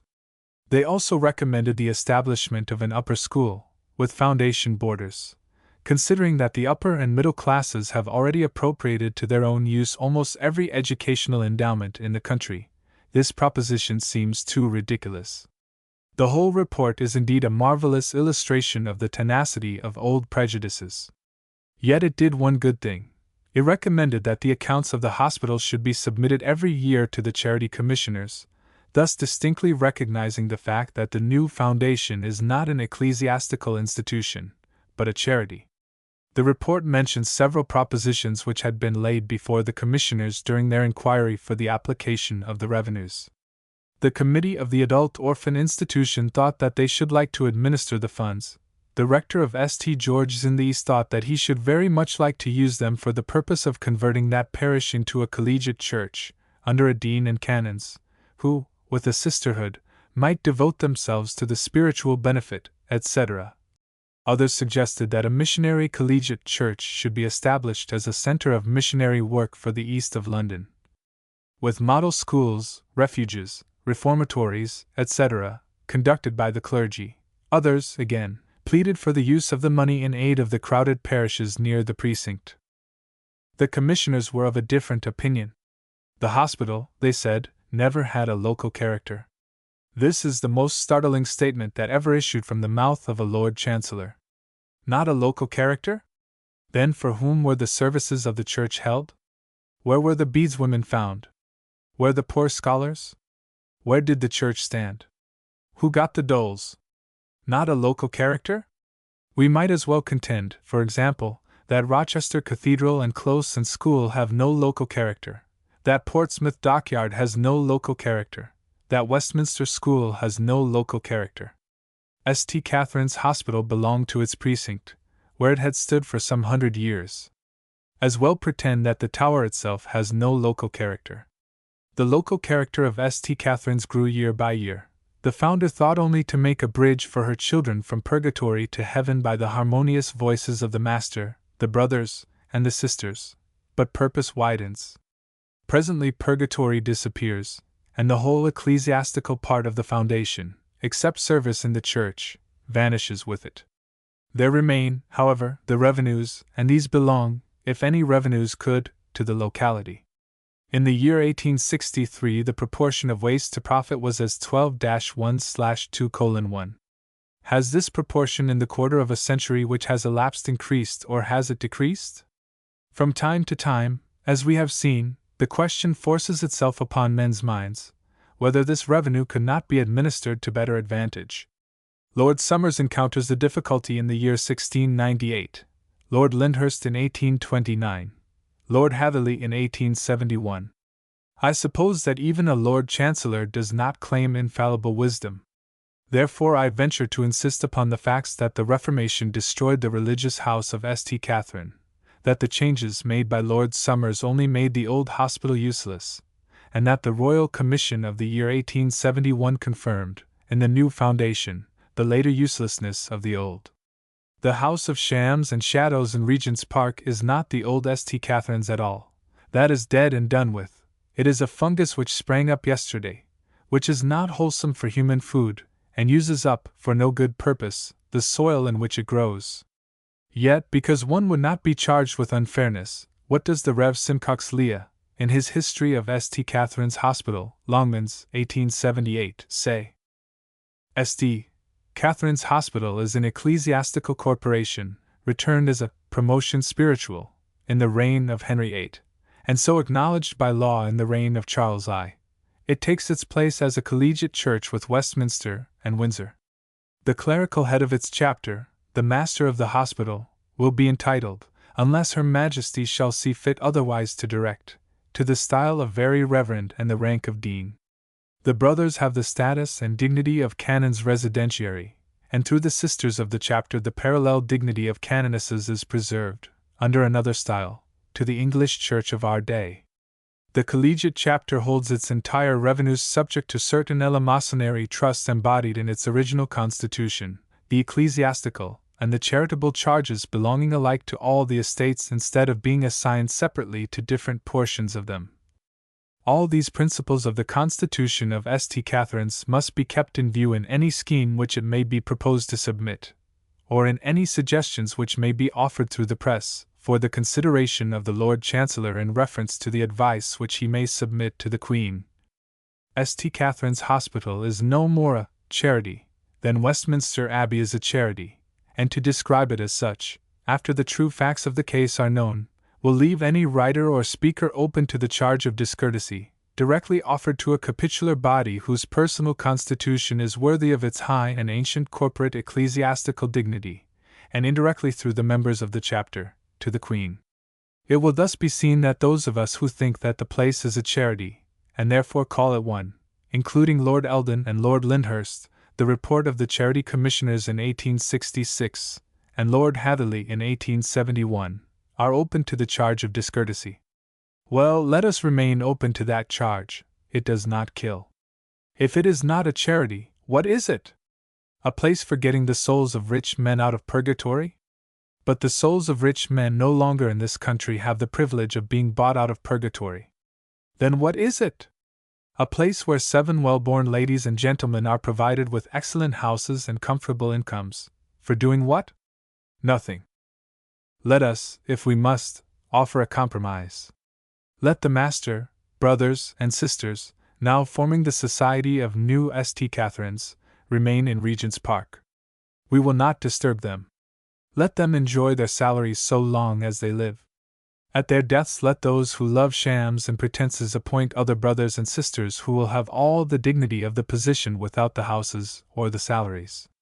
We may even go so far as to provide a chaplain for the service of the chapel, if the good people of the terraces would like those services to continue. But as for the rest of the income one cannot choose but ask, and if the request be not granted, ask again and again, that it be restored to that part of London to which it belongs. One would not, with the person who communicated with the commissioners, insult East London by founding a missionary college in its midst unless it be allowed to have branches in Belgravia, Lincoln's Inn, the Temple, St. John's Wood, South Kensington, and other parts of West London. We will certainly not ask permission to turn St. George's in the East into a collegiate church with a dean and canons, and a sisterhood. But one must ask that the pretense and show of keeping up this ugly and useless modern place as the ancient and venerable hospital be abandoned as soon as possible. That old hospital is dead and destroyed. Its ecclesiastical existence had been dead long before. Its lands and houses and funds remain to be used for the benefit of the living. £10,000 a year. This is a goodly estate. Think what £10,000 a year might do, well administered. Think of the terrible and criminal waste and suffering all that money, which belongs to East London, to be given away, year after year, in profitless alms to ladies and gentlemen in return for no services rendered or even pretended. £10,000 a year would run a magnificent school of industrial education. It would teach thousands of lads and girls how to use their heads and hands. It would be a perennial living stream, changing the thirsty desert into flowery meads and fruitful vineyards. It would save thousands of boys from the dreadful doom, a thing of these latter days, of being able to learn no trade. It would dignify thousands, and tens of thousands, of lives with the knowledge and mastery of a craft. It would save from degradation and from slavery thousands of women. It would restrain thousands of men from the beery slums of drink and crime. Above all, perhaps this is the main consideration, the judicious employment of £10,000 a year would be presently worth many millions a year to London from the skilled labor it would cultivate, and the many arts it would develop and foster. It is a cruel thing, a most cruel thing, to destroy wantonly anything that is venerable with age and associated with the memories of the past. It was a horrible thing to destroy that old hospital. But it is gone. The House of Shams and Shadows in Regent's Park has got nothing whatever to do with it. Its revenues did not make the old hospital. That was made up by its ancient church, by the old buildings clustered round the church, by the old customs of the precinct, with its courts, temporal and spiritual, its offices and its prison, by its burial grounds, with its beadsmen and beadswomen, and by the rough sailor population which dwelt in its narrow lanes and courts. How could that place be allowed to suffer destruction? But when the old thing is gone, we must cast about for the best uses of anything which once belonged to it. And of all the uses to which the revenues of the old hospital might be put, the present seems the most unfit and the least worthy. Again, if Queen Matilda in these days wished to do a good work, what would she found? There are many purposes for which benevolent persons bequeath and grant money. They are not the old purposes. They all mean, nowadays, the advancement and bettering of the people. A great lady spends thousands in founding a market. A man with much money presents a free library to his native town. Collections are made for hospitals. Everything is for the bettering of the people. We have not yet advanced to the stage of bettering rich people, but that will come very shortly. In fact, the condition of the rich is already exciting the gravest apprehensions among their poorer brethren. We can trace, easily enough, the progress and growth of charity. It begins at home, with anxiety for one's own soul first, and the souls of one's children next. Charities give way to doles, doles are succeeded by almshouses, these again by charity schools. The present generation has begun to understand that the truest charity consists in throwing open the doors to honest effort, and in helping those who help themselves. Else what is the meaning of technical schools? What else mean the classes at the People's Palace, the Polytechnic, the evening recreation schools, and the City of London Guilds Institute? I believe that a conviction of the new truer charity, and of the futility of the old modes, is destined to sink deeper and deeper into men's hearts, until our working classes will perhaps fall into the extreme in unforgiving hardness towards those whom unthrift, profligacy, idleness, have brought to want. But with this conviction is growing up the absolute necessity of more technical schools and better industrial training. We want to make our handicraftsmen better than any foreigners. More than that, there are some who say that the very existence of the United Kingdom as a power depends upon our doing this. Can we afford any longer to keep up, at a yearly loss of all the power represented by £10,000 a year, that House of Shams and Shadows which we call by the name of the ancient and venerable Hospital of St. Catherine's by the Tower? The Upward Pressure, a prophetic chapter from the history of the 20th century. The most striking part of the great social revolution which was witnessed by the earlier years of the 20th century was the event which preceded that revolution, made it possible, and molded it, namely, the conquest of the professions by the people. Happily it was a conquest achieved without exciting any active opposition. It advanced unnoticed, step by step, and it was unsuspected, as regards its real significance, until the end was inevitable and visible to all.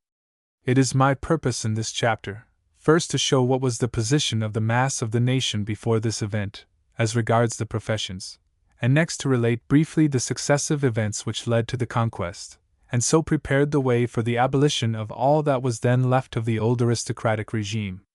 Speaking in general terms, the exceptions shall be noted afterward. The professions during the whole of the 19th century were jealously barred and closed in and fenced round. Admission, in theory, could only be obtained by young men of gentle birth and good breeding. Not that there was any express rule to that effect.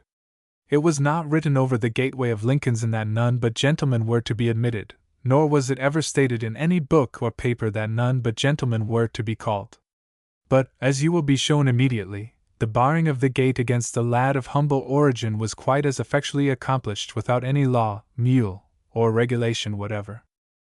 The professional avenues of distinction which, early in the 20th century, were only 3 or 4, had, by the end of the century, been multiplied tenfold by the birth or creation of new professions. Formerly a young man of ambition might go into the church, into one of the two services, into the law, or into medicine. He might also, if he were a country gentleman, go into the House of Commons. At the end of the century, the professional career included, besides these, all the various branches of science, all the forms of art, all the divisions of literature, music, architecture, the drama, engineering, teaching, archaeology, political economy, and in fact, every conceivable subject to which the mind of man can worthily devote itself. In all these branches there were great, in some, very great, prizes to be obtained, prizes not always of money, but of honor. In some of them the prizes included what was considered the greatest of all rewards, a peerage. The country, indeed, was already beginning to insist that the national distinction should be bestowed upon all those, and only upon those, who rendered real services to the state. One poet had been made a peer. One man of science had been made a privy councillor, and another a peer. 2 painters had been made baronets, and the humble distinction of knight bachelor, which had been tossed contemptuously to city sheriffs, provincial mayors, and undistinguished persons who used backstairs influence to get the title, was now brought into better consideration by being shared by a few musicians, engineers, physicians, and others. Nothing could more clearly show the real contempt in which literature and science were held in an aristocratic country than that, although there were a dozen degrees of peerage and half a dozen orders of knighthood, there was not one order reserved for men of science, literature, and art. Feeble protests from time to time were made against this absurdity, but in the end it proved useful, because the chief argument against the continuance of titles of honor in the great debate on the subject, in the year 1920, was the fact that all through the 19th century the men who most deserved the thanks and recognition of the state were, with the exception of soldiers and lawyers, absolutely neglected by the court and the House of Lords. Let us consider by what usages, rather than by what rules, the professions were barred to the people. In the church a young man could not be ordained under the age of 23. Nor would the bishop ordain him, as a rule, unless he was a graduate of Oxford or Cambridge. This meant that he was to stay at school, and at a good school, till the age of 19, that he was then to devote 4 years more to carrying on his studies in a very expensive manner. In other words, that he must be able to spend at least £1,000 before he could obtain orders, and that he would then receive pay at a much lower rate than a good carpenter or engine driver. At the bar it was the custom for a man to enter his name after leaving the university. He would then be called at 5 or 6 and 20. A young man must be able to keep himself until that age, and even longer, because a lawyer's practice begins slowly. There were also very heavy dues on entrance, and on being called. In plain terms, no young man could enter at the bar who did not possess or command, at least, £1,000. In the lower branch of the law a young man might, it is true, be admitted at 21. But he had to pay a heavy premium for his articles, and large fees both at entrance and on passing the examination which admitted him.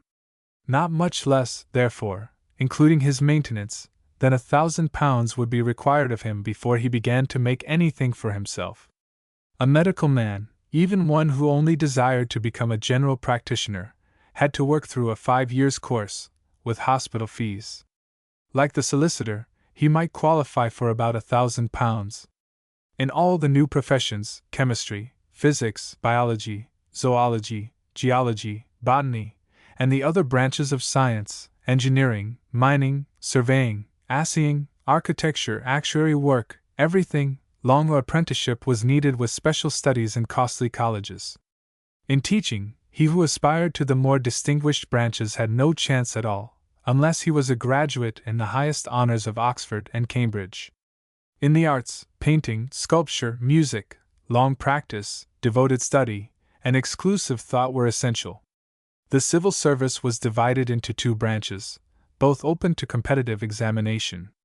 The higher branch attracted first-class men of Oxford and Cambridge, the lower, clever and well-taught men from the middle-class schools. But the latter could not pass into the former. In the army, the only branch in which a man could live upon his pay was the scientific branch, open to anybody who could compete in a very stiff examination after a long and very expensive course of study, and could pay £200 a year for 2 or 3 years after entrance. In the other branches of the services, a young lieutenant could not live upon his pay. In the Navy, the examinations were frequent and severe, while the pay was very small. The barrier, therefore, which kept the professions in the hands of the upper classes was a simple toll gate. At the toll stood a man.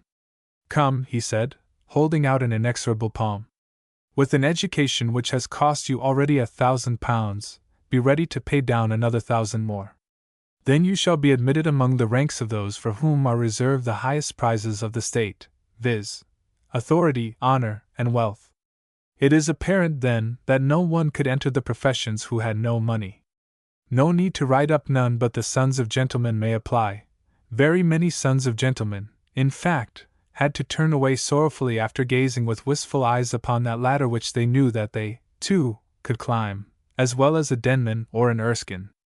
As for the sons of poor parents, they could not so much as think of the ladder, they hardly knew that it existed, they cared nothing about it. As well sigh for the Lord Mayor's gilt carriage and four, or the Field Marshal's baton. No poor lad could aspire to the professions at all. In other words, out of a population of 37 millions, or 8 millions of families, the way of distinction was open only to the young man belonging to the 500,000 families, perhaps less, who could expend upon their son's education £1,000 apiece. Nor for a long time was the exclusion felt, or even recognized. He who wished to rise out of the working class either became a small master of his own trade, or else he opened a small shop of some kind. But he did not aspire to become a physician or a barrister or a clergyman. And it never occurred to him that such a career could be open to him. But as happened every day, such a man had got on in the world and was ambitious for his son, he made him a doctor or a solicitor, these being the two professions which cost least. Or perhaps he made him a mechanical engineer, though it might cost a good deal more. Perhaps if the boy was clever, he managed to send him to the university with the intention of getting him ordained. Such was the first upward step in gentility. First, to become a master instead of a servant, then, to belong to a profession rather than a trade. Always, however, one had to settle with the man at the toll. He was inexorable. "Pay down," he said, £1,000 if you would be admitted within this bar. The young man, therefore, whose father worked for wages, or for a small salary, or in a small way of trade, could not so much as dream of entering any of the professions. They were as much closed to him as the gates of paradise. But during the 19th century a new profession was created, and this was open to him. This they could not close. It had already grown wet and strong before they thought of closing it. It was open to the poor man's son. He went into it. And with the help of it, as with a key, he opened all the rest. You shall understand immediately what this was. I have spoken of certain exceptions to this exclusion of the lower classes. There were provided at the public schools and the universities scholarships founded for the purpose of enabling poor lads to carry on their studies. The schools had long ceased to be the property of the poor for whom they were designed. Their scholarships, mostly of recent foundation, were granted by competitive examination to those boys who had already spent a large sum of money on preliminary work. The scholarships of the colleges at Oxford and Cambridge were also given by examination, without the least consideration of the candidate's private resources. There was, however, a chance that a poor lad might get one of these. If he did, everything was open to him. The annals of the universities contain numberless instances in which lads from the lower middle class made their way, and a few instances, a very few, here one and there one, in which the sons of working men thus forced themselves upward. We must remember these scholarships when we speak of the barrier, but we must not attach too much importance to them. One may also recall many instances of generosity when a bay of parts was discovered, educated, and sent to the university by a rich or noble patron. In the army, again, many men rose from the ranks and obtained commissions. In the navy, this was always impossible, with one or two brilliant exceptions, as the case of Captain Cook. It may be said that there are many cases on record in which men of quite humble origin have advanced themselves in trade, even to becoming Lord Mayor of London. Could not a poor lad do in the 19th century what Whittington did in the 14th? Could he not tie up his belongings in a handkerchief and make for London, where the streets were paved with gold, and the walls were built of jasper? Well, you see, in this matter of the poor lad and his elevation to giddy heights there has been a little mistake, principally due to the chapbooks. The poor lad who worked his way upward in the 19th century belonged to the bourgeois, not the craftsman class. While his schoolfellows remained clerks, he, by some early good fortune, by marriage, by cousinship, was enabled to get his foot on the ladder, up which he proceeded to climb with strength and resolution. The poor lad who got on in earlier times was the son of a country gentleman. Dick Whittington was the son of Sir William Whittington, knight and afterwards outlaw. He was apprenticed to his cousin, Sir John Fitzwarren, mercer and merchant adventurer, son of Sir William Fitzwarren, knight. Again, Chichely, Lord Mayor, and his younger brother, Sheriff, and his elder brother, Archbishop of Canterbury, were sons of one Chichely, gentleman and armiger of Higham Ferrers in the county of Northampton. Sir Thomas Gresham was the son of Sir Richard Gresham, nephew of Sir John Gresham, and younger brother of Sir John Gresham, also of a good old country family. In fact, we may look in vain through the annals of London City for the rise of the humble boy from the ranks of the craftsmen.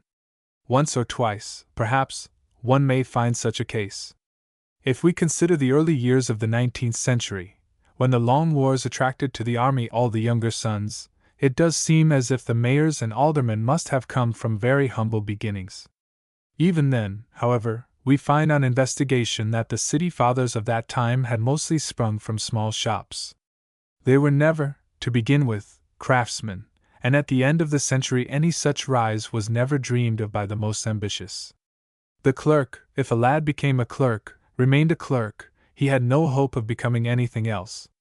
The shopman remained a shopman, his only hope being the establishment of himself as a master if he could save enough money. The craftsman remained a craftsman. And for partnerships there were always plenty, younger sons and others, eager to buy themselves in, or there were sons and nephews waiting their turn. No son of a working man, or a clerk, could hope for any other advancement in the city than advancement to higher salary for long and faithful service. Once more, then, the situation was this: to him who could afford to earn nothing till he was 22, and little till he was 25, and could find the money for fees, lectures, and courses and coaches, everything that the country had to offer was open. With this limitation, there was never any country in which prizes were more open than Great Britain and Ireland. A clever lad might enter the Royal Engineers or Artillery with a tolerable certainty of being a colonel and a KCB at 50, or he might go into the church where, if he had ability and had cultivated eloquence and possessed good manners, he might count on a bishopric, or he might go to the bar, where, if he was lucky, he might become a judge or even Lord Chancellor. Unless, however, he could provide the capital wanted for admission, he could attain to nothing. What became, then, of the clever lad? In some cases he became a clerk, crowding into a trade already overcrowded. He trampled on his competitors, because most of them, the sons and grandsons of clerks, had no ambition and no perception of the things wanted. This young fellow had. He taught himself the things that were wanted. He generally took therefore the best place. But he had to remain a clerk. Or, more often, he became a teacher in a board school. In this capacity he obtained a certain amount of social consideration, a certain amount of independence, and an income varying from £150 to £400 a year. Or, which also happened frequently, he might become a dissenting minister of the humbler kind. In that case he had every chance of passing through life in a little chapel at a small town, a slave to his own, and to his congregation's, narrow prejudices. Or he might go abroad, to one of the colonies. Earlier in the century, between the years 1850 and 1880, many poor lads had gone to Australia or New Zealand and had done well for themselves. A few had become millionaires, but by the year 1890 these colonies, considered as likely places wherein a young man could advance himself, seemed played out. Working men they wanted, but not clever and penniless young fellows. He might, it has been suggested, go into the House. There were already 1 or 2 workingmen in the House. But they were sent there especially to represent certain interests by working men, not because their representative was an ambitious and clever young man. And the working man's member, so far, had advanced a very little way as a political success.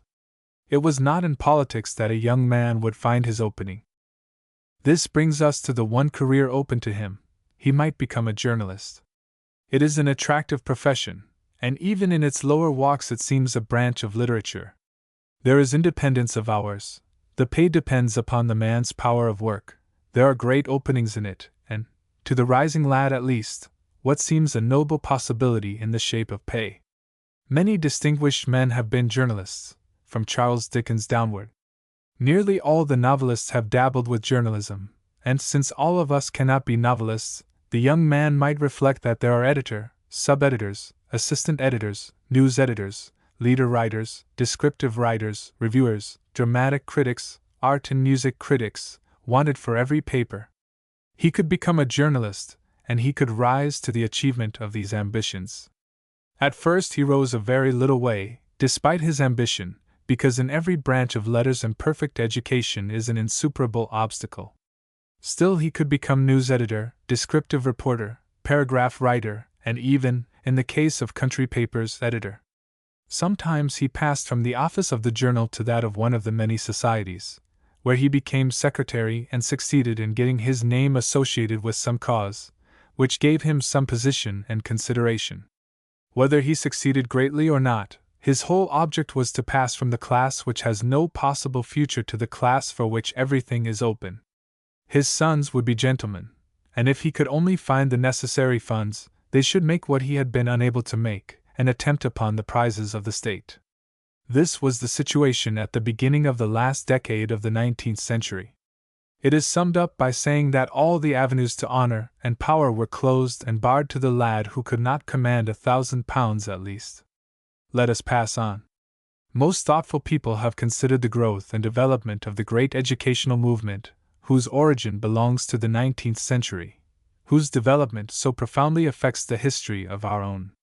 It began, like the spread of scientific knowledge, and the reforms in the old Constitution, and everything else, with the introduction of railways. Before the end of the century the country was covered with schools, as it was also covered with railways. There was hardly a man or woman living when the 19th century ended who could not read. There were few indeed who did not read. But the school course naturally taught little beyond the elements, and was already completed when the pupil reached his 14th year. He was then taken from school and put to work, apprenticed, set to something which was to be his trade. Clever or stupid, keen of intellect or dull, that was to be the lot of the boy. He was set to learn how to earn his livelihood. About the year 1885 or 1890, no exact date can be fixed for the birth of a new idea, began a very remarkable extension of the educational movement. It was discovered by philanthropists that something ought to be done with the boys after they had left school. The first intention seemed to have been simply to keep them out of mischief.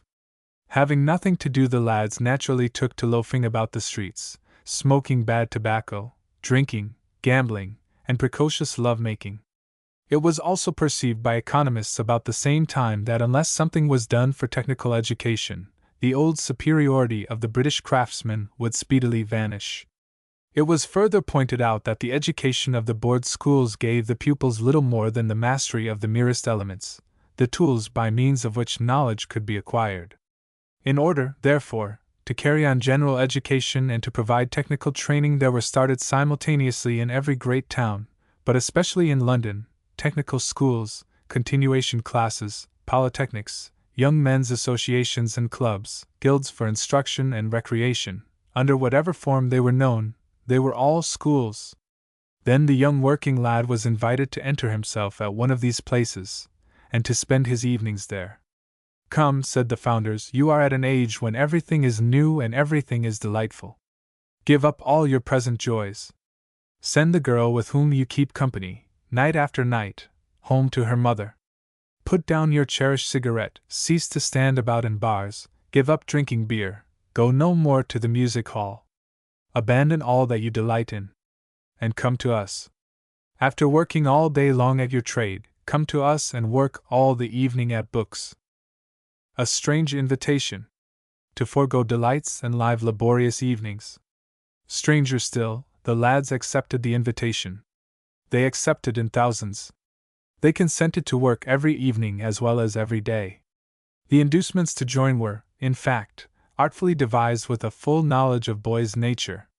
What a boy desires, over and above everything else, more than the company of a girl, more than idleness, more than gambling, more than beer drinking, more than tobacco, is association with other lads of the same age. These polytechnics or institutes or clubs gave him, first of all, that association. They provided him with societies of every kind. They added recreation to study, pleasure to work. If half of the evening was spent in a classroom, or in a workshop, the other half was passed in orderly amusement. There was, moreover, every kind of choice. The lad felt himself free. There were, to be sure, barriers here and there, but he did not feel them. There was a steady pressure upon him in certain directions, but he did not feel it. In some there were prayer meetings. The boys were not obliged to go, but some time or other they found themselves present. Then there were some who wore the blue ribbon of temperance. Nobody was obliged to assume that symbol, but somehow most of them did, without feeling that they had been pressed to do so.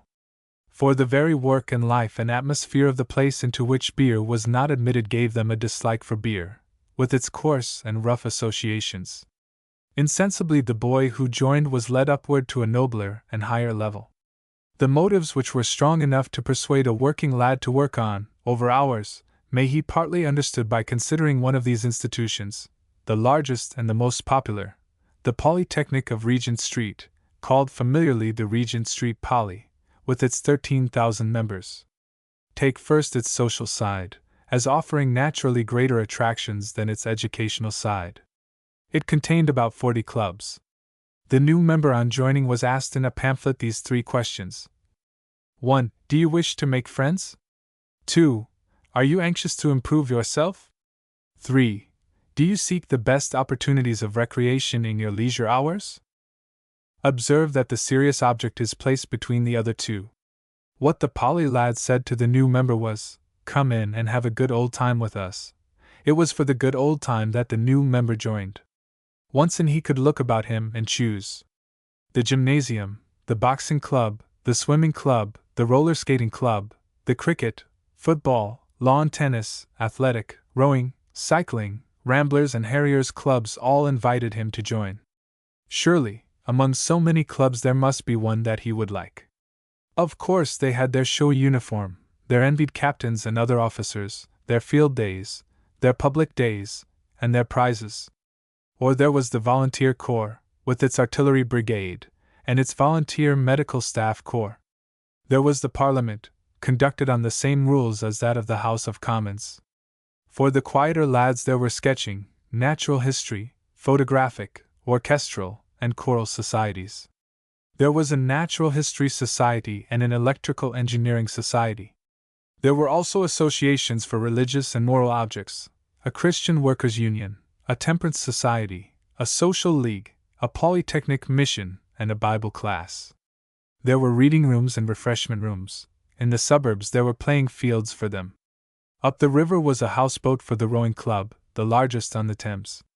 Add to all this an intense college feeling, an ardent enthusiasm for the Poly, friendships the most faithful, a wholesome, invigorating, stimulating atmosphere, the encouragement always felt of bravo endeavor and noble effort, and high principle, in one word the gift to the young fellows of the working class of all that the public schools and universities could offer that was best and most precious. Such an institution as the Polytechnic, mother and sister of so many others, was a revolution in itself. But for the second question, are you anxious to improve yourself? What answer was given? Strange to say, the answer was also very decidedly in the affirmative. The young fellows were anxious to improve themselves. Now, mark the difference between these working lads and the boys from the public schools. Had such a question been put to the latter, their answer would have been a contemptuous stare, or a contemptuous laugh. Improve themselves? They were already improved. They were so far improved that 9/10 of them were contented with the moderate amount of knowledge necessary for the practice of their professions. If one became a solicitor, a doctor, a schoolmaster, a barrister, a clergyman, it was sufficient for him, in most cases, just to pass the examinations. Then, no further improvement for the rest of their natural life. But these others, who had everything to gain, whose ambitions were just awakening, who were just beginning to understand that there was every inducement to improve themselves, joined the classes, and began to work with as much zeal as they showed in their play. What they learned concerns us little. It may be recorded, however, that they learned everything. Practical trades were taught, technical classes were held, there was a school of science in which such subjects as chemistry, physics, mathematics, mechanics, building, were taught. There was a school of art, in which wood modeling, carving, and other minor arts were taught, as well as painting and drawing.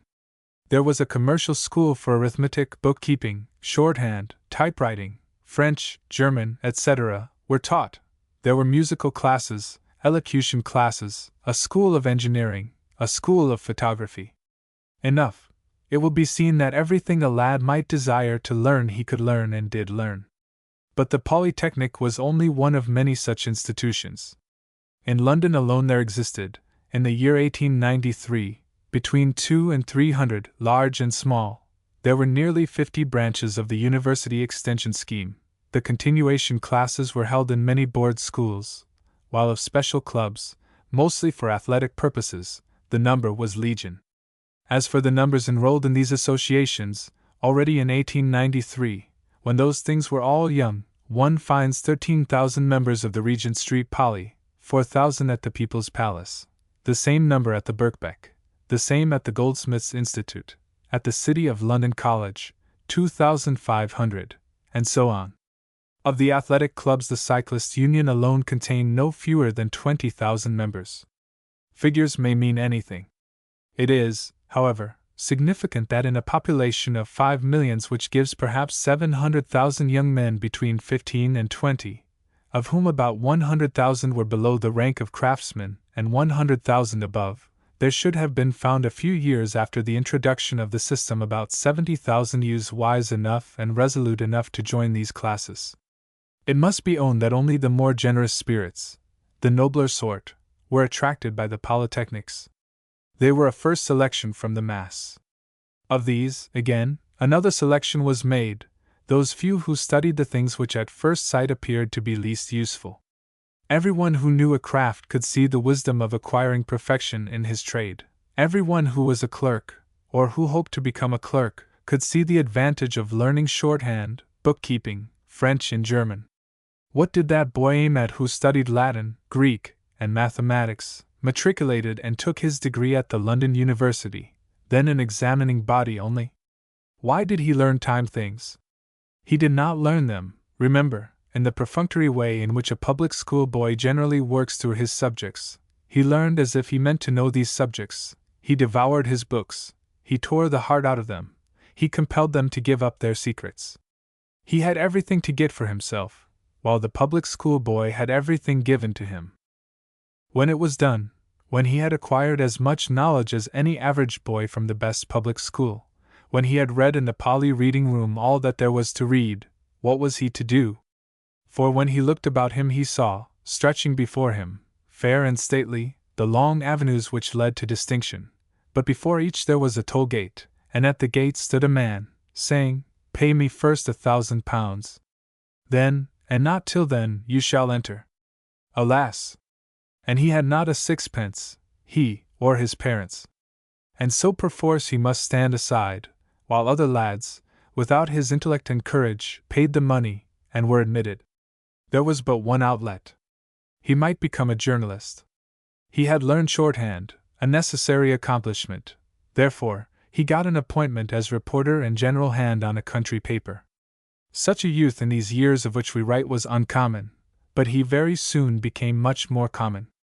The charm of learning was discovered by one lad after another. The chance of exchanging the craftsman's work for the scholar's work, never thought of before, fired the brains of hundreds first, and thousands afterward. Then began a rage for learning. All those who had abilities even mediocre tried to escape their lot by working at the higher subjects. It was reproached to the polytechnics that their original purpose, to bring the boys together for common discipline and orderly recreation, and to train them in their crafts, was departed from, and that all their energies were now devoted to turning working lads into classical scholars, mathematicians, logicians, and historians. Nor was the complaint wholly unfounded. But it was too late to recede. The boys crowded to the classes.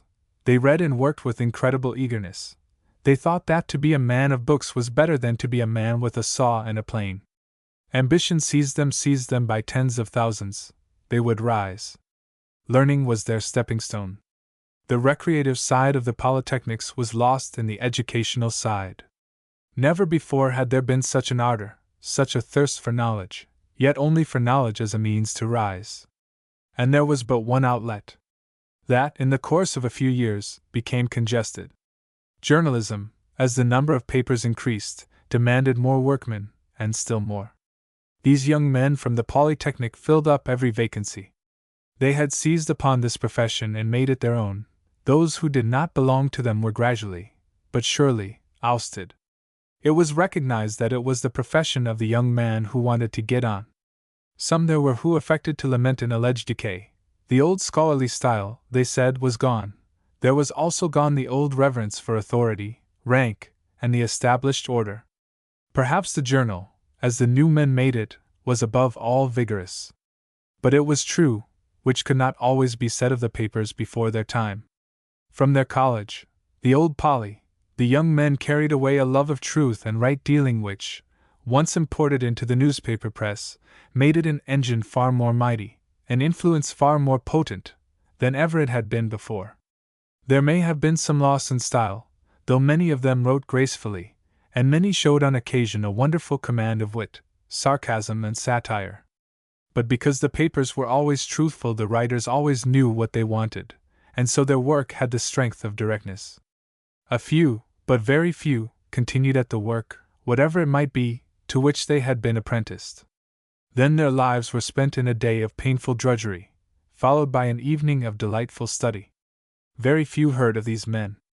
Now and then one would be discovered by a clergyman working in his parish. Now and then one emerged from obscurity by means of a letter or a paper contributed to some journal. Most of them lived and died unknown. Yet there was one. His case is remarkable because it first set rolling the ball of reform. He was by trade a metal turner and fitter. He had the reputation of being an unsociable man because he went home every day after work and stayed there. He was unmarried and lived alone in a small, four-roomed cottage near Kilburn, one of a collection of workmen's villages. Here it was known that he had a room which he had furnished with a furnace, a table, shelves and bottles, and that he worked every evening at something. One day there appeared in a scientific paper an article containing an account of certain discoveries of the greatest importance, signed by a name utterly unknown to scientific men. The article was followed by others, all of the greatest interest and originality. The man himself had little idea of the importance of his own discoveries. When his cottage was besieged by leaders in the world of science, he was amazed. He showed his simple laboratory to his visitors. He spoke of his labors carelessly.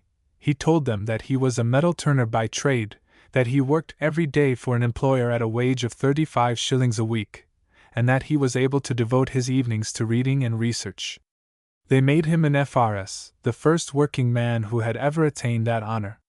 They tried to get him put upon the civil list, but the First Lord of the Treasury had already, according to the usual custom, given away the annual grant made by the House for Literature, Science and Art, to the widows and daughters of civil servants. This attempt failing, the Royal Society, in order to take him away from his drudgery, created a small sinecure post for him, and in this way found an excuse for giving him a pension. Then some writer in a London daily asked how it was that with his genius for science, which, it was now recalled, had been remarked while he was a student at the South London Poly, this man had been allowed to remain at his trade. And the answer was, because there is no opening for such an one. It is very astonishing, when we consider the obvious nature of certain truths, to remark how slow man is to find them out. Now, this exclusion of all those who could not afford to pay his toll to the man at the gate had, up to that moment, been accepted as if it were a law of nature. As in other things, men said if they talked about the matter at all, what is, must be. What is, shall be. What is, has always been. What is, has been ordained by God Himself. There is nothing more difficult than to effect a reform in men's minds. The reformer has, first, to persuade people to listen. Sometimes he never succeeds, even in this, the very beginning. When they do listen, the thing, being new to them, irritates them. They therefore call him names. If he persists, they call him worse names. If they can, they put him in prison, hang him, burn him. If they cannot do this, and he goes on preaching new things, they presently begin to listen with more respect. 1 or 2 converts are made. The reformer expands his views. His demands become larger. His claims far exceed the modest dimensions of his first timid words. And so the reform, bit by bit, is effected. At first, then, the demand was for nothing more than an easier entrance into the scientific world. This naturally rose out of the case. Let us, they said, take care that to such a man as this any and every branch of science shall be thrown open. But for that purpose it is necessary that scholarships, whether given at school or college, shall be sufficient for the maintenance as well as for the tuition fees of those who hold them. These scholarships, it was argued, had been founded for poor students, and belonged to them. All the papers took up the question, and all, with 1 or 2 exceptions, were in favor of restoring, that was the phrase, his scholarships, his, it was said, assuming that they were his originally, to the poor man. In vain was it pointed out that these scholarships had been for the most part founded in recent times when public schools and universities had long become the property of the richer class, and that they were needed as aids for those who were not rich, not as means of maintenance for those who wanted to rise out from one class into another. The cry was raised at the general election. The majority came into power pledged to the hilt to restore his scholarships to the poor student. Then, of course, a compromise was effected. There was created a class of scholarships at certain public schools for which candidates had to produce evidence that they possessed nothing, and that their parents would not assist them. Similar scholarships were created at Oxford and Cambridge, out of existing revenues, and it was hoped that concessions opening all the advantages that the public schools and universities had to give would prove sufficient.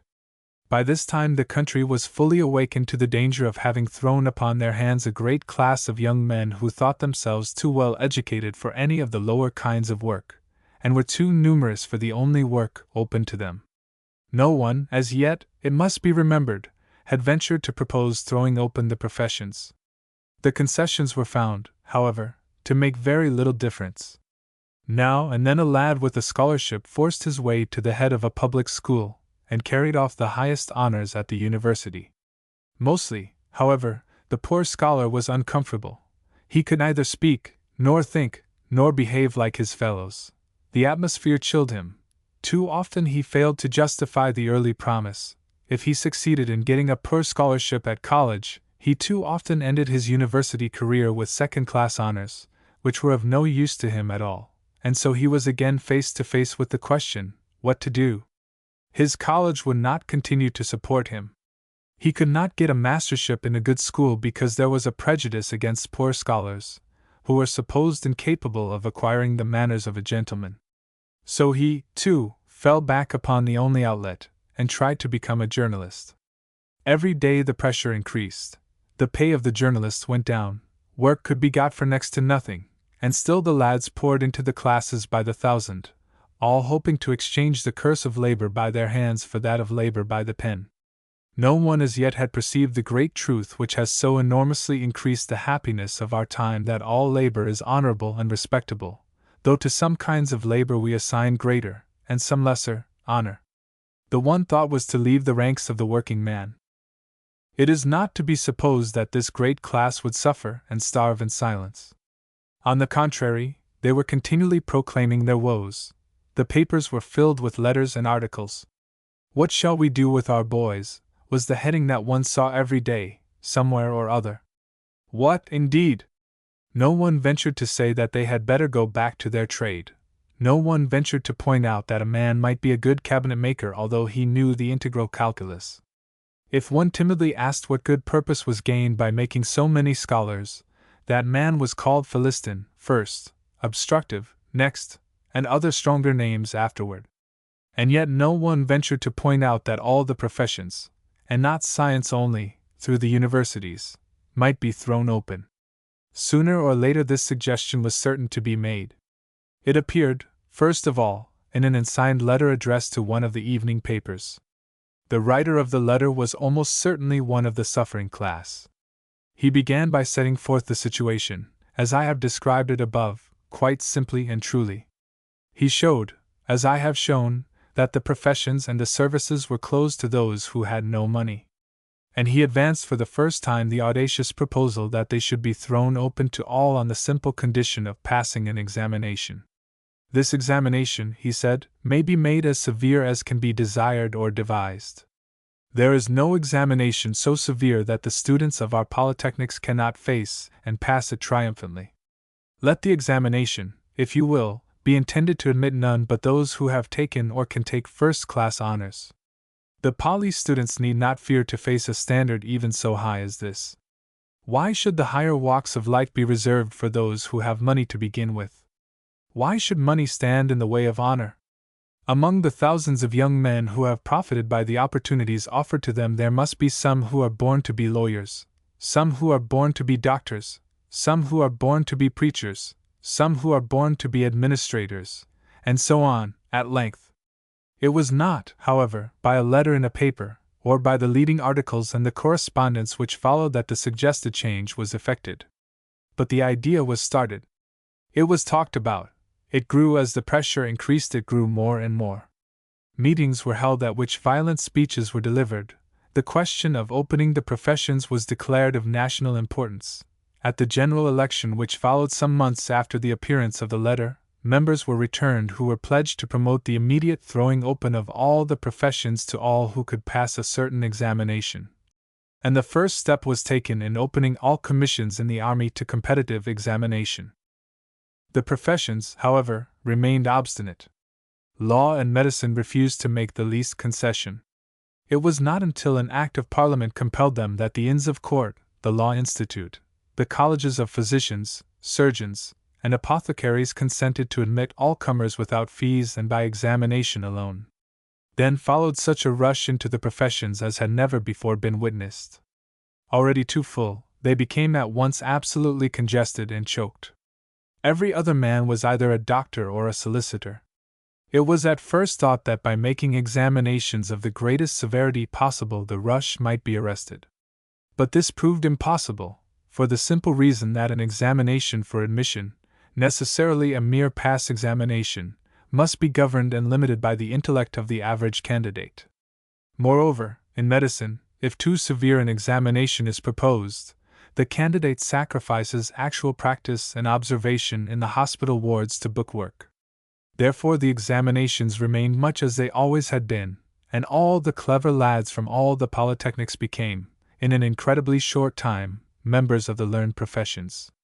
There can be no doubt that the bench and the bar, that medicine and surgery, owe to the emancipation of the professions many of their noblest members.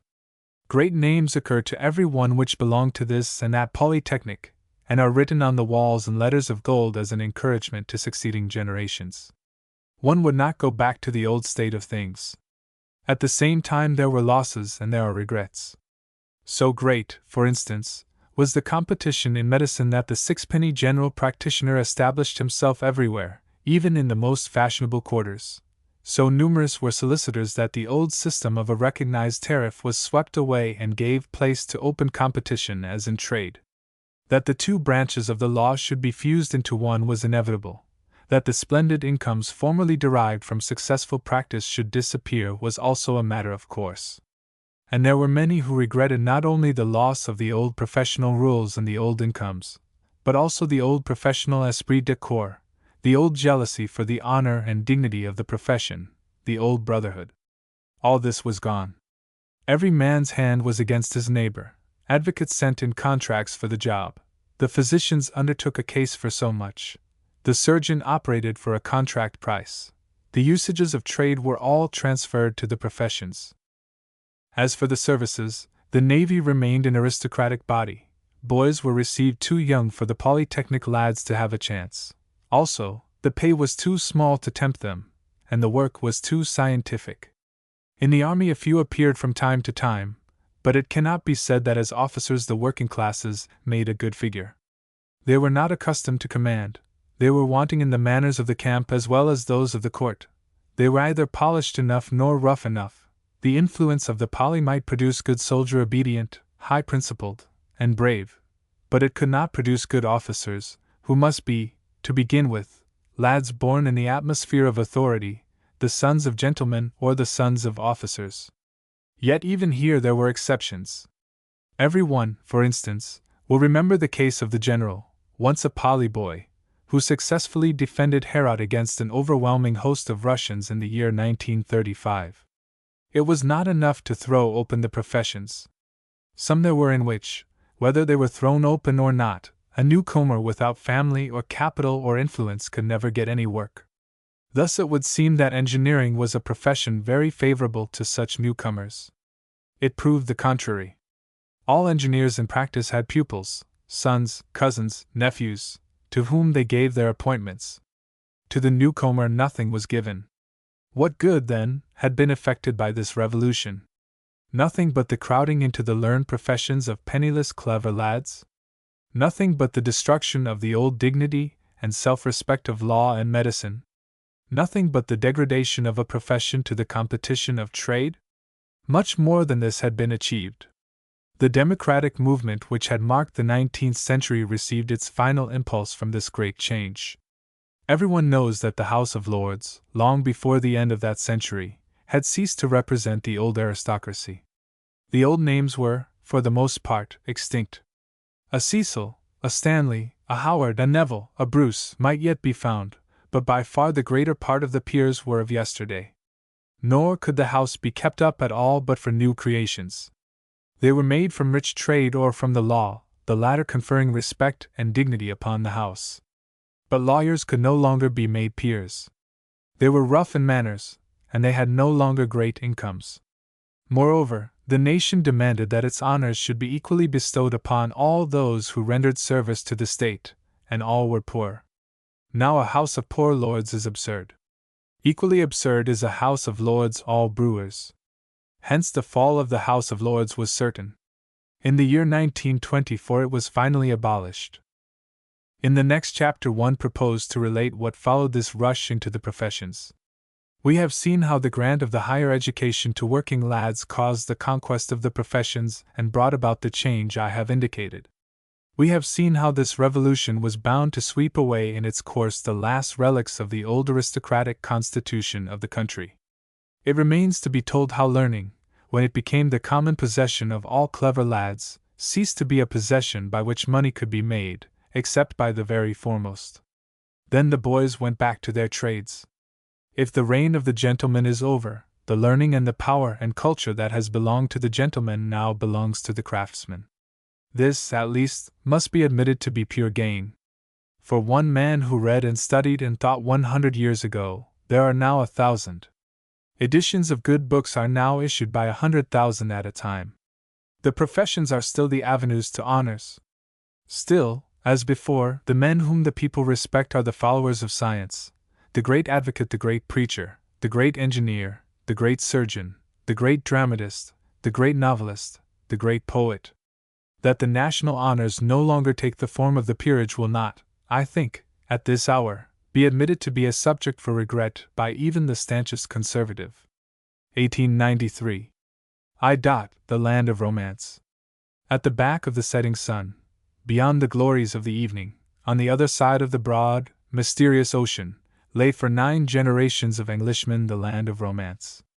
It began, for the English youth, to be the land of romance from the very day when John Cabot discovered it. For the Bristol merchants it continued to be their land of romance while every sailor captain discovered new rivers, new gulfs, and new islands, and went in search of new northwest passages, while the rovers, freebooters, privateers and buccaneers put out in their crazy, ill-found craft to rob and slay the Spaniard, while the mystery of the unknown still lay upon it, long after the mystery had mostly gone out of it, save for the mystery of the Aztec.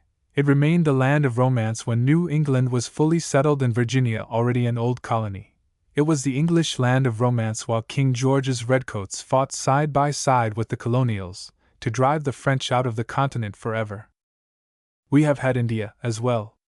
Surely, in the splendid story of the long struggle with France for the Empire of the East, in the achievements of our soldiers, in the names of Clive, Lawrence, Havelock, in the setting of the peace, so to speak, in its people, its wisdom, its faith, its cities, its triumphs, its costumes, its gold and silver and precious stones and costly stuffs, there is material wherewith to create a romance of its own, sufficient to fire the blood and stir the pulse and light the eye.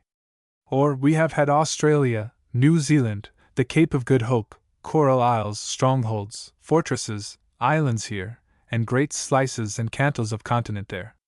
We have had all these possessions, but round none of these places has there grown up the romance which clung to the shores of America, from the mouth of the Orinoco round the Spanish Main, and from Florida to Labrador. This romance formerly belonged to the whole of our people. In their imaginations, in their dreams, they turned to America. There came a time when this romance was destroyed violently and suddenly, and apparently forever. In another shape it has grown up again, for some of us. It is taking fresh root in some hearts, and putting forth new branches with new blossoms, to bear new fruit. America may become, once more, the land of romance to the Englishman. I say with intent, the Englishman. For, if you consider, it was the Englishman, not the Scot or the Irishman, who discovered America by means of John Cabot and his Bristol merchants, not to speak of Leif, the son of Eric, or of Maddock, the Welshman. It was the Englishman, not the Scot or the Irishman, who fought the Spaniard, who sent planters to Barbados, who settled colonists and convicts in Virginia. From England, not from Ireland or Scotland, went forth the Pilgrims and the Puritans. While the Scottish gentlemen were still taking service in foreign courts, as, for example, the Admirable Crichton with the Duke of Mantua, the young Englishman was sailing with Cavendish or Drake. He was fighting and meeting death under desperadoes, such as Oxenham. He was even, later on, serving with Illinois' Kid, or Henry Morgan. All the history of North America before the War of Independence is English history. Scotland and Ireland hardly came into it until the 18th century. Till then their only share in American history was the deportation of rebels to the plantations. The country was discovered by England, colonized by England. It was always regarded by England as specially her own child. The sole attempt made by Scotland at colonization was a failure, and to this day it is England that the descendants of the older American families regard as the cradle of their name and race. As for the men who created this romance, they belonged to a time when the world had renewed her youth, put the old things behind, and begun afresh, with new lands to conquer, a new faith to hold, new learning, new ideas, and new literature. Those who sit down to consider the Elizabethan age presently fall to lamenting that they were born 300 years too late to share those glories. Their hearts, especially if they are young, beat the faster only to think of Drake. They long to climb that tree in the Cordilleras and to look down, as Drake and Oxenham looked down, upon the old ocean in the east and the new ocean in the west. They would like to go on pilgrimage to Nombre de Dios. Brothers, what a jest was that, and to Cartagena, where Drake took the great Spanish ship out of the very harbor, under the very nose of the Spaniard. They would like to have been on board the Golden Hind, when Drake captured that nobly laden vessel, Our Lady of the Conception, and used her cargo of silver for ballasting his own ship. Drake, the dragon, is the typical English hero. He is Galahad in the court of the Lady Gloriana. He is one of the long series of noble knights and valiant soldiers, their lives enriched and aglow with splendid achievements, who illumined the page of English history, from King Alfred to Charles Gordon. The first and greatest of the Elizabethan knights is Drake, but there were others of nearly equal note. What of Raleigh, who actually founded the United States by sending the first colonists to Virginia, the country where the grapes grew wild? What of Martin Frobisher and Humphrey Gilbert? What of Cavendish? What of Captain Amadas? What of Davis and half a score more? The exploits and victories and discoveries, in many cases, the disasters and death, of these sea dogs filled the country from end to end with pride, and every young, generous heart with envy. They, too, would sail westward to fight the Spaniard, 80 of Englishmen against 1,000 Dons, and sail home again, heavy laden with the silver ingots of Peru, taken at Palenque or Nombre de Dios. Kingsley has written a book about these adventurers. A very good book it is, but his pictures are marred with the touch of the ecclesiastic. We need not suppose that the young men sat always Bible in hand, talked like seminarists, or thought like curates. The rovers who sailed with Drake and Raleigh had their religion, like their rations, served out to them. Sailors always do. Drake, the captain, might and did consult the Bible for encouragement and hope. Even he, however, reserved the right of using profane oaths. That right survived the older form of faith. In a word, the Elizabethan sailor, although a Protestant, was, in all respects, like his predecessor, save that on this new battlefield he was filled with a larger confidence and an audacity almost incredible to read of, almost impossible to think upon. This was the first phase of the romance which grew up along the shores of America. So far it belongs to the Spanish Main and to the Isthmus of Panama. The romance remained when the Elizabethans passed away. They were followed by the buccaneers, privateers, maroonists, and pirates, a degenerate company, but not without their picturesque side. Pierre Legrand, Francois l'Illinois, Henry Morgan, are captains only 1 degree more piratical than Drake and Raleigh. Edward Teach, Kidd, Avery, Bartholomew Roberts were pirates only because they plundered ships English and French as well as Spanish. That they were roaring, reckless, debauched villains as well, detracted little from the renown with which their names and exploits were surrounded, and that they were mostly hanged in the end was an accident common to such a life. The men under Drake were also sometimes hanged, though they were mostly killed by sword, bullet, or fever. The romance remained. The lad who would have enlisted under Drake found no difficulty in joining Morgan, and if the occasion offered, he was ready to join the bold Captain Kidd with alacrity. The 17th century furnished another kind of romance. It was the century of settlement. In the year 1606, after Sir Walter Raleigh had led the way, the Virginia Company sent out the Susan Constant with 2 smaller ships, containing a handful of colonists. They settled on the James River. Among them was John Smith, an adventurer and freelance quite of the Elizabethan strain. In him John Oxenham lived again. We all know the story of Captain John Smith. He began his career by killing Turks. He continued it by exploring the creeks and rivers of Virginia, with endless adventures. Sometimes he was a prisoner of the Indians. Once, if his own account is true, he was rescued from imminent death by the intervention of Pocahontas, called Princess, or Lady Rebecca. He explored Chesapeake Bay, and he gave the name of New England to the country north of Cape Cod. Such histories, of which this is only one, kept alive in England the adventurous spirit and the romance of the West. The dream of finding gold had vanished. What belonged to the present were the things done and suffered in His Majesty's plantations with all that they suggested. It is most certain that in every age there are thousands who continually yearn for the way of war and the life of battle. Mostly, they fail in their ambitions because in these times the nations fear war. In the 17th century there was always good fighting to be got somewhere in Europe. If everything else failed, there were the American colonies and the Indians. Plenty of fighting always among the Indians. Besides the romance of war, there was the romance of religious freedom. Everybody in America knows the story of the Mayflower and her pilgrims in 1620, and the coming of the Puritans in 1630 under John Winthrop and the Massachusetts Company.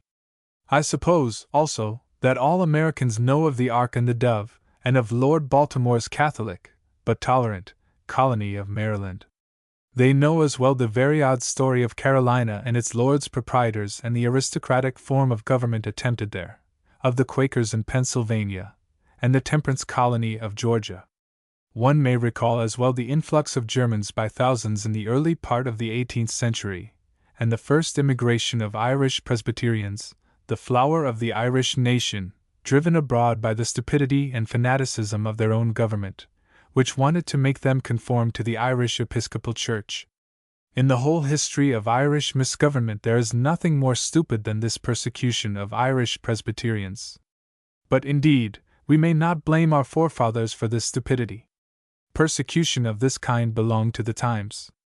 It seems to us inconceivably stupid that men should be exiled because they would not acknowledge the authority of a bishop, but out of Maryland, there was nowhere any real religious toleration. The dream of every sect was to trample down and to destroy all other sections. Our people in Ireland were no worse than the people of Salem and Boston. Religious toleration was not yet understood. Therefore, it was only playing the game according to the laws of the game when the United Kingdom threw away tens of thousands, the strongest, the most able, the most industrious, the most loyal, of her Irish subjects, because they would not change one sect for another, and retained the Roman Catholics, hereditary rebels, who were numerically too strong to be turned out. All these things are perfectly well known to the American reader. But is it also well known to the American reader? Has he ever asked himself how these things affected and impressed the mind of England? In this way, the land of romance was no longer the fable land where a dozen Protestant soldiers, headed by the invincible dragon, could drive out a whole garrison of Catholic Spaniards and sack a town. It had ceased to be another Ophir and a richer Golconda, but it was the land of religious freedom. The Church of England and Ireland, by law established, had no power across the ocean. America, to the nonconformist of the 17th century, was a haven and a refuge ever open in case of need. The history of nonconformity shows the vital necessity of such a refuge. The very existence of free America gave to the English nonconformists strength and courage. Such a persecution as that of the Irish Presbyterians became impossible when it had been once demonstrated that, should the worst happen, the persecuted religionists would escape by voluntary exile. That the spirit of persecution long survived is proved by the lingering among us down to our own days of the religious disabilities. Within the memory of living men, no one outside the Church of England could be educated at a public school, could take a degree at Oxford or Cambridge, could hold a scholarship or a fellowship at any college, could become a professor at either university, could sit in the House of Commons, could be appointed to any municipal office, could hold a commission in the army or navy.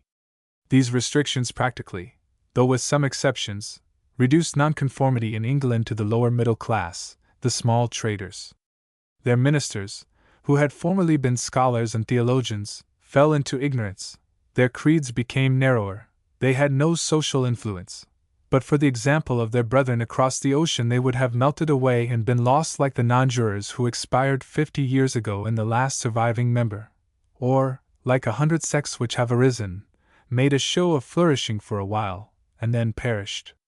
They were sustained, first, by the memory of a victorious past, next, by the tradition of religious liberty, and thirdly, by the report of a country, a flourishing country, where there were no religious disabilities, no social inferiority on account of faith and creed.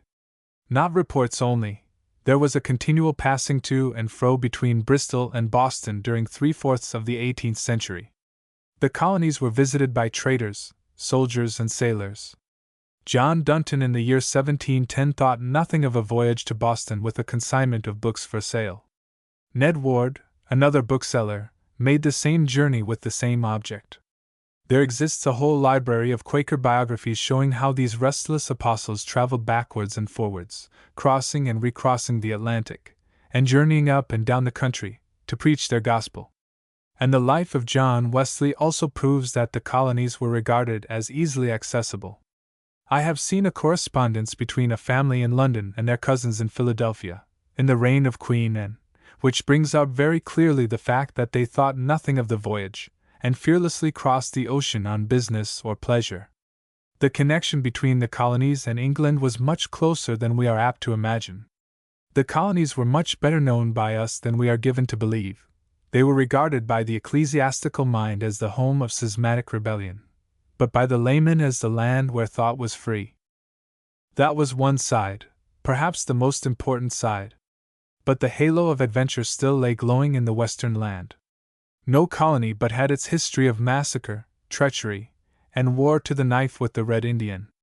Long before the time of Fenimore Cooper the English lad could read stories of dreadful tortures, of heroic daring, of patience and endurance, of revenges fierce, of daily and hourly peril. The blood of the dragon ran yet in English veins. America was still to the heirs and successors of that great heart the land of romance, and the land of gallant fights.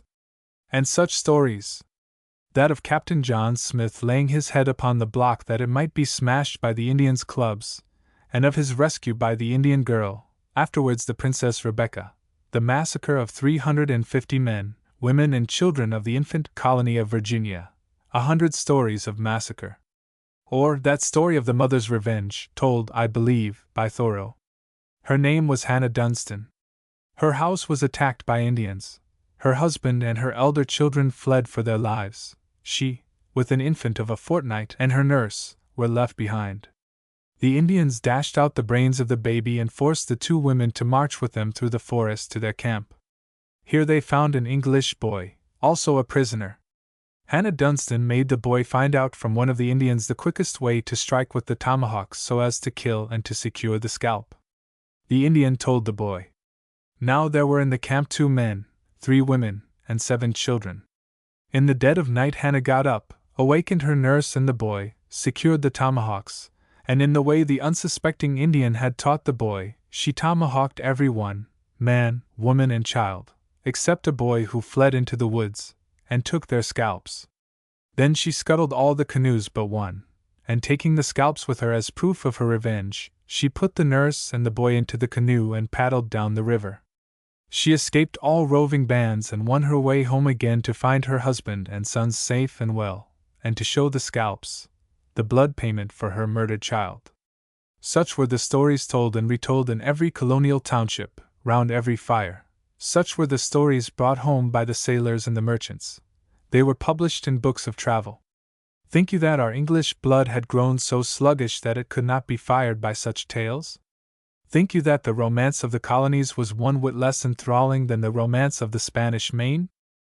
I say nothing of the wars in which the British troops and the colonial, side by side, at last succeeded in driving the French out of the country. They belong to the history of the 18th century and to the expansion of the English-speaking race. But for them, North America would now be half French and a quarter Spanish. These, however, were regular wars, with no more romance about them than belongs to war wherever it is conducted according to the war game of the day.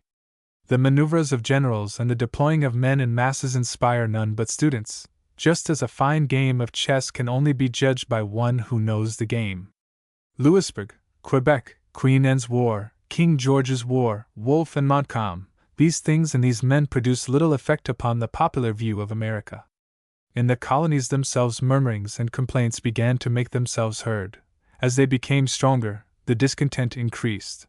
But they did not reach the ear of the average Englishman, who still looked across the ocean and still saw the country bathed in all the glories of the West. Then, violently, suddenly, all this romance which had grown up around and after so much fighting, so many achievements, was broken off and destroyed. It perished with the War of Independence. It was no longer possible when the colonies had become not only a foreign country, but a country bitterly hostile. The romance of America was dead. After the war was over, with much humiliation and shame for the nation, the better part of which had been against the war from the outset, the country turned for consolation to the East. But, as has been said above, neither India, nor Australia, nor New Zealand, has ever taken such a place in the affections of our country as that continent which was planted by our own sons, for whose safety and freedom from foreign enemies we cheerfully spent treasure incalculable and lives uncounted. Then came the long 23 years' war in which Great Britain, for the most part single-handed, fought for the freedom of Europe against the most colossal tyranny ever devised by a victorious captain. No nation in the history of the world ever carried on such a war, so stubborn, so desperate, so vital. Had Great Britain failed, what would now be the position of the world? The victories, the defeats, the successes, the disasters, which marked that long struggle, at least made our people forget their humiliation in America. The final triumph gave us back, as it was certain to do, more than our former pride, more than our old self-reliance. America was forgotten, the old love for America was gone. How could we remember our former affections when, at the very time when our need was the sorest, when every ship, every soldier, every sailor that we could find, was wanted to break down the power of the man who had subjugated the whole of Europe, except Russia and Great Britain, the United States, the very land of liberty? did her best to cripple the armies of liberty by proclaiming war against us? And now, indeed, there was nothing left at all of the old romance. It was quite dead. In the popular imagination all was forgotten, except that on the other side of the Atlantic lived an implacable enemy, whose rancor, it then seemed to our people, was even greater than their boasted love of liberty. I take it that the very worst time in the history of the relation of the United States with this country was the first half of this century. There was very little intercourse between the countries. There were very few travelers. There was ignorance on both sides, with misunderstandings, willful misrepresentations, and deliberate exaggerations. Remember how Nathaniel Hawthorne speaks about the English people among whom he lived. Read how Thoreau speaks of us when he visits Quebec. Is that time past? Hardly.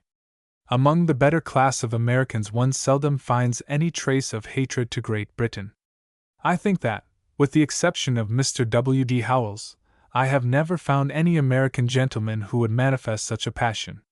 But, as regards the lower class of Americans, it is reported that there still survives a meaningless, smoldering hostility. The going and the coming, to and fro, are increasing and multiplying.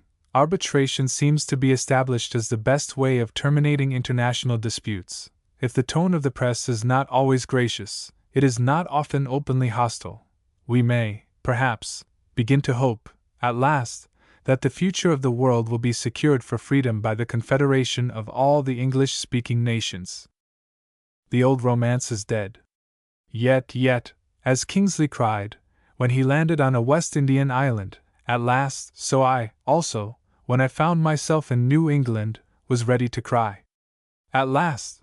The old romance is not everywhere dead, since there can be found one Englishman who, when he stands for the first time on New England soil, feels that one more desire of his life has been satisfied.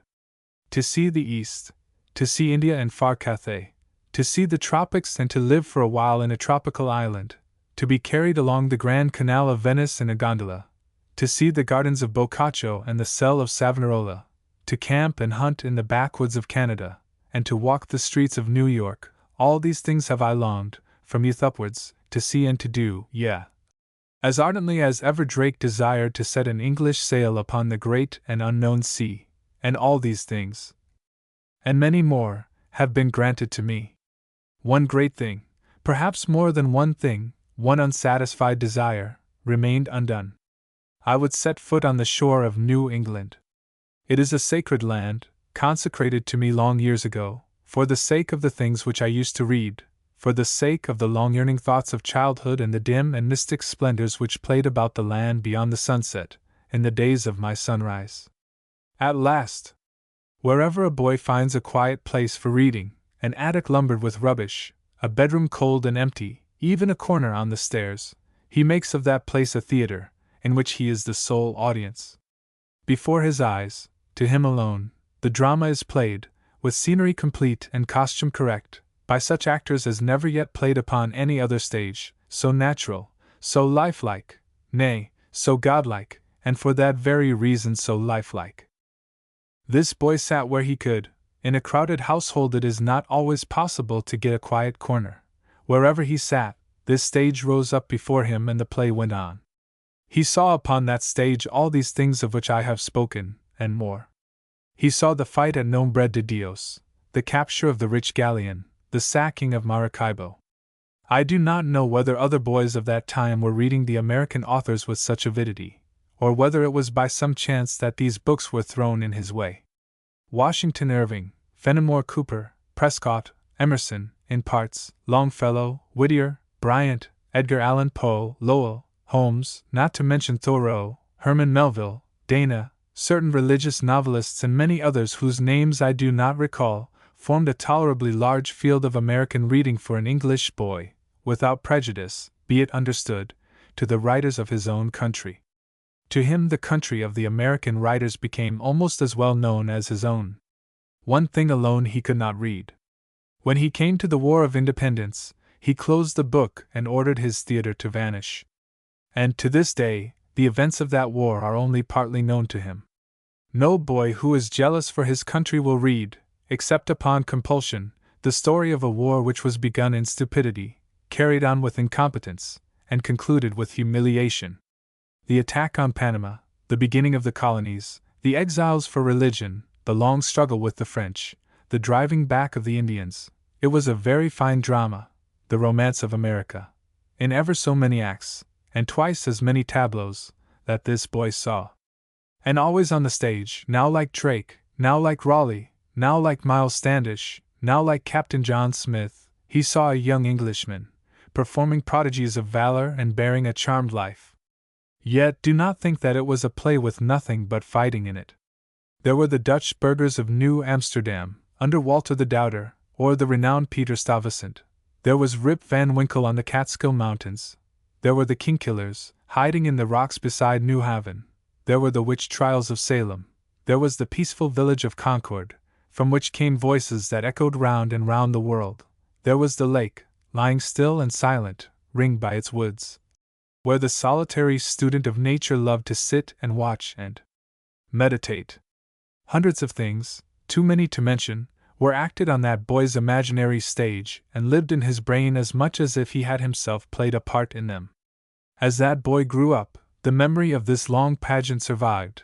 There fell upon him the desire to see some of the places. Such a desire, if it is not gratified, dies away into a feeble spark, but it can always be blown again into a flame. This year the chance came to the boy, now a graybeard, to see these places, and the spark flared up again, into a bright, consuming flame. I have seen my land of romance. I have traveled for a few weeks among the New England places, and with a sigh of satisfaction and relief, I say with Kingsley, at last. This romance, which belonged to my boyhood, and has grown up with me, and will never leave me, once belonged then, more or less, to the whole of the English people. Except with those who, like me, have been fed with the poetry and the literature of America, this romance is impossible. I suppose that it can never come again. Something better and more stable, however, may yet come to us, when the United States and Great Britain will be allied in amity as firm as that which now holds together those federated states. The thing is too vast, it is too important, to be achieved in a day, or in a generation. But it will come, it will come, it must come, it must come. Asia and Europe may become Chinese or Cossack, but our people shall rule over every other land, and all the islands, and every sea. 2. The land of reality. When a man has received kindnesses unexpected and recognition unlooked for from strangers and people in a foreign country on whom he had no kind of claim, it seems a mean and pitiful thing in that man to sit down in cold blood and pick out the faults and imperfections, if he can descry any, in that country. The cad with the kodak, where did I find that happy collocation, is to be found everywhere, that is quite certain. Every traveler, as is well known, feels himself justified after 6 weeks of a country to sit in judgment upon that country and its institutions, its manners, its customs, and its society. He constitutes himself an authority upon that country for the rest of his life. Do we not know the man who has been there? Lord Palmerston knew him. Beware, he used to say, of the man who has been there. As Secretary of State for Foreign Affairs, he was privileged to make quite a circle of acquaintance with the men who had been there, and he estimated their experience at its true value. The man who has been there very seldom speaks its language with so much ease as to understand all classes. He has therefore no real chance of seeing and understanding things otherwise than as they seem. When an Englishman travels in America, however, he can speak the language. Therefore, he thinks that he really does understand the things he sees. Does he? Let us consider. To understand the true meaning of things in any strange land is not to see certain things by themselves, but to be able to see them in their relation to other things. Thus, the question of price must be taken with the question of wage, that of supply with that of demand, that of things done with the national opinion on such things, that of the continued existence of certain recognized evils with the conditions and exigencies of the time, and so on. Before an observer can understand the relative value of this or that, he must make a long, and sometimes a profound study of the history of the country, the growth of the people, and the present condition of the nation. It is obvious that it is given to very few visitors to conduct such an investigation. Most of them have no time, very very few have the intellectual grasp necessary for an undertaking of this magnitude. It is obvious, therefore, that the criticism of a 2 months' traveler must be worthless generally, and impertinent almost always. The Kodak, you see, in the bands of the cads, produces mischievous and misleading pictures. Let us take 1 or 2 familiar instances of the dangers of hasty objection. Nothing worries the average American visitor to Great Britain more than the House of Lords, and generally, the national distinctions.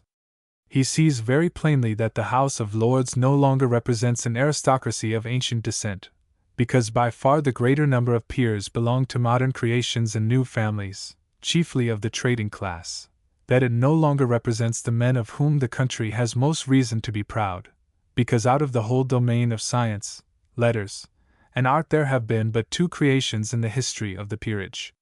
He sees, also, that an Englishman has, apparently, only to make enough money in order to command a peerage for himself, and the elevation to a separate caste of himself and his children forever.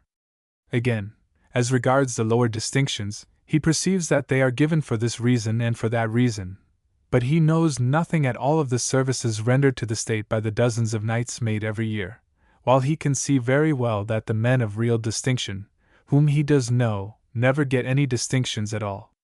These difficulties perplex and irritate him. Probably he goes home with a hasty generalization. But the answer to these objections is not difficult.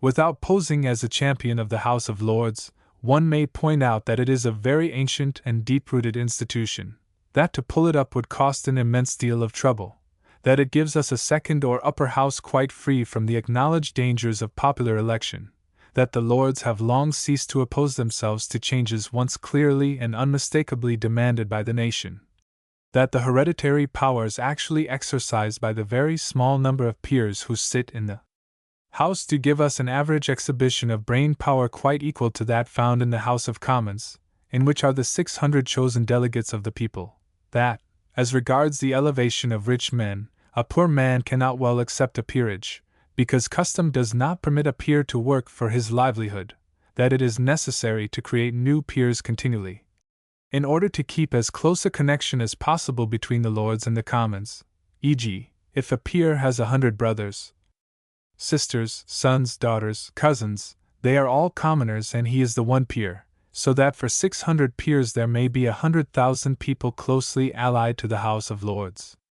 Again, as to the habitual contempt with which the advisers of the Crown pass over the men who by their science, art, and literature bring honor upon their generation, the answer is, that when the newspaper press thinks fit to take up the subject and becomes as jealous over the national distinctions as they are now over the national finances, the thing will get itself righted. And not till then. I instance this point and these objections as illustrating what is often said, and thought, by American visitors who record their first impressions. The same kind of danger, of course, awaits the English traveler in America. If he is an unwise traveler, he will note, for admiring or indignant quotation, many a thing which the wise traveler notes, only with a query and the intention of finding out, if he can, what it means or why it is permitted.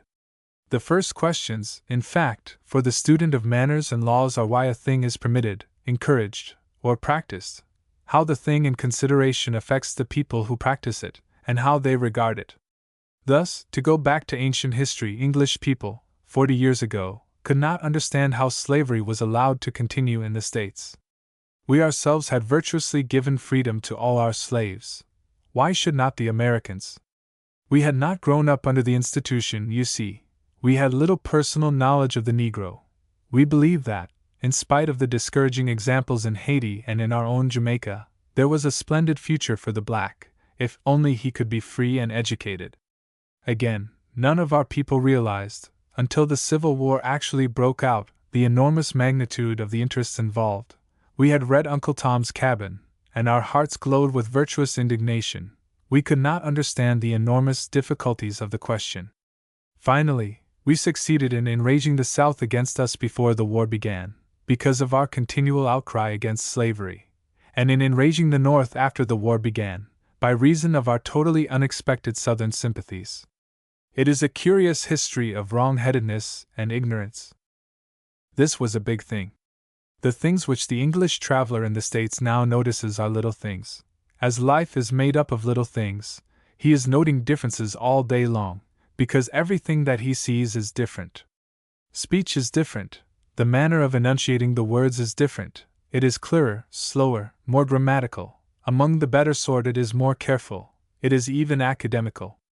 We English speak thickly, far back in the throat, the voice choked by beard and mustache, and we speak much more carelessly. Then the way of living at the hotels is different. The rooms are much, very much, better furnished than would be found in towns of corresponding size in England, e.g., at Providence, Rhode Island, which is not a large city, there is a hotel which is most beautifully furnished, and at Buffalo, which is a city half the size of Birmingham, the hotel is perhaps better furnished than any hotel in London. An immense menu is placed before the visitor for breakfast and dinner. There is an embarrassment of choice. Perhaps it is insular prejudice which makes one prefer the simple menu, the limited choice, and the plain food of the English hotels. At least, rightly or wrongly, the English hotels appear to the English traveler the more comfortable. I return to the differences. In the preparation and the serving of food there are differences. The midday meal, far more in America than in England, is the national dinner. In most American hotels that received us we found the evening meal called supper, and a very inferior spread it was, compared to the 1 o'clock service. In the drinks there is a difference. The iced water which forms so welcome a part of every meal in the States is generally the only drink. It is not common, out of the great cities, to see claret on the table. There are differences in the conduct of the trains and in the form of the railway carriages.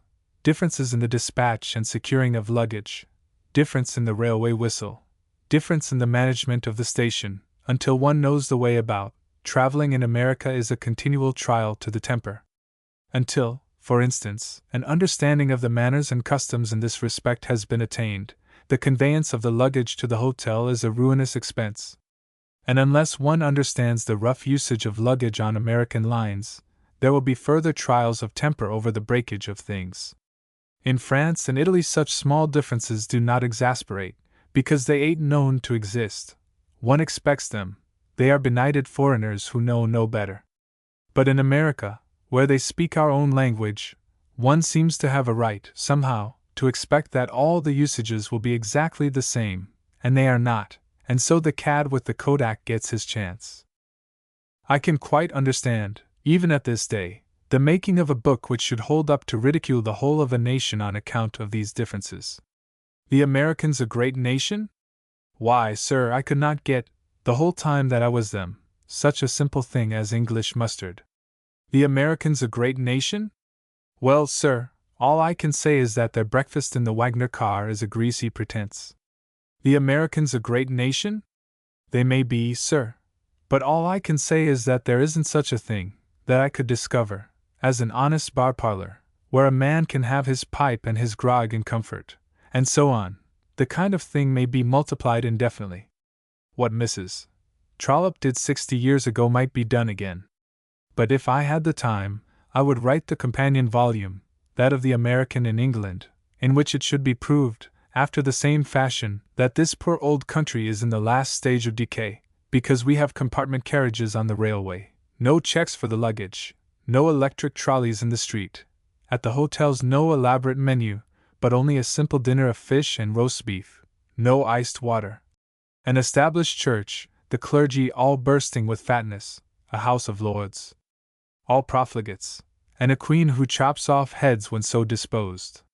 It would also be noted, as proving the contemptible decay of the country, that a large proportion of the lower classes omit the aspirate, that rough holiday-makers laugh and sing and play the accordion as they take their trips abroad, that the factory girls wear hideous hats and feathers, that all classes drink beer, and that men are often seen rolling drunk in the streets.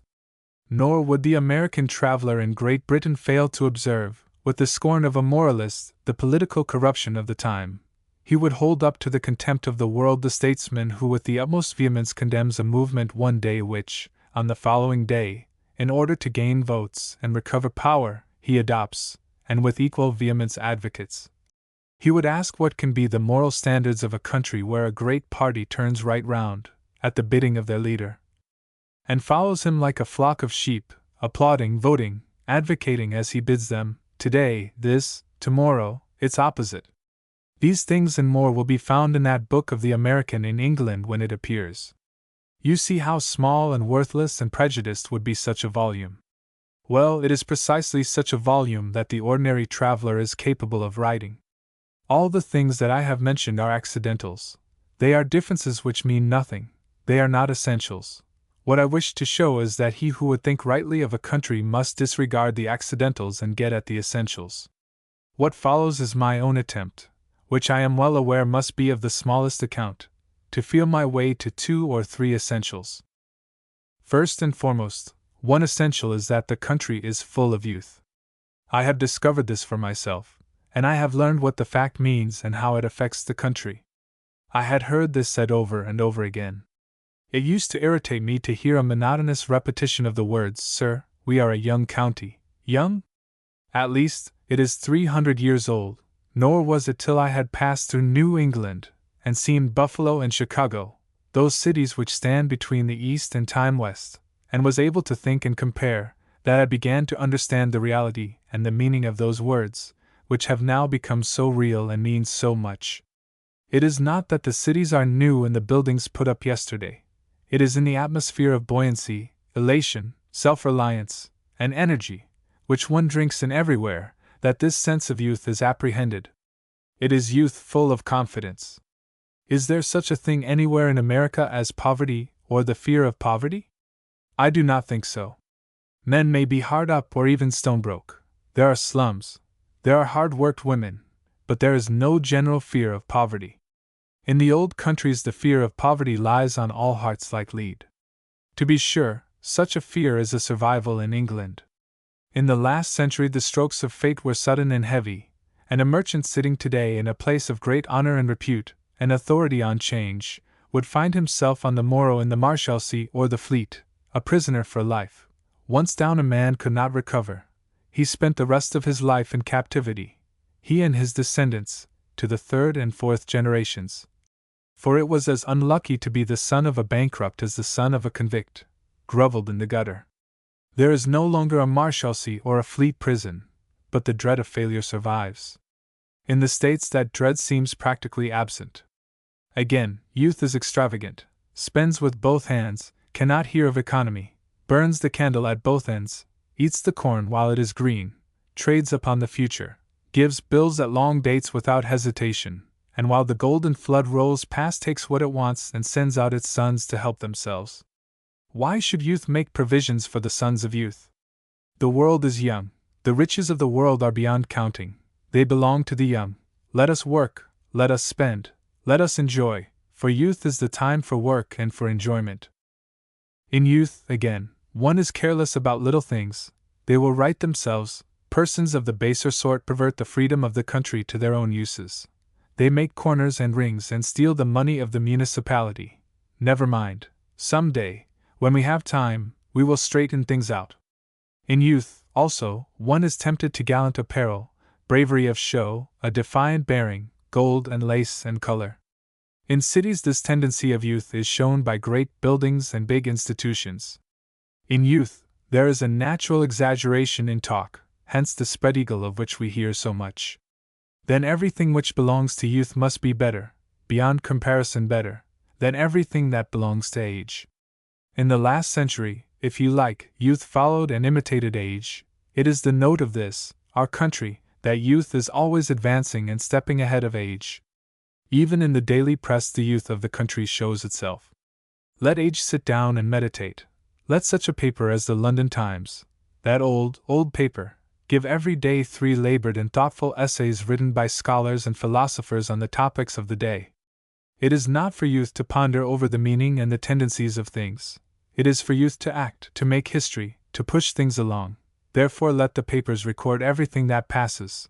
Perhaps when the country is old, when the time comes for meditation, the London Times may be imitated, and even a weekly collection of essays, such as the Saturday Review or the Spectator, may be successfully started in the United States.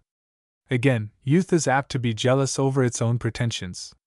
Perhaps this quality also might be illustrated, but for obvious reasons, we will not press this point. Lastly, youth knows nothing of the time which came immediately before itself. It is not till comparatively late in life that a man connects his own generation, his own history, with that which preceded him. When does the history of the United States begin? Not for the man of letters or the professor of history, but for the average man. It begins when the Union begins, not before. There is a very beautiful and very noble history before the Union. But it is shared with Great Britain. There is a period of gallant and victorious war, but beside the colonials marched King George's redcoats. There was a brave struggle for supremacy, and the French were victoriously driven out, but it was by English fleets and with the help of English soldiers. Therefore, the average American mind refuses to dwell on this period.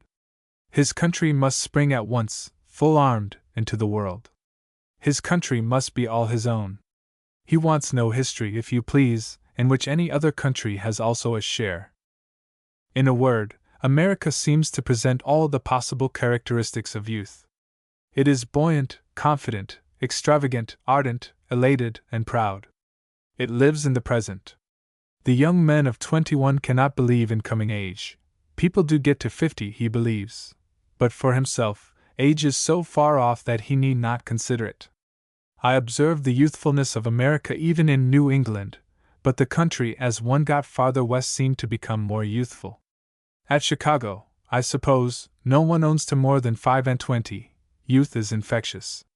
I felt myself while in the city much under that age.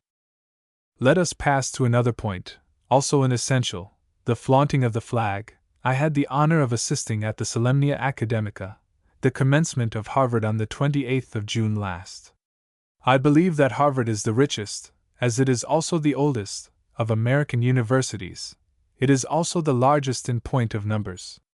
The function was celebrated in the college theater. It was attended by the governor of the state with the lieutenant governor and his aide-de-camp.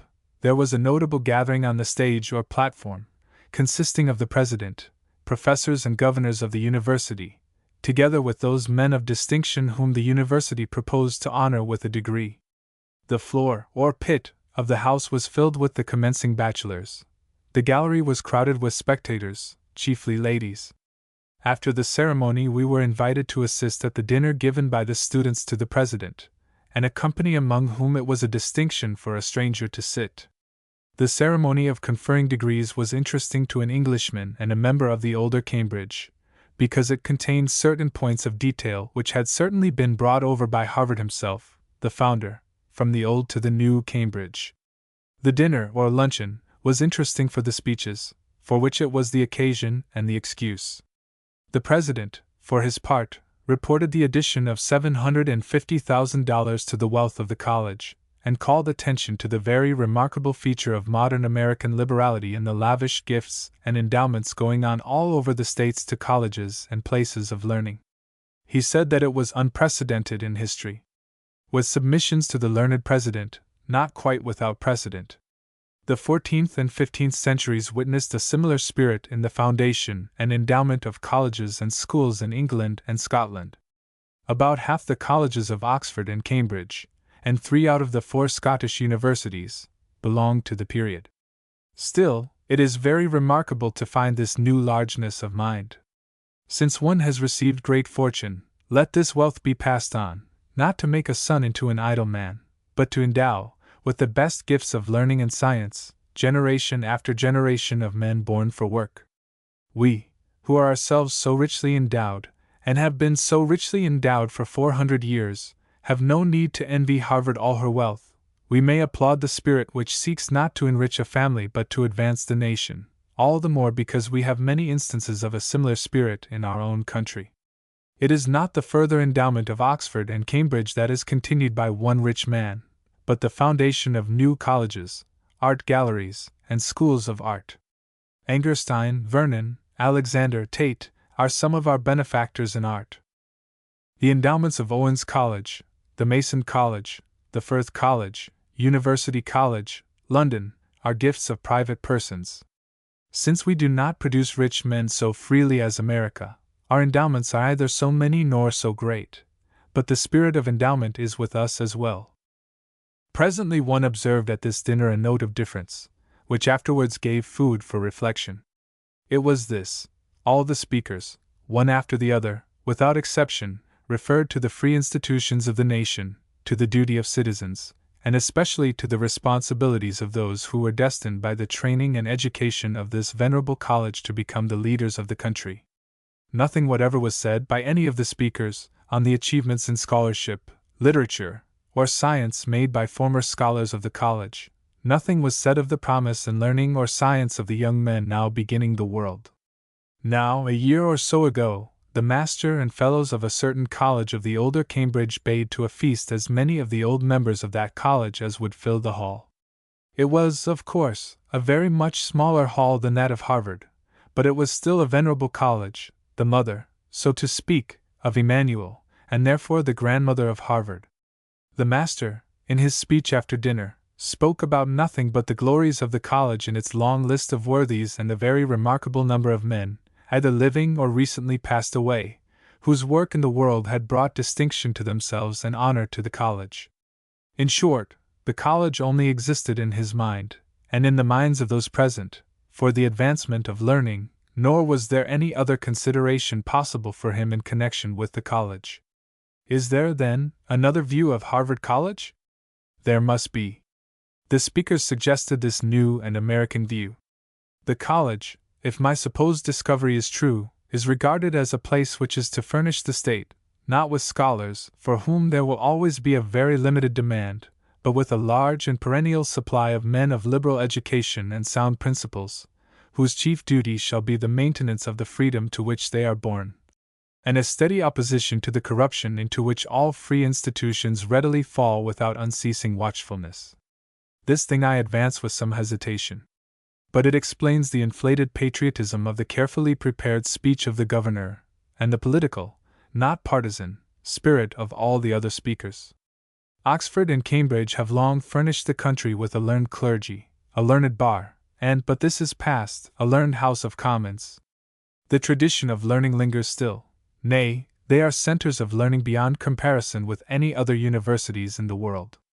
Harvard also, I suppose, provides a learned clergy, but its principal function, as its rulers seem to think, is to send out into the world every year a great body of young men fully equipped to be leaders in the country. This is its chief glory. To do this effectively, I take it, is the chief desire of the President and the Society. It cannot be denied that this is a very important duty, much more important, for a special reason, in the States than it is in Great Britain. I used to marvel, before making these observations, at the constant flying of the stars and stripes everywhere, at the continual reminding as to freedom. Are there, one asks, no other countries in the world which are free? In what single point is the freedom of the American greater than the freedom of the Briton, the Canadian, of the Australian? In none, certainly. Yet we are not forever waving the Union Jack everywhere, and calling each other brothers in our glorious liberty. Well, but let us think. In so vast a population, spread over so many states, each state being a different country, there will always be ignorant men, men ready to give up everything for a selfish advantage. There must always be a danger, unless it be continually met and beaten down, that the united may become the disunited states. Why, European statesmen used to look forward confidently to the disruption of the states from the Declaration of Independence down to the Civil War. It was a commonplace that the country must inevitably fall to pieces. The very possibility of a disruption is now not even thought of, the thing is never mentioned. Why is this? Surely, because the idea of federation is not only taught and ground in at the elementary schools, but because the flag of federation is always displayed as the chief glory of the nation at every place where 2 or 3 Americans are gathered together. The symbol you see is unmistakable. It means union, once for all. The word, the idea, the symbol, it must be always kept before the eyes of the people. It is in the wisdom of the rulers that the stars and stripes are forever flaunted before the eyes of the people. And it is not only the ignorant and the selfish among Americans themselves, it is the vast number of immigrants, increasing by 500,000 every year, who have to be taught what citizenship means. The outward symbol is the readiest teacher. Let them never forget that they live under the stars and stripes. Let them learn German, Norwegian, Italian, Irish, what it means to belong to the great republic. Is this all that a 2 months visitor can bring away from America? It is the most important part of my plunder. What else has been gathered up is hardly worth talking about, in comparison with these two discoveries which are, after all, perhaps only useful to myself: the discovery of the real youthfulness of the country, and the discovery of the real meaning and the necessity of the spread-eagle speeches and the flaunting of the flag in season and out of season. It may seem a small thing to learn, but the lesson has wholly changed my point of view. The fact is perhaps hardly worth recording. It matters little what a single Englishman thinks, but if he can induce others to think with him, or to modify their views in the same direction, it may matter a great deal. And, of course, an Englishman must think of his own future, that of his own country. Before many years the United Kingdom must inevitably undergo great changes. The vastness of the empire will vanish. Canada, Australia, New Zealand, South Africa will fall away and will become independent republics. What these little islands will become then, I know not. What will become of the English-speaking races, thus firmly planted over the whole globe, is a more important question. If a man had the voice of the silver-mouthed father, if a man had the inspiration of a prophet, it would be a small thing for that man to consecrate and expend all his life, all his strength, all his soul, in the creation of a great federation of English-speaking peoples. There should be no war of tariffs between them. There should be no possibility of dispute between them. There should be as many nations separate and distinct as might please to call themselves nations. It should make no difference whether Canada was the separate dominion of Canada, or a part of the United States. It should make no difference whether Great Britain and Ireland were a monarchy or a republic.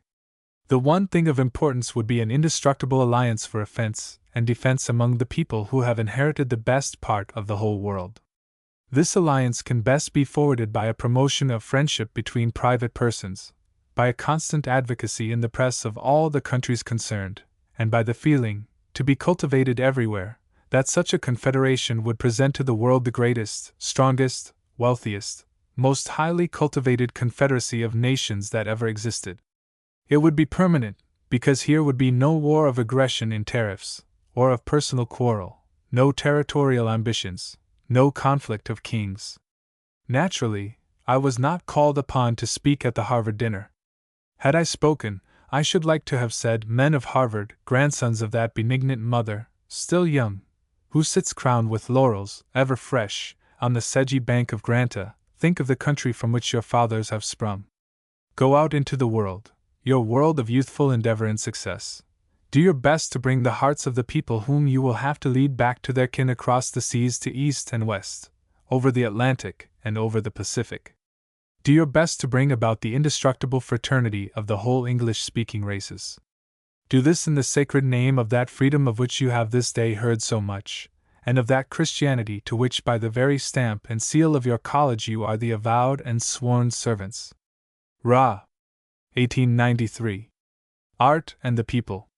Paper read at the Birmingham meeting of the Social Science Congress. There is a passage in one of the letters of Edward Denison which exactly interprets the dejection and oppression certain to fall upon one who seriously considers and personally investigates, however superficially, the condition of the poor in great cities. He writes from Philpott Street, Commercial Road, East London, and he says, "My wits are getting blunted by the monotony and ugliness of the place. I can almost imagine the awful effect upon a human mind of never seeing anything but the meanest and vilest of men and man's work, and of complete exclusion from the sight of God's works." The very exaggeration of these words shows the profound dejection of the writer, at a moment when his resolution to continue living in a place where there was neither nature nor art, nor beauty anywhere, weighed upon him like a penal sentence, so that the vileness of the surroundings entered into his soul and made him feel as if the men and women in the place, as well as their works, were all alike, mean, vile, and sordid. Edward Denison wrote these words 17 years ago. The place in which he lived is still ugly and monotonous, a small cross street leading from the back of the London Hospital into the Commercial Road, about as far from green fields and parks or gardens as can be found anywhere in London. There are still a good many of the vilest of man's works carried on in the neighborhood, especially the making of clothes for government contractors, and the making of shirts for private sweaters. But something has been attempted since Denison came here, the pioneer of a great invasion. Many others have followed his example, and are now, like him, living among the people. Clubs have been established, concerts and readings have been given, and excursions into the country, convalescent homes, and 1,000 different things have grown up for the amelioration of the poor. Better than all, there are now thousands of educated and cultivated men and women who are perpetually considering how existing evils may be remedied and new evils prevented. With philanthropic efforts, with the social questions connected with them, I have now nothing to do. We are at present only concerned with the question of art. We are to inquire how the love and desire for art may be introduced and developed, and to ask what has already been attempted in this direction. I would first desire to explain that I know absolutely nothing about the state of things in any other great city of Great Britain than one. What I say is based upon such small knowledge that I may have gained concerning London, and especially East London. As regards Birmingham, Manchester, Sheffield, Glasgow, and any other place where there is a great industrial population, I know nothing. If, therefore, exception be taken to any expressions of mine as applied to some other city, I beg it to be remembered that East London alone is in my mind. Even concerning East London exception may be taken to anything I may advance. That is because it is impossible to make any general proposition whatever of humanity considered in the mass except the elementary ones, such as that all must eat and sleep, to which objection may not be raised.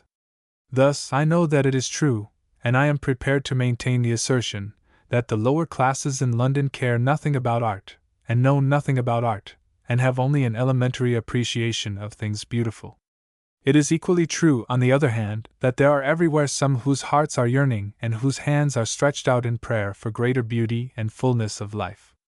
It is also, as a general statement, true that there are no amusements in East London, which contains 2.5 millions of people, has no municipality, and is the biggest, ugliest, and meanest city in the whole world.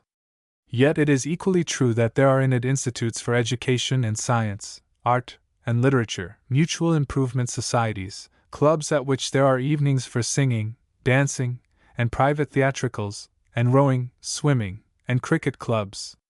It is again, as a general rule, true that the lower classes are ignorant of science, yet there are everywhere scattered among the working men single cases of earnest devotion to science. And it is painfully true that they do not seem to feel the ugliness of their own streets and houses. Yet no one who has been among the holiday folks in the country on a bank holiday or a fine Sunday in the summer can deny their profound appreciation of field and forest, flowers and green leaves, sunshine and shade. It is, lastly, perfectly true that their lives, compared with those of the more cultivated classes, do seem horribly dull, monotonous, and poor. Yet the dullness is more apparent than real. Ugly houses and mean streets do not necessarily imply mean and ugly lives. Their days may be enlivened in 1,000 ways which to the outsider are invisible. Among these are some which directly or indirectly make for the appreciation of art. It seems safe, however, to advance one proposition. There is a class in and below which it is impossible that there can exist a feeling for art of ally kind, or, indeed, for religion, for virtue, for knowledge of any kind, or for anything beyond the necessity of providing for the next day's food and shelter. Those miserable women who work from early morning to late night, condemned to a slavery worse than any we have abolished. Those hungry men who besiege the dock gates for a day's work, and have nothing in the whole world but a pair of hands. That vast class which is separated from starvation by a single day, what thought, interest, or care can they have for anything in the world but the procuring of food? When the physical condition of English men and women is worse, as Professor Huxley has declared it to be, than the condition of naked savages in the southern seas, how can we look for the virtues and the aspirations which belong essentially to the level of comparative ease? Until we have mastered the problem of finding steady work for all, with adequate wages and decent homes, we need not look for art in these lowest ranks. We have to do, therefore, not with the very poor at all, but with the respectable poor, the families of skilled mechanics, employees in regular work, workmen in breweries, shipyards, and factories, independent handicraftsmen, clerks, cashiers, accountants, writers, small shopkeepers, and all that great host which is perpetually occupied in increasing the wealth of the country by labor which, at least, permits them to live in comfort. All these people have leisure. Most of them, except the shop assistants, have no work in the evening. They are all possessed of some education. There is no reason at all why they should not, if they could be only got to desire it, become students in some of the branches of art. Let us, then, always with reference to this one city and this one class of its inhabitants, ascertain what has been done already to create a love of art. The most important thing as yet attempted is the Bethnal Green Museum. It is, for our purposes, also the most instructive, because it has hitherto been, I consider, a complete and ignominious failure. That is to say, it was established, and is maintained as an educational museum. It was especially designed to create and develop a knowledge of art, and it has not done so. It was opened in 1872 with, among other things, the magnificent collection of pictures lent by Sir Richard Wallace. During the 12 years of its existence it has exhibited other collections of considerable interest, but the education, the free library, and the classrooms promised at the outset have never been forthcoming. It is, in fact, a dumb and silent gallery. One may compare it to a board school newly built, provided with all the latest appliances for education, with books, desks, seats, blackboards, and everything, including crowds of pupils, but left without a teaching staff, the pupils being expected to teach themselves. Why not? There are the books and there are the desks, so with this museum. You cannot learn anything of art without the study of artistic work. Here is the artistic work. Why do not the people study it? They certainly come to the place. They come in large numbers. On free days when it is open until 10 at night they average over 2,000 a day all the year round. And if you take the trouble to watch them, to follow them about, and to listen to their conversation, you will presently discover with how much intelligence they are studying the artistic work before them. The failure of Bethnal Green should teach us what to avoid. Let us therefore walk round the halls and galleries of this museum. In the central hall there is placed each object with a ticket containing a brief description of it, a really noble collection of cabinets, carved and painted. With these are rare and costly vases, of English, Russian, Danish, and German workmanship. There are a few statuettes, some paintings on china, things in glazed earthenware, and glass cases containing Syrian and Albanian necklaces and jewelry. In the lower side galleries there is, first, a collection of food products, showing specimens of wheat, rice, starch, salt, and so forth, with models of vegetables and fruit executed in wax, and next, a collection of woolen stuff and fabrics of all kinds, with feathers, stags' heads, antlers, and so forth. In the upper galleries there is a collection of paintings and engravings. Here and there are suspended tablets which are inscribed with bits of information, chiefly statistical. On my last visit to the place I could not observe that anyone was studying these tablets. This is, roughly speaking, all that the Bethnal Green Museum contains. The directors of this institution, opened with so much promise, which was going to educate the people and endow them with a sense of art and a love of beauty, think they have done all they promised when they show a collection of cabinets and vases, a few bottles containing rice and wheat, a few turnips in wax, a few cases with pretty fabrics, and collection of pictures. There is no music, there is no sculpture, none of the small arts are represented at all. There is not the slightest attempt made to educate anybody. If you want any other information or help besides that given by the tablets you will not get it, because there is nobody to give it. A policeman mounts guard over the cases, a woman sells the publications of the South Kensington Department, and you can rent on a board the number of visitors for every day in the year. But there is no one to go round with you and talk about the things on exhibition. There are no lectures nor any classes. There are no handbooks to teach the history of the fine arts and to illustrate the collection in the museum. There is not, incredible to say, even a catalogue. There is no catalogue. Imagine an exhibition without even an official guide to its contents. Here, says the department, is the Bethnal Green Museum with its doors wide open. Let the people walk in and inspect the contents. So, if we invited the people to inspect a collection of cuneiform inscriptions, we might just as well expect them to carry away a knowledge of Assyrian history. Or by exhibiting an electrical machine, we might as well expect them to understand the appliances of electricity. It is not enough, in fact, to exhibit pictures, they must be explained. It is with paintings and drawings as with everything else, those who come to see them having no knowledge carry none away with them. The visitors to a museum are like travelers in a foreign country, of whom Emerson truly says that when they leave it they take nothing away but what they brought with them.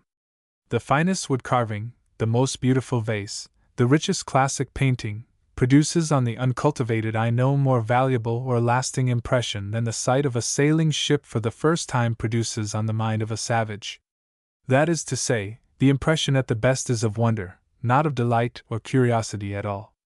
In the picture galleries, it is true, the dull eyes are lifted and the weary faces brighten, because here, if you please, we touch upon that art which every human being all over the world can appreciate. It is the art of storytelling. The visitors go from picture to picture, and they read the stories. As for landscapes, figures, portraits, or slabs, they pass them by. What they love is a picture of life in action, a picture that tells a story and quickens their pulses. You may observe this in every picture gallery, even at the Grosvenor and the Royal Academy, even among the classes who are supposed to know something of art. For one who studies a portrait by Milcis, or a head by Leighton, there are crowds who stand before a picture which tells a story. At the Royal Academy the story is generally, but not always, read in silence. At Bethnal Green it is read aloud. You will perhaps observe the importance of this difference. It is because at the Royal Academy everybody has the feeling that he is present in the character of a critic, and must therefore affect, at least, to be considering the workmanship, and passing a judgment on the artist.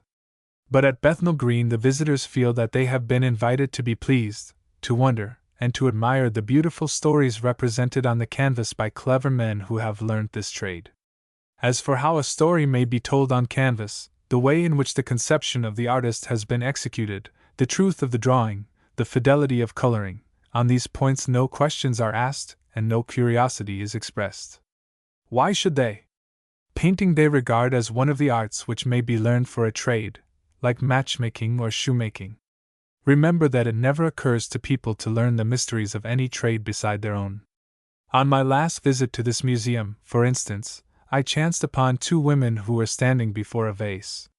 It was a large and very beautiful vase, of admirable form and proportions, and it was decorated on the top by a group representing 3 captives chained to the rock. Their comment on this work of art was as follows. "Look," said one, "look at those poor men chained to the rock." "Yes," replied the other, "poor fellows. Ain't it shocking?" To their eyes the only thing to be looked at was the group of figures, and the only suggestion made to their minds by the vase related to the story, thus half told, of the captives. As for the vase itself, it was nothing. The workmanship and painting were nothing. The sculpturing of the figures was nothing. It is constantly argued that the mere contemplation of things beautiful creates this artistic sense, the sense of beauty. This is undoubtedly true if one were to dwell entirely among beautiful things. But how if for one thing which is beautiful you are made to contemplate 100 which are not? Suppose you offer a girl of untrained eye a choice of costumes, of which one is artistic and the rest are all hideous. How can you expect her to know the one, the only one, which she sought to choose? Or again, if you allow a boy to read and learn as much bad poetry as good, what can you expect of his standard of taste? In other words, when the surroundings of life are wholly without art, an occasional visit to a collection of paintings cannot create an intelligent appreciation of art. Again, there are many branches and diverse forms of art. For instance, there is music, there is singing, there is acting, there is sculpture, poetry, fiction, and besides these there are working in metals, engraving in wood and copper, leather work, brass work, fret work, and decoration. None of these arts are illustrated and recognized in the Bethnal Green Museum, yet, when we speak of the spreading of art among the poor, surely we do not mean only drawing, design, and painting. The popularity of this museum has been argued as a proof of its efficiency. It attracts, as I have stated already, over 2,000 on every free day all the year round. On the one day in the week when an entrance fee of 6 pence is required, it attracts from 20 to 40. This means that out of 2 millions of people in East London there is so little enthusiasm for art that only 40 can be found each week to pay 6 pence in order to enjoy quiet galleries and undisturbed study. Remember that East London is not altogether a poor place. There are whole districts which are full of villa residences as good as any in the southern suburb. There are many people who are wealthy, but all the wealth and all the art enthusiasm of the place will not bring more than 40 every week to pay their 6 pence. As for copying the pictures, I do not know if any facilities are afforded for the purpose, but I have never seen anyone in the place copying at all. The throng of visitors on free days may partly be explained on other grounds than the love of art. It is a place where one can pleasantly lounge, or sit down to rest, or lazily look at pleasant things, or talk with one's friends, or take refuge from bad weather. This is as it should be. The place is regarded as a pleasant place. Yet the number of visitors has fallen off. In the first year of its existence, nearly 1 million entered the gates. 4 years later, an equal number was registered. For the last 3 years, the number has fallen to less than 500,000. Its popularity, therefore, is on the decline. It is, again, a great place for children. They are sent here just as they are sent to the British Museum and the South Kensington Museum, in order to be out of the way. You will always see children in these places, strolling listlessly among the rooms and corridors. Once, for instance, on a certain Easter Monday, I encountered, in the South Kensington Museum, a miserable little pair, who were crying in a corner by themselves. Beside the cases full of splendid embroideries and golden lace, among which they had strayed, they looked curiously incongruous, and somewhat like the unfortunate pair led to their destruction by the wicked uncle. They had, in fact, been sent to the museum by their mother, with a piece of bread and butter for their dinner, and told to stay there all day long. By this time the bread and butter had long since been eaten up, and they were hungry again, and there was a long afternoon before them. What to these hungry children would have been a whole field of the cloth of gold? We must, therefore, make very large deductions indeed when we consider the popularity of Bethnal Green. Doubtless it is pleasant to read the stories of the pictures, but the light, the warmth, the society of the place are also pleasant. And as for art education, why, as none is given, so none is desired. I have dwelt upon Bethnal Green Museum at some length, not because I wish to attack the place, but because it seems to me an example of what ought not to be done, and because it illustrates most admirably 2 propositions which I have to offer. These are, 1. That the lower classes have no instinctive desire for art, 2. That they will not teach themselves. We may also learn from considering what this museum is what an educational and popular museum ought to be, and to this I will immediately return. Meantime, let us go on to consider a few minor agencies at work in the east of London, directly or indirectly working in favor of art. And first I should like to call attention to the annual exhibition of pictures which the indefatigable vicar of St. Jude's, Whitechapel, the Rev. Samuel Barnett, gets together every Easter for his people. The point is not so much that he holds this exhibition as that he engages the services of volunteer lecturers, who go round the show with the visitors and explain the pictures, so that they may learn what it is they should admire, and something of what they should look for in a drawing or painting. In other words, Mr. Barnett's visitors are instructed in the first elements of art criticism. There are, next, certain institutes, educational and social, such as the Bow and Bromley and the Beaumont, which might be used to advantage for art purposes. Then there are the church organizations, with their services, their clubs, their social gatherings, and their schools. There are the chapels, each with its own set of similar institutions. There are the working men's clubs, which might also lend themselves and their rooms for the development of art. There are such societies as the Crow Society, which give free concerts of good music, and are therefore already working for us. Lastly, there are the schools of art. There are 5 in East London, working under the South Kensington Department. All these are agencies which either are already working in the interests of art, or could be easily induced to do so. To sum up, at the exhibition of the Bethnal Green Museum the people walk round the pictures, are pleased to read their stories, and go away. At the concerts they listen, are satisfied, and go away. At the readings and recitations they applaud, and go away. They are not, in fact, stimulated by these exhibitions and performances in the slightest degree to draw, paint, carve, play an instrument, sing, recite, or act for themselves. But observe that directly they form clubs of their own, although they may develop many reprehensible tendencies, and especially that of gambling, they do at once begin to act, sing, recite, and dance for themselves. What we want them to do, then, is to begin for themselves, or to fall in willingly with those who begin for them, the pursuit of art in its more difficult and higher branches.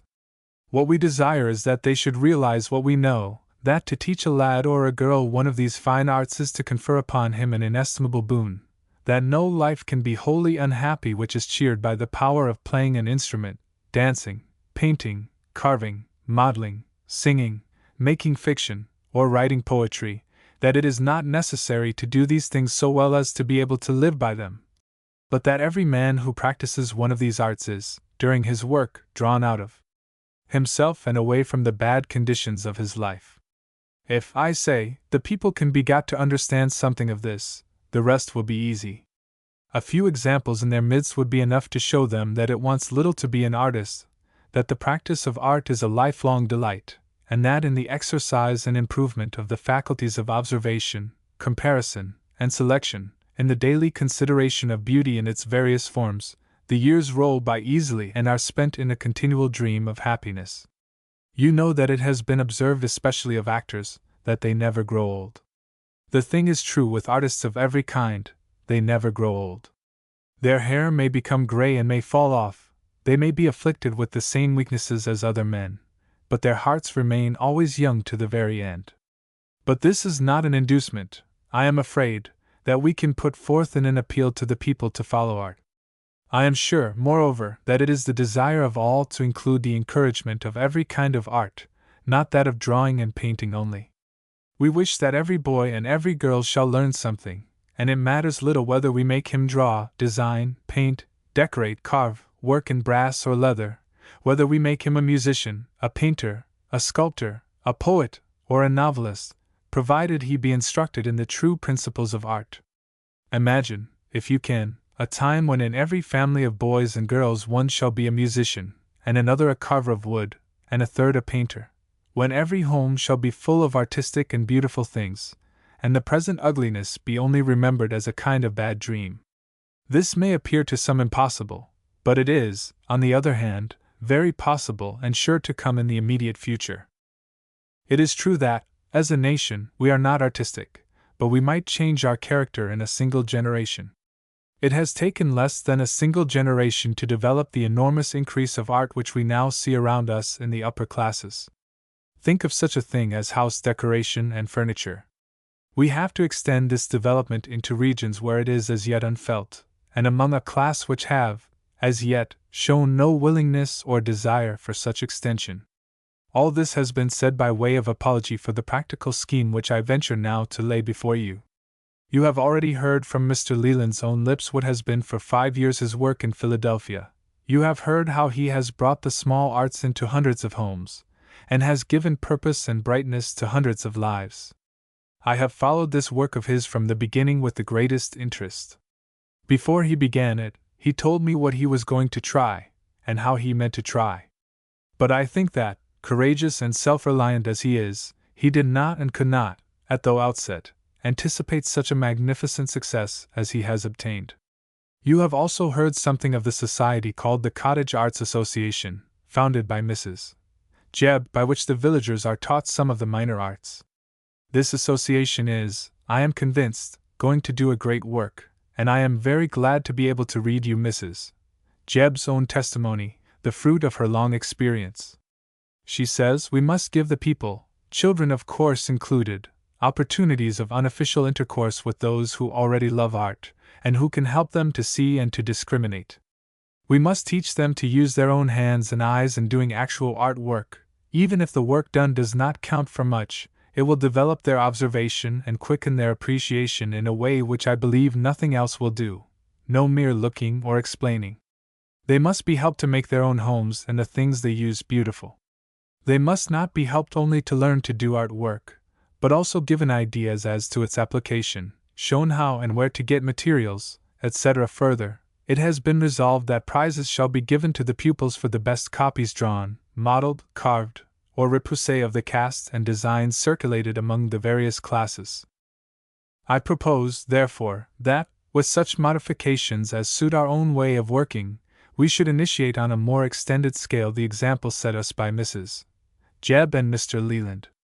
I think that it would not be difficult, while retaining the machinery and the help afforded by the South Kensington Department in painting and drawing, to establish local clubs, classes, and societies, or, which I think much better, a central society with local branches, either for the whole of England or for each county or for each great city, for the purpose of teaching, encouraging, and advancing all the fine arts, both small and great. We do the whole of our collective work in this country by means of societies. It is an Englishman's instinct, if he ardently desires to bring about a thing, to recognize that, though he cannot get what he wants by his own effort, he may get it by associating other people with him and forming a society. Everything is done by societies. One need not, therefore, make any apology for desiring to see another society established. That of which I dream would be, to begin with, independent of all politics, controversies, or theories whatever. It would not be a society requiring an immense income. In fact, with a very small income indeed very large results might be obtained, as you will immediately see. The work of the society would consist almost entirely of evening classes. It would not have to build schools or to buy houses at first, but it would use, or rent, whatever rooms might be found available, perhaps those of the day schools.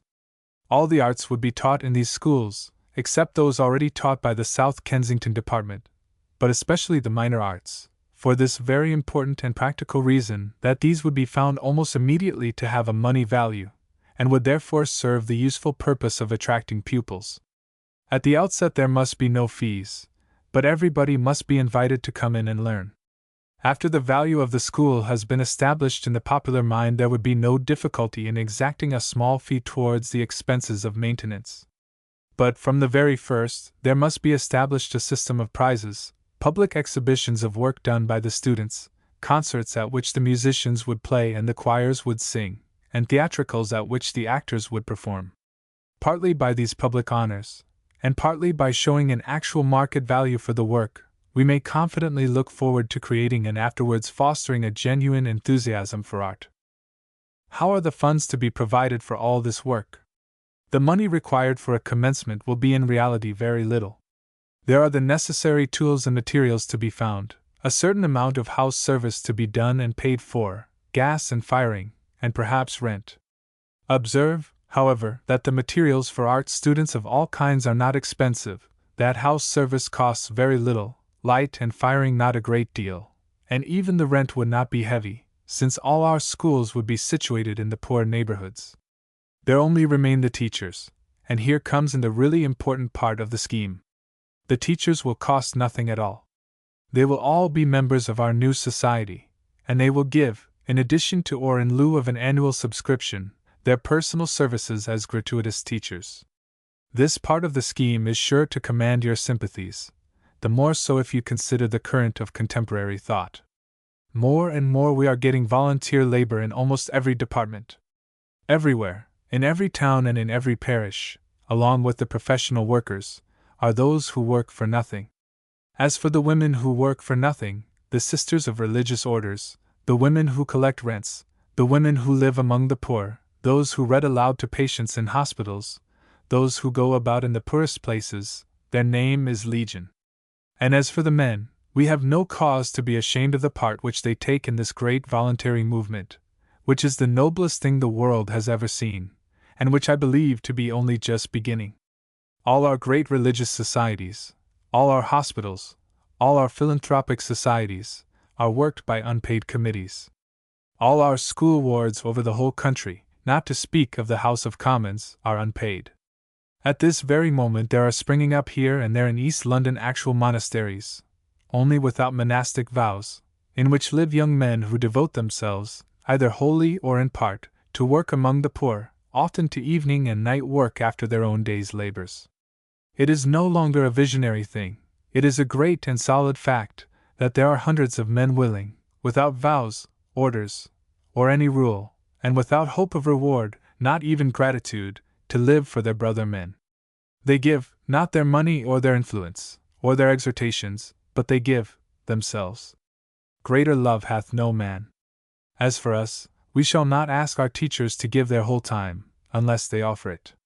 1 or 2 evenings out of the week will suffice. I am convinced, you are all, I am sure, convinced, that there will be no difficulty at all in getting teachers, but that the only difficulty will be in selecting those who can add discretion to zeal, capability to enthusiasm, skill and tact in teaching, as well as a knowledge of an art to be taught. Think of the Working Men's College in Great Ormond Street. Perhaps you don't know of this institution.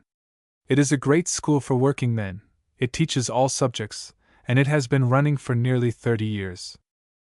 During the whole of that time, I believe I am right in saying that the professors and teachers have been all unpaid. They are volunteers. Can we fear that in art, in which there are so many enthusiasts, we shall not get as much volunteer assistance as in letters and science?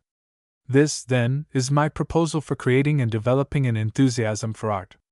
There are to be schools everywhere, controlled by local committees, under a central society. There are to be volunteer teachers, willing to subject themselves to rule and order.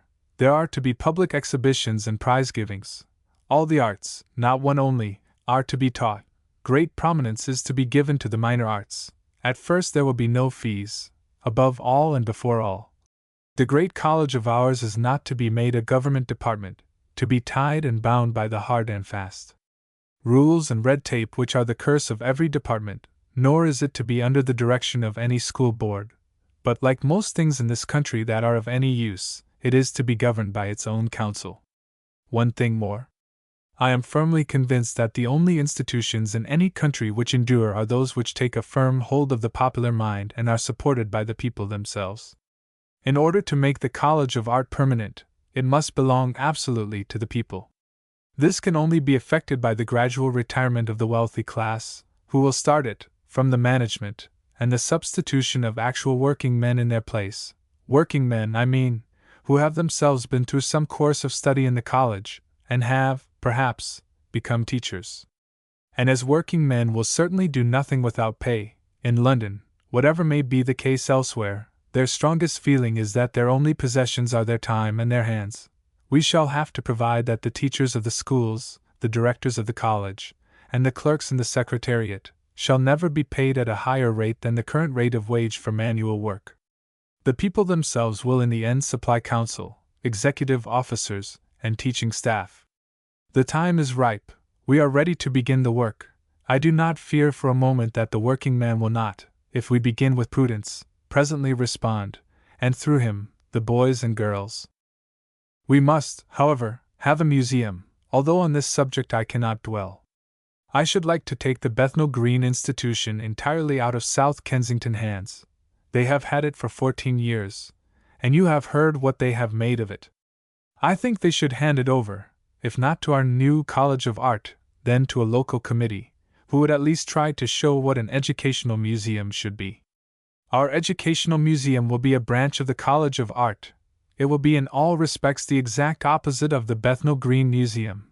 It will have everything which is there wanting. It will have a library and reading room. It will have lecturers and teachers. It will have classrooms. The exhibits will be changed continually. There will be an organ and concerts. There will be a theater. There will be in it every appliance which will teach our pupils the exquisite joy, the true and real delight, of expressing noble thought in beautiful and precious work. The amusements of the people. And do your workmen, asked a London visitor of a Lancashire mill owner, do your workmen really live in those hovels? Certainly not, replied the master. They only sleep there. They live in my mill. This was 40 years ago. Neither question nor answer would now be possible. For the hovels are improved into cottages. The factory hands no longer live only in the mill, and the opinion, which was then held by all employers of labor, as a kind of 40th article, that it is wicked for poor people to expect or hope for anything but regular work and sufficient food, has undergone considerable modification. Why, indeed, they thought, should the poor man look to be merry when his betters were content to be dull? We must remember how very little play went on even among the comfortable and opulent classes in those days. Dullness and a serious view of life seemed inseparable. Recreations of all kinds were so many traps and engines set for the destruction of the soul, and to desire or seek for pleasure, reprehensible in the rich, was for the poor a mere accusation of Providence and an opening of the arms to welcome the devil. So that our mill owner, after all, may have been a very kind-hearted and humane creature, in spite of his hovels and his views of life, and anxious to promote the highest interests of his employees. 100 years ago, however, before the country became serious, the people, especially in London, really had a great many amusements, sports, and pastimes. For instance, they could go baiting of bulls and bears, and nothing is more historically certain than the fact that the more infuriated the animals became, the more delighted were the spectators. They drew badgers, and rejoiced in the tenacity and the courage of their dogs. They enjoyed the noble sport of the cockpit. They fought dogs and killed rats. They squalled fowls, that is to say, they tied them to stakes and hurled cudgels at them. But only once a year, and on Shrove Tuesday for a treat, they boxed and fought, and were continually privileged to witness the most stubborn and spirited prize fights. Every day in the streets there was the chance for everybody of getting a fight with a light porter, or a carter, or a passenger. This prospect must have greatly enhanced the pleasures of a walk abroad. There were wrestling, cudgeling, and quarterstaff. There were frequent matches made up and wagers laid over all kinds of things. There were bonfires, with the hurling of squibs at passers-by. There were public hangings at regular intervals and on a generous scale. There were open-air floggings for the joy of the people. There were the stocks and the pillory, also free and open-air exhibitions. There were the great fairs of Bartholomew, Charlton, Fairlop Oak, and Barnet. There were also lotteries. Besides these amusements, which were all for the lower orders as well as for the rich, they had their mug-houses, whither the men resorted to drink beer, spruce, and pearl, and for music there was the street ballad singer, to say nothing of the bear-warden's fiddle and the band of marrow-bones and cleavers. Lastly, for those of more elevated tastes, there was the ringing of the church bells. Now, with the exception of the last named, we have suppressed every single one of these amusements. What have we put in their place? Since the working classes are no longer permitted to amuse themselves after the old fashions, which, to do them justice, they certainly do not seem to regret, how do they amuse themselves?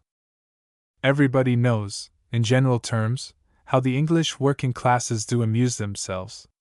Let us, however, set down the exact facts, so far as we can get at them, and consider them. First, it must be remembered as a gain, so many other things having been lost, that the workman of the present day possesses an accomplishment, one weapon, which was denied to his fathers: he can read. That possession ought to open a boundless field, but it has not yet done so, for the simple reason that we have entirely forgotten to give the working man anything to read.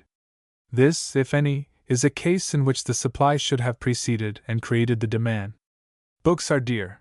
Besides, if a man wants to buy books, there is no one to guide him or tell him what he should get. Suppose, for instance, a studious working man anxious to teach himself natural history, how is he to know the best, latest, and most trustworthy books? And so for every branch of learning. Secondly, there are no free libraries to speak of. I find, in London, one for Camden Town, one for Bethnal Green, one for South London, one for Notting Hill, one for Westminster, and one for the City, and this seems to exhaust the list. It would be interesting to know the daily average of evening visitors at these libraries. There are 3 millions of the working classes in London. There is, therefore, one free library for every 500,000, or, leaving out a whole 3/4 in order to allow for the children and the old people and those who are wanted at home, there is one library for every 125,000 people. The accommodation does not seem liberal, but one has as yet heard no complaints of overcrowding. It may be said, however, that the workman reads his paper regularly. That is quite true. The paper which he most loves is red hot on politics, and its readers are assumed to be politicians of the type which consider the millennium only delayed by the existence of the Church, the House of Lords, and a few other institutions. Yet our English working man is not a firebrand, and though he listens to an immense quantity of fiery oratory, and reads endless fiery articles, he has the good sense to perceive that none of the destructive measures recommended by his friends are likely to improve his own wages or reduce the price of food. It is unfortunate that the favorite and popular papers, which might instruct the people in so many important matters, such as the growth, extent, and nature of the trades by which they live, the meaning of the word Constitution, the history of the British Empire, the rise and development of our liberties, and so forth, teach little or nothing on these or any other points. If the workman does not read, however, he talks.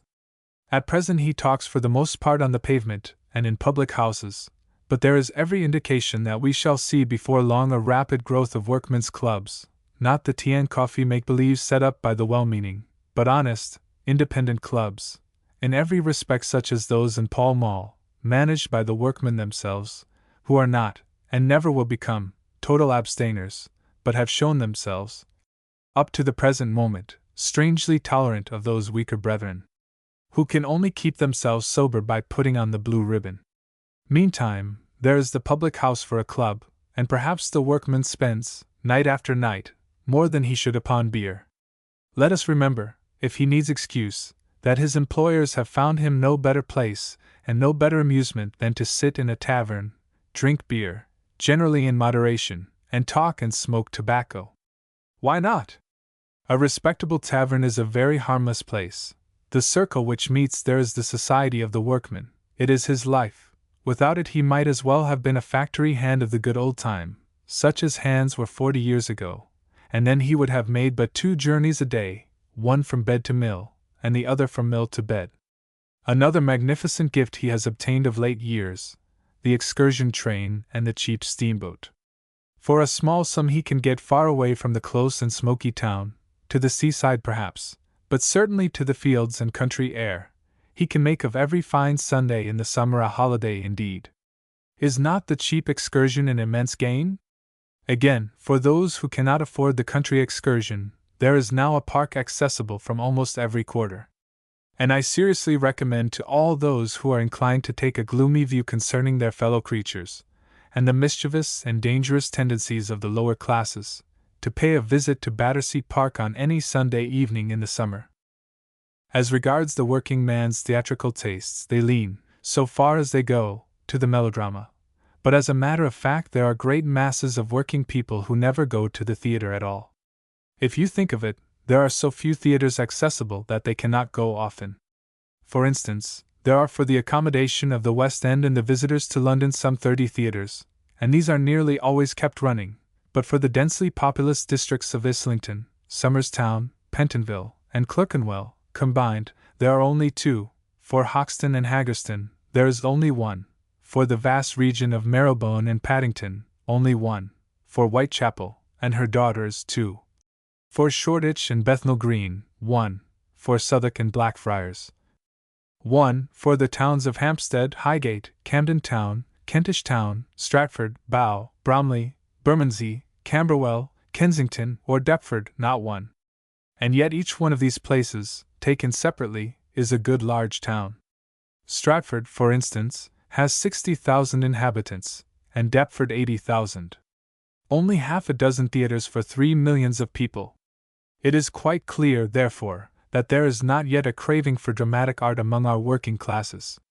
Music halls there are, certainly, and these provide shows more or less dramatic, and though they are not so numerous as might have been expected, they form a considerable part of the amusements of the people. It is therefore a thousand pities that among the topical songs, the breakdowns, and the comic songs, room has never been found for part songs or for music of a quiet and somewhat better kind.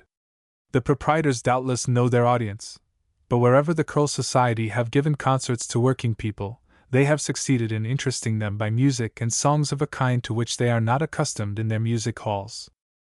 The theatre, the music hall, the public house, the Sunday excursion, the parks, these seem almost to exhaust the list of amusements. There are, also, however, the suburban gardens, such as North Woolwich and Rosherville, where there are entertainments of all kinds and dancing. There are the tea gardens all round London. There are such places of resort as Kew and Hampton Court, Bushey, Burnham Beeches, Epping, Hainault, and Rye House. There are also the harmonic meetings, the free and easy evenings, and the friendly leads at the public houses. Until last year there was one place, in the middle of a very poor district, where dancing went on all the year round. And there are the various clubs, debating societies, and local parliaments which have been lately springing up all over London. One may add the pleasure of listening to the stump orator, whether he exhorts to repentance, to temperance, to republicanism, to atheism, or to the return of Sir Roger. He is everywhere on Sunday in the streets, in the country roads, and in the parks. The people listen, but with apathy. They are accustomed to the white heat of oratory. They hear the same thing every Sunday. Their pulses would beat no faster if Peter the Hermit himself or Bernard were to exhort them to assume the cross. It is comic, indeed, only to think of the blank stare with which a British workman would receive an invitation to take up arms in order to drive out the accursed Moslem. As regards the women, I declare that I have never been able to find out anything at all concerning their amusements. Certainly one can see a few of them any Sunday walking about in the lanes and in the fields of northern London, with their lovers. In the evening they may also be observed having tea in the tea gardens. These, however, are the better sort of girls. They are well dressed, and generally quiet in their behavior. The domestic servants, for the most part, spend their evening out in taking tea with other servants, whose evening is in. On the same principle, an actor when he has a holiday goes to another theatre, and no doubt it must be interesting for a cook to observe the differentia, the finer shades of difference, in the conduct of a kitchen.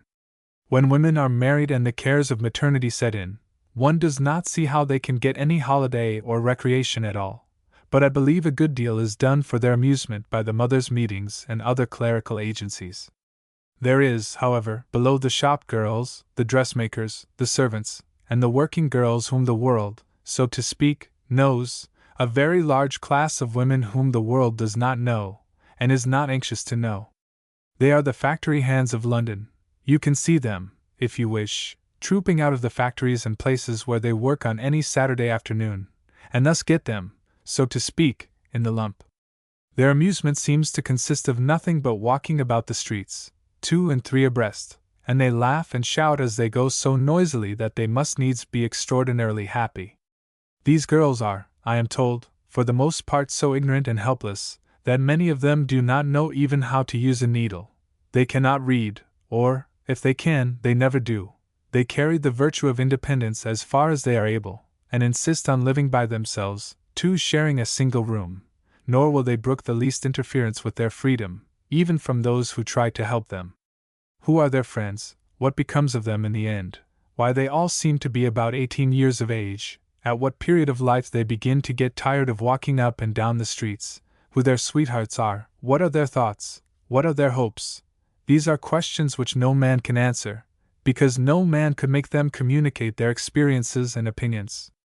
Perhaps only a Bible woman or 2 know the history, and could tell it, of the London factory girl.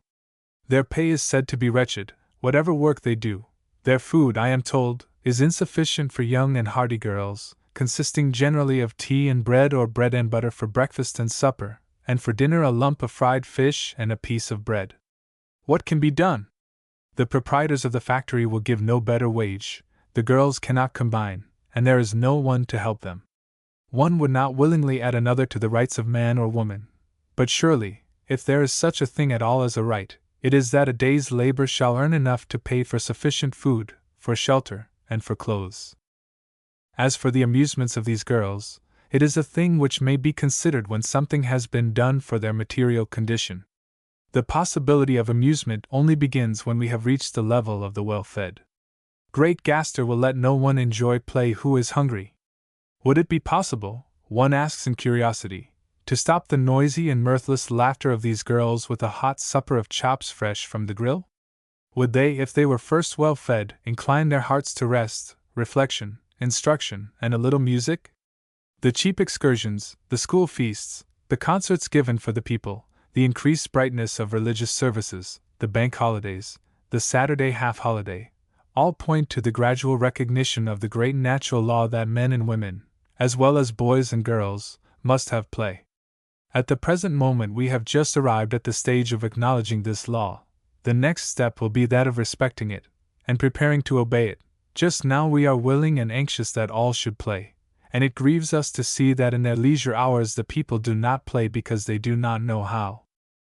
Compare, for instance, the young workman with the young gentleman, the public schoolman, one of the kind who makes his life as all round as he can, and learns and practices whatever his hand findeth to do. Or, if you please, compare him with one of the better sort of young city clerks. Or, again, compare him with one of the lads who belong to the classes now held in the building of the old Polytechnic. Or with the lads who are found every evening at the classes of the Birkbeck. First of all, the young workman cannot play any game at all, either cricket, football, tennis, rackets, fives, or any of the other games which the young fellows in the class above him love so passionately. There are, in fact, no places for him where these games can be played, for though the boys may play cricket in Victoria Park, I do not understand that the carpenters, shoemakers, or painters have got clubs and play there too. There is no gymnasium for them, and so they never learn the use of their limbs. They cannot row, though they have a splendid river to row upon. They cannot fence, box, wrestle, play single stick, or shoot with the rifle. They do not, as a rule, join the volunteer corps. They do not run, leap, or practice athletics of any kind. They cannot swim. They cannot sing in parts, unless, which is naturally rare, they belong to a church choir. They cannot play any kind of instrument, to be sure the public schoolboy is generally groveling in the same shameful ignorance of music. They cannot dance. In the whole of this vast city there is not a single place where a couple, so minded, can go for an evening's dancing, unless they are prepared to journey as far as North Woolwich. Not one. Ought it not to be felt and resented as an intolerable grievance that grandmotherly legislation actually forbids the people to dance? That the working men themselves do not seem to feel and resent it is really a mournful thing. Then, they cannot paint, draw, model, or carve. They cannot act, and seemingly do not care greatly about seeing others act. And, as already stated, they never read books. Think what it must be to be shut out entirely from the world of history, philosophy, poetry, fiction, essays, and travels. Yet our working classes are thus practically excluded. Partly they have done this for themselves, because they have never felt the desire to read books. Partly, as I said above, we have done it for them, because we have never taken any steps to create the demand. Now, as regards these arts and accomplishments, the public schoolman and the better class city clerk have the chance of learning some of them at least, and of practicing them, both before and after they have left school. What a poor creature would that young man seem who could do none of these things! Yet the working man has no chance of learning any. There are no teachers for him. The schools for the small arts, the accomplishments, and the graces of life are not open to him. One never hears, for instance, of a working man learning to waltz or dance, unless it is in imitation of a music hall performer.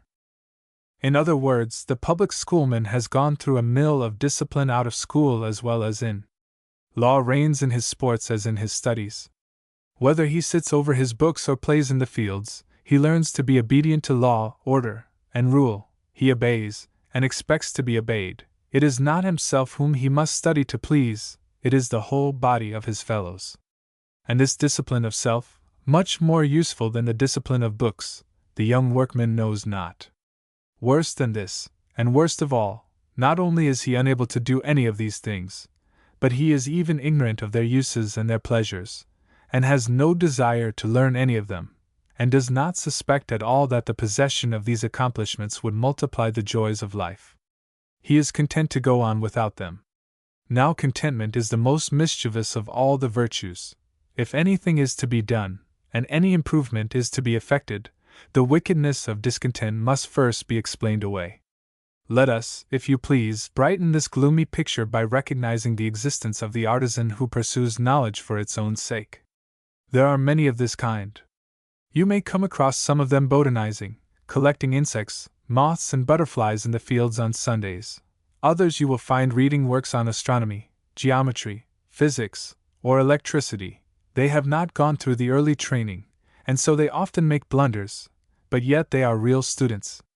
One of them I knew once who had taught himself Hebrew, another, who read so much about cooperation that he lifted himself clean out of the cooperative ranks, and is now a master, another and yet another and another, who read perpetually, and meditate upon books of political and social economy, and there are thousands whose lives are made dignified for them and sacred by the continual meditation on religious things.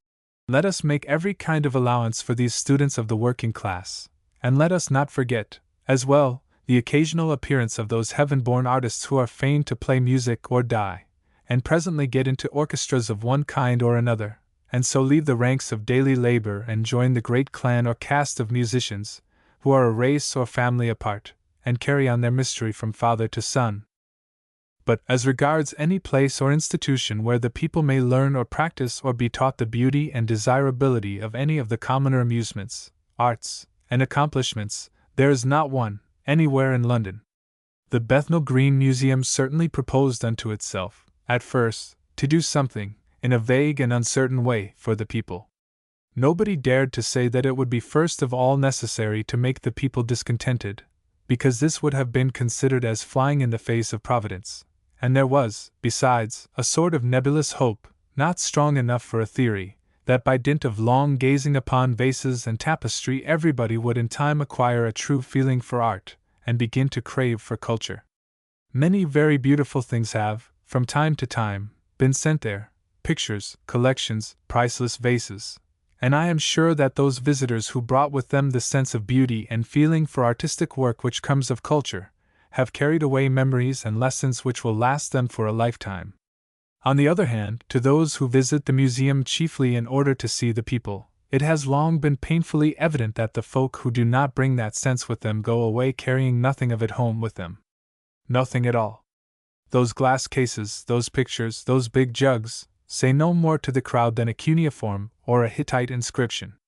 They have now, or had quite recently, on exhibition a collection of turnips and carrots beautifully modeled in wax. It is perhaps hoped that the contemplation of these precious but homely things may carry the people a step farther in the direction of culture than Sir Richard Wallace's pictures could effect. In fact, the Bethnal Green Museum does no more to educate the people than the British Museum.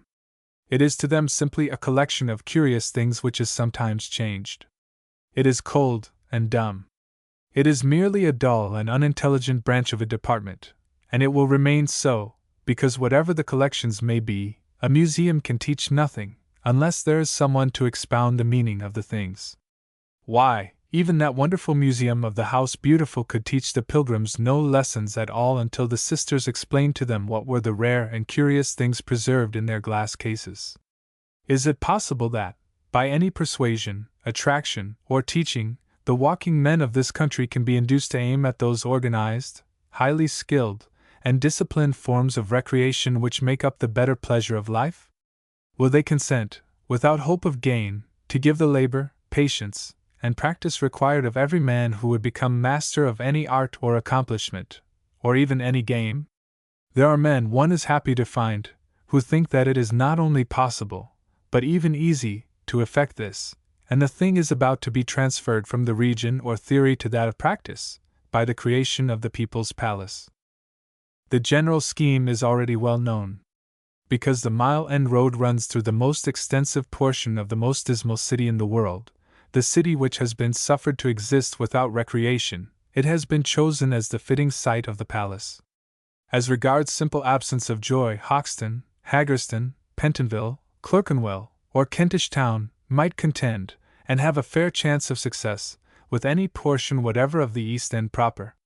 But then, around Mile End lie Stepney, Whitechapel, Bethnal Green, the Cambridge Road, the Commercial Road, Bow, Stratford, Shadwell, Limehouse, Wapping, and St. George's in the east. Without doubt the real centre, the Greek, omphalos, of dreariness, is situated somewhere in the Mile End Road, and it is to be hoped that the palace may be placed upon the very centre itself. Let me say a few words as to what this palace may and may not do. In the first place, it can do nothing, absolutely nothing, to relieve the great starvation and misery which lies all about London, but more especially at the East End. People who are out of work and starving do not want amusement, not even of the highest kind, still less do they want university extension. Therefore, as regards the palace, let us forget for a while the miserable condition of the very poor who live in East London. We are concerned only with the well-fed, those who are in steady work, the respectable artisans and petit commis, the artists in the 100 little industries which are carried on in the East End, those, in fact, who have already acquired some power of enjoyment because they are separated by a sensible distance from their hand-to-mouth brothers and sisters, and are pretty certain today that they will have enough to eat tomorrow. It is for these, and such as these, that the palace will be established. It is to contain 1. Classrooms, where all kinds of study can be carried on, 2. Concert rooms, 3. Conversation rooms, 4. A gymnasium, 5. A library, and lastly, a winter garden. In other words, it is to be an institution which will recognize the fact that for some of those who have to work all day at, perhaps, uncongenial and tedious labor, the best form of recreation may be study and intellectual effort, while for others, that is to say, for the great majority, music, reading, tobacco, and rest will be desired. Let us be under no illusions as to the supposed thirst for knowledge. Those who desire to learn are even in youth always a minority. How many men do we know, among our own friends, who have ever set themselves to learn anything since they left school? It is a great mistake to suppose that the working man, any more than the merchantman or the clerkman, or the tradesman, is ardently desirous of learning. But there will always be few, and especially there are the young who would fain, if they could, make a ladder of learning, and so, as has ever been the goodly and godly custom in this realm of England, mount unto higher things. The palace of the people would be incomplete indeed if it gave no assistance to ambitious youths. Next to the classes in literature and science come those in music and painting. There is no reason whatever why the palace should not include an academy of music, an academy of arts, and an academy of acting. In a few months after its establishment it should have its own choir, its own orchestra, its own concerts, its own opera, and its own theater, with a company formed of its own alumni. And in a year or two it should have its own exhibition of paintings, drawings, and sculpture. As regards the simpler amusements, there must be rooms where the men can smoke, and others where the girls and women can work, read, and talk. There must be a debating society for questions, social and political, but especially the former. There must be a dancing school, and a ball once every week, all the year round. It should be possible to convert the great hall into either theater, concert room, or ballroom. There must be a bar for beer as well as for coffee, and at a price calculated so as to pay just the bare expenses. There must be a library and writing room, and the winter garden must be a place where the women and children can come in the daytime while the men are at work. One thing must be kept out of the place. There must not be allowed to grow up in the minds even of the most suspicious the least jealousy that religious influences are at work. More than this, the institution must be carefully watched to prevent the rise of such a suspicion. Religious controversy must be kept out of the debating room.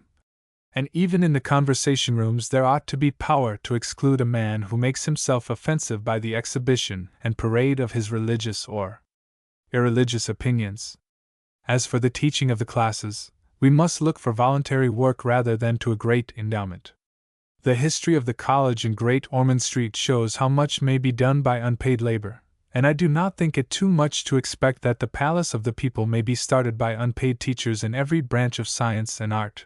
Moreover, as regards science, history, and language, the University Extension Society will probably find the staff. There must be, however, volunteers, women as well as men, to teach singing, music, dancing, sewing, acting, speaking, drawing, painting, carving, modeling, and many other things. This kind of help should only be wanted at the outset, because, before long, all the art departments ought to be conducted by ex-students who have become in their turn teachers. They should be paid, but not on the West End scale, from fees, so that the schools may support themselves. Let us not give more than is necessary. For every class and every course there should be some kind of fee, though a liberal system of small scholarships should encourage the students, and there should be the power of remitting fees in certain cases. As for the difficulty of starting the classes, I think that the assistance of board school masters, foremen of works, Sunday schools, the political clubs, and debating societies should be invited, and that besides small scholarships, substantial prizes of musical and mathematical instruments, books, artists' materials, and so forth, should be offered, with the glory of public exhibition and public performances. After the first year there should be nothing exhibited in the palace except work done in the classes, and no performances of music or of plays should be given but by the students themselves.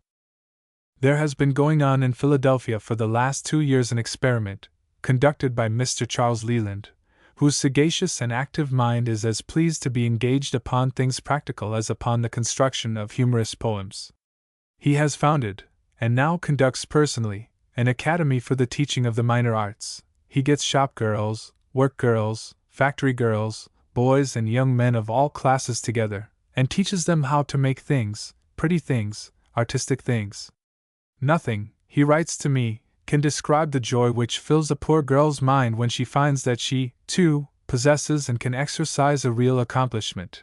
He takes them as ignorant, perhaps, but I have no means of comparing, as the London factory girl, the girl of freedom, the girl with the fringe, and he shows them how to do crewel work, fretwork, brass work, how to carve in wood, how to design, how to draw.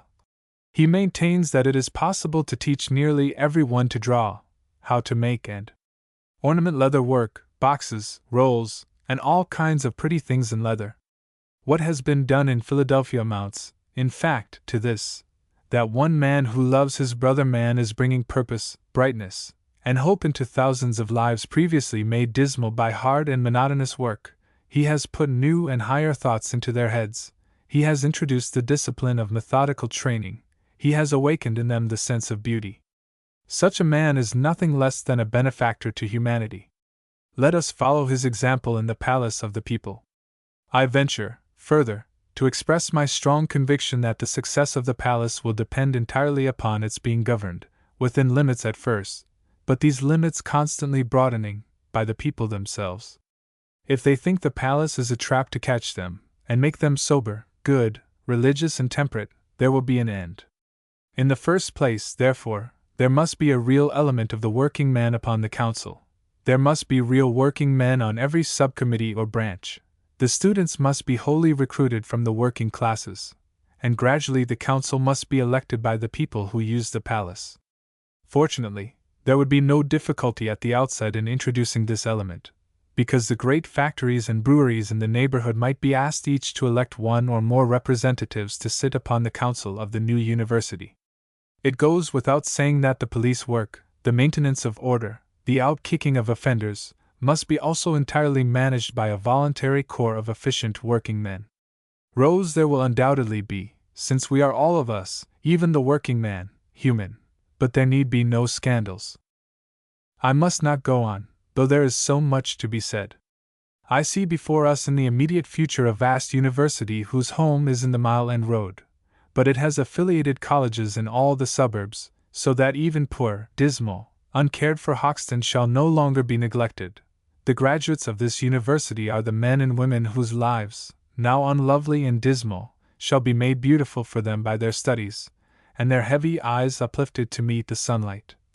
The subjects or examination shall be, first, the arts of every kind, so that, unless a man have neither eyes to see nor hand to work with, he may here find something or other which he may learn to do, and next, the games, sports, and amusements with which we cheat the weariness of leisure and court the joy of exercising brain and wit and strength. From the crowded classrooms I hear already the busy hum of those who learn and those who teach. Outside, in the street, are those, a vast multitude to be sure, who are too lazy and too sluggish of brain to learn anything, but these, too, will flock into the palace presently to sit, talk, and argue in the smoking rooms, to read in the library, to see the students' pictures upon the walls, to listen to the students' orchestra, discoursing such music as they have never dreamed of before, to look on while His Majesty's servants of the People's Palace perform a play, and to hear the bright-eyed girls sing madrigals. 1884. The Associated Life. The substance of this paper was delivered as the presidential speech at the opening of the Hoxton Library and Institute. It has seemed to me, for reasons which I hope to make clear to you, that the present occasion, the opening of our newly acquired place of gathering, is one on which something may be said upon the subject of the associated life, that is to say, on the union, or combination of men, or of men and women, in order to effect by collective action objects worthy of effort, impossible for the individual to attempt. It would seem at first sight that combination should be the very simplest thing in the world. It is self-evident that those who want anything have a much better chance of getting it if they join together in order to demand it, or to work for it. Like one or two other simple laws of human nature, this, though the simplest, is the hardest to get people to understand and to accept. Nothing is so difficult as to persuade people to trust each other, even to the extent of standing together, and sticking together, and working together in order to get what they want. The first association of men was forced upon them for protection. I wonder how many ages, hundreds of thousands of years, it took to teach men to join together in order to protect themselves against starvation, wild beasts, and each other. The necessity of self-preservation first made men associate, and changed hunters into soldiers, and turned the whole world into a camp. It was war which brought men together. It was war which taught men the necessity of order, discipline, and obedience. Without the necessity for fighting, without the military spirit, no association at all would now be possible. A vast number of men practically use modern safety at this day for the purpose of being fighters, every man against his neighbor. Just as no one would, even now, do any work but for the necessity of finding food for himself and his family, so no one would ever have begun to stand side by side with his neighbor but for the absolute certainty that he would be killed if he did not. Let us, however, consider a more advanced kind of association, that of men united for purposes of trade and profit. The craftsmen of the town, who made things and sold them, found out by the experience of some generations that his only chance, if he would not become a slave, was to combine with others who made the same things for the same purposes. He therefore formed, here in London, as early as the Saxon times, an association for the protection of his craft, a rough and ready association at first, a religious guild or fraternity, something which should persuade men to come together as friends, not rivals, what we should now call a benefit society, gradually developing into an association of officers, a constitution, and rules, growing by slow degrees into a powerful and wealthy body, having its period of birth, development, vigor, and decay. In illustration of such an association, I will sketch out for you the history of a certain London company, what was called a craft company, a society of working men who were engaged upon the same craft, who all made the same thing, as the company of bowyers who made bows, or of fletchers who made arrows. The society began first of all with a guild of the craft, such as I have just mentioned, that is to say, all those who belonged to the craft, according to the custom of the time. They all lived in the same quarter and were well known to each other, were persuaded or compelled to belong to the guild. Here religion stepped in, for every guild had its own patron saint, and if a craftsman stood aloof, he lost the protection and incurred the displeasure of that saint, so that, apart from considerations of the common weal, terror of how the offended saint might punish the blackleg forced men to join. Thus, St. George protected the armorers, St. Mary and St. Thomas the Martyr, the bowyers, St. Catherine the Virgin, the haberdashers, St. Martin, the saddlers, the Virgin Mary, the cloth workers, and so on.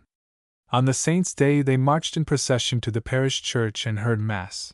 Every year each man paid his fees of membership. The guild looked after the sick and maintained the aged of the craft. The next step, which was not taken until after many years, and was not at first contemplated, was to obtain for the guild, i.e. for the craft, a royal charter. This favor of the sovereign conferred certain powers of regulating their trade, and this once obtained, we hear no more of the guild, it became absorbed into the company. The religious observances remained, but they were no longer put forward as the chief articles of association. The powers granted by royal charter were very strong. The company was empowered to prohibit anyone from working at that trade within the jurisdiction of the city who was not a member of the company. It could prevent markets from being held within a certain distance of the city. It could oblige all the youth of the city to be apprenticed to some company. It could regulate wages and hours of work. It could examine the work before it could be sold. And it could limit the number of the workmen. The company, in fact, ruled its own trade with an authority from which there was no appeal. On the other hand, the company exercised a paternal care over its members. When they were sick, the company provided for them. When they became old, the company maintained them. If any became dishonest, the company turned them out of the city. You, who think yourselves strong with your trades unions, things as yet undeveloped and with all their history before them, have never yet succeeded in getting a tenth part of the power and authority over your own men that was exercised by a city company in the time of Richard II. Over its livery. Then, in order to maintain the dignity of the craft, a livery was chosen, the colors of which were worn by every member. On their Saint's Day, as in the old days of the Guild, the company marched in great magnificence, with music and flags and new liveries, with their wardens, officers, schoolboys, almsmen, and priests, to church. After church they banquet together in the company's hall, a splendid building, where a great feast was served, and where the day was honored by the presence of guests, great nobles, city worthies, even the Lord Mayor, perhaps, or some of the aldermen, or the bishop, or one of the abbots of the city religious houses. Every man was bidden to bring his wife to the feast of the company's grand day, if not his wife, then his sweetheart, for all were to feast together. During dinner the musicians in their gallery made sweet music. After dinner, actors and tumblers came in, and they had pageants and shows, and marvelous feats of skill and legerdemain. Ask yourselves, at this point, whether it is possible to conceive of an institution more purely democratic than such a company as originally designed. All the craftsmen of every craft combining together, not one allowed to stand out, electing their own officers, obeying rules for the general good, building halls, holding banquets, and creating a spirit of pride in their craft. What more could be desired? Why do we not imitate this excellent example? Yet, when we look at the city companies, what do we find? The old craft companies, it is true, still exist.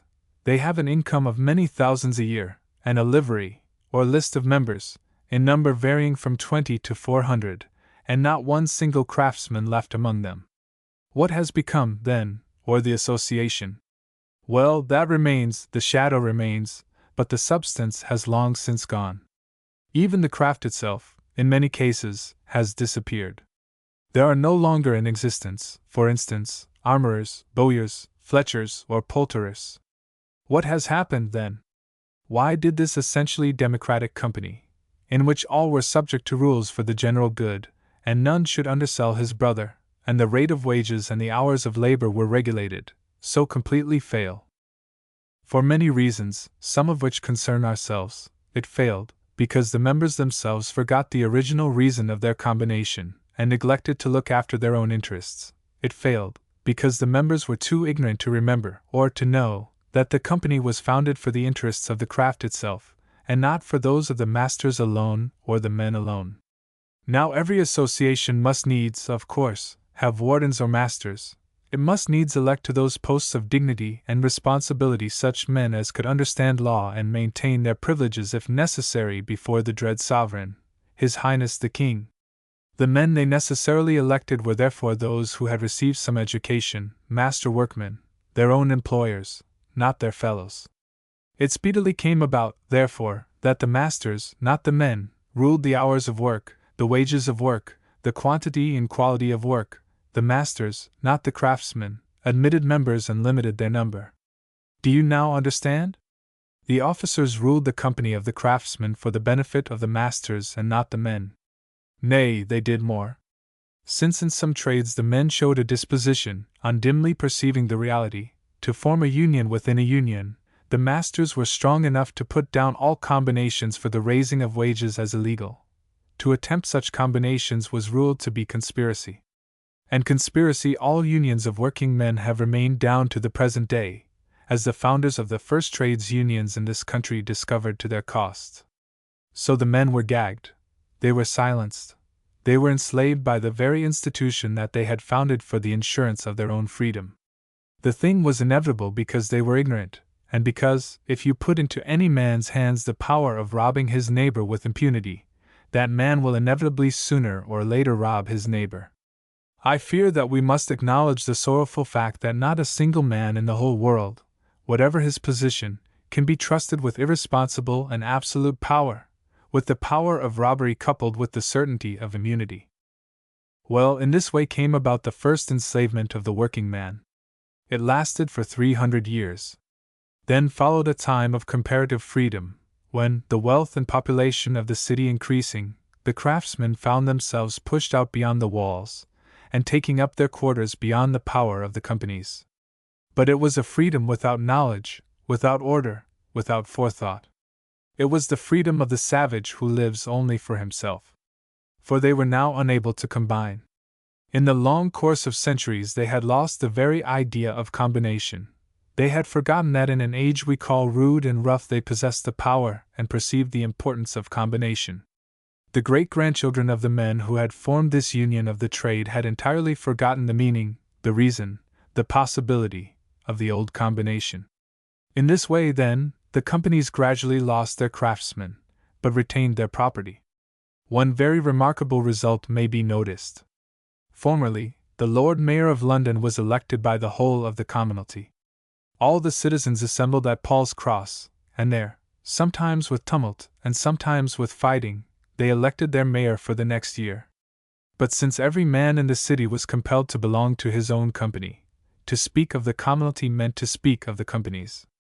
Every man who voted for the election of Lord Mayor was therefore bound to be a liveryman, i.e., a member of a company. This restriction is still in force, that is to say, the City of London, the richest and the greatest city in the world, now allows 8,000 liverymen, or members of the companies, to elect their chief magistrate. Why do I tell over again this old threadbare tale? Perhaps, however, it is not old or threadbare to you.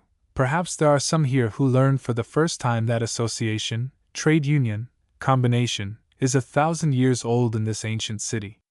I have told it chiefly, however, because the history should be a warning to you of London, because it shows that association itself may be made the very weapon with which to destroy its own objects. In other words, because you must find in this history an illustration or the great truth that the forms of liberty require the most unceasing vigilance to prevent them from becoming the means of destroying liberty. The companies failed because they could be, and were, used to destroy the freedom of the very men for whose benefit they were founded. At present, as you know, some of them are very poor indeed. Those which are rich are probably doing far more good with their wealth and promoting all kinds of useful work than ever they did in all their past history. There followed, I said, a long period in which association among working men was absolutely unknown. The history of this period, from a craftsman's point of view, has never been written. It is, indeed, a most terrible chapter in the history of industry.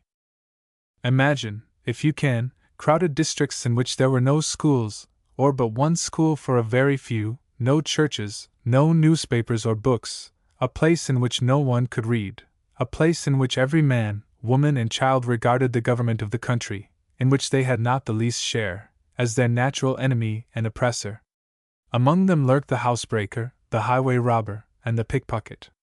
Along the riverside, where many thousands of working men lived, at St. Catherine's, Wapping, Shadwell, and Ratcliffe, all the people together, high and low, were in league with the men who loaded and unloaded the ships in the river and robbed them all day long.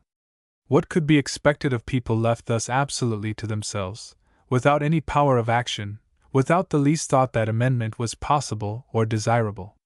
Can we wonder if the people sank lower and lower, until, by the middle of the last century, the working men of London had reached a depth of degradation that terrified everyone who knew what things meant? Listen to the following words, written in the year 1772. To paint the manners of the lower rank of the inhabitants of London is to draw a most disagreeable caricature, since the blackest vices and the most perpetual scenes of villainy and wickedness are constantly to be met with there. The most thorough contempt for all order, morality, and decency is almost universal among the poorer sort of people, whose manners I cannot but regard as the worst in the whole world. The open street forever presents the spectator with the most loathsome scenes of beastliness, cruelty, and all manner of vice. In a word, if you would take a view of man in his debased state, go either to the savages nor the Hottentots. They are decent, cleanly, and elegant, compared with the poor people of London. This is very strongly put. If you will look at some of Hogarth's pictures you will admit that the words are not too strong. Union had long since been forbidden. Union was called conspiracy. conspiracy was punishable by imprisonment. If men cannot combine, they sink into their natural condition and become savages again. All these evils fell upon our unfortunate working men as a natural result of neglect first, and of enforced isolation. Union was forbidden. During all these years every man worked for himself, stood by himself. There was no association. Therefore, there followed savagery. There was no education. Had there been either, association or rebellion must have followed. The awakening of associated effort took place at the beginning of the French Revolution. It was caused, or stimulated, by that prodigious movement, and the first combinations of working men were formed for political purposes. Since then, what have we seen? Associations for political purposes formed, prohibited, persecuted, formed again in spite of ancient laws. Associations victorious. We have seen trades unions formed, prohibited, formed again, and now flourishing, though not quite victorious.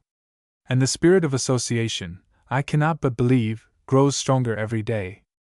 In this most glorious century, the noblest century for the advancement of mankind that the world has ever seen, yet only the beginning of the things that are to follow, we have gained an immense number of things: the suffrage, vote by ballot, the factory acts, abolition of flogging, the freedom of the press, the right of public meeting, the right of combination, and a system of free education by which the national character, the national modes of thought, the national customs, will be changed in ways we cannot forecast. But since the national character will always remain British, we need have no fear of that change. All these things, remember, all these things, every one of these things, is the result, direct or indirect, of association. Think, for instance, of one difference in custom between now and 100 years ago.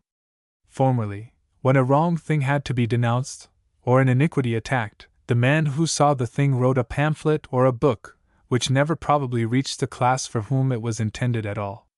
He now writes to the papers, which are read by millions. He thus, to begin with, creates a certain amount of public opinion. He then forms a society composed of those who think like himself. Then, for his companions, he spreads his doctrines in all directions.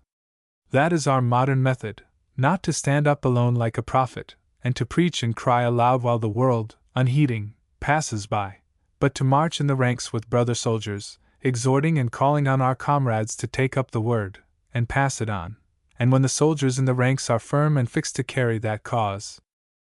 We are now witnessing one of the most remarkable, one of the most suggestive, signs of the time, a time which is, I verily believe, teeming with social mange, a time, as I have said above, of the most stupendous importance in the history of mankind. We read constantly, in the paper and everywhere, fears, prophecies, bogies of approaching revolution. Approaching. Fears of approaching revolution. Why, we are in the midst of this revolution, we are actually in the midst of the most wonderful social revolution.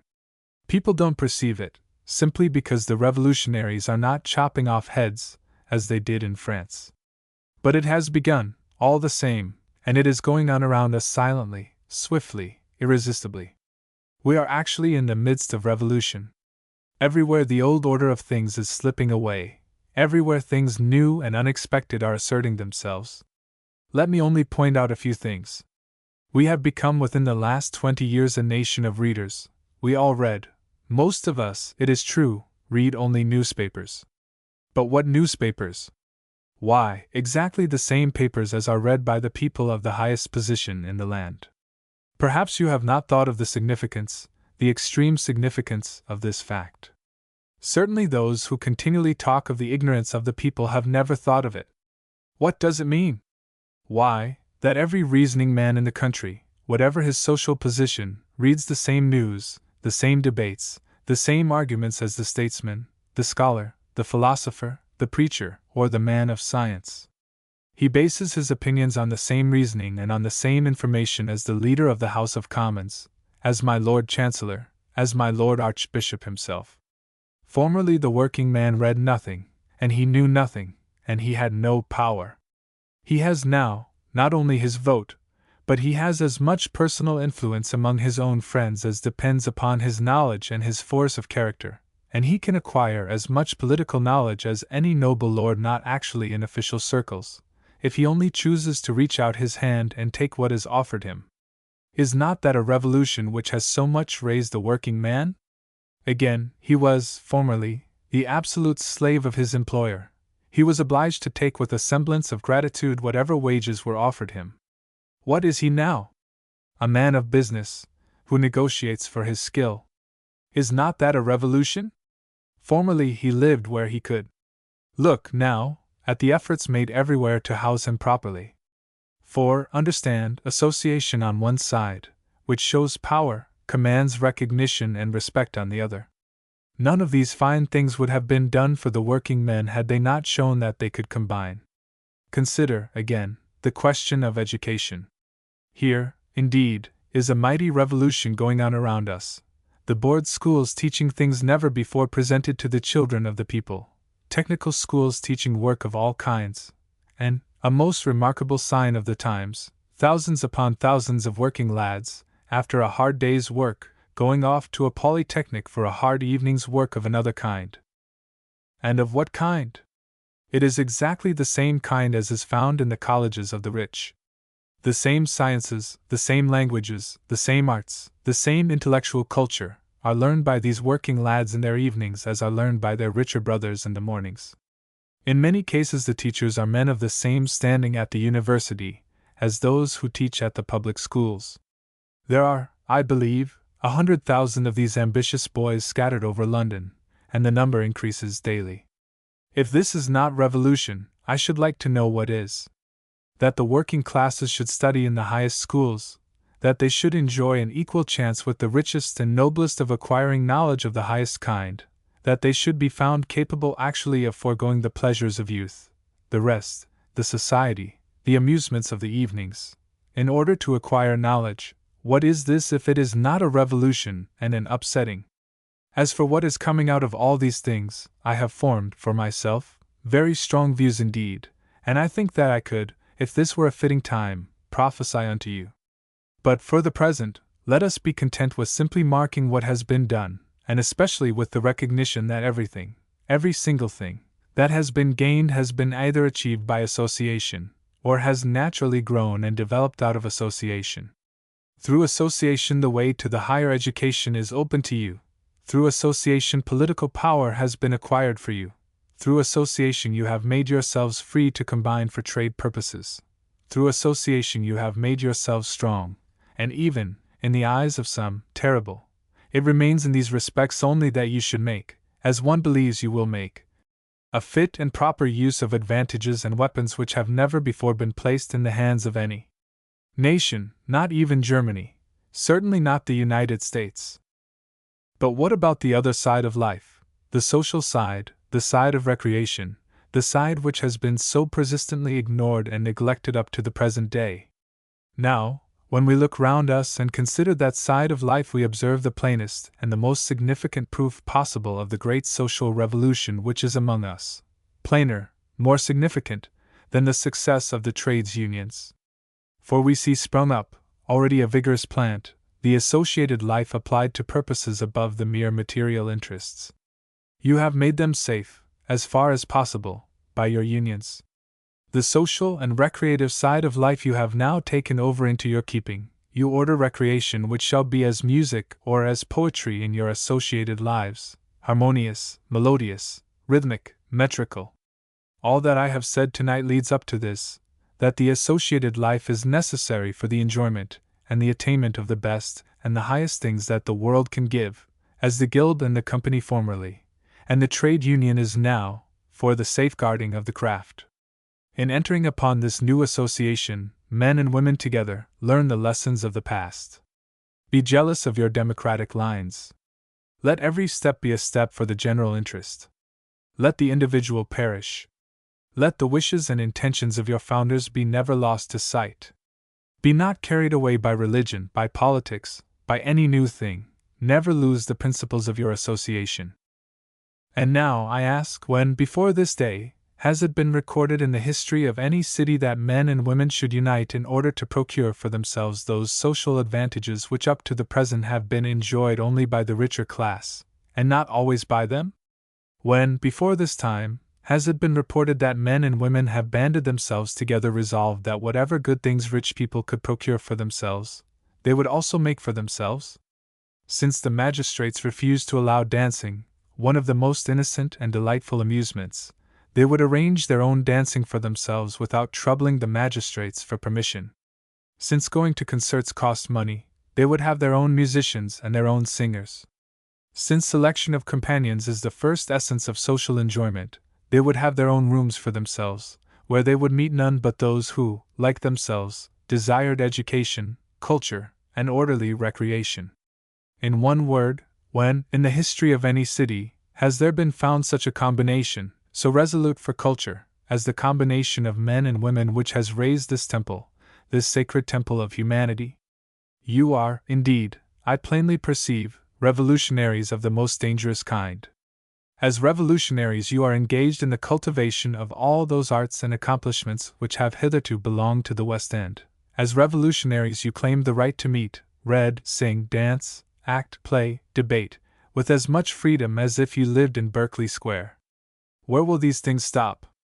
1893. Illustration. End of Project Gutenberg's As We Are and As We May Be, by Sir Walter Besant.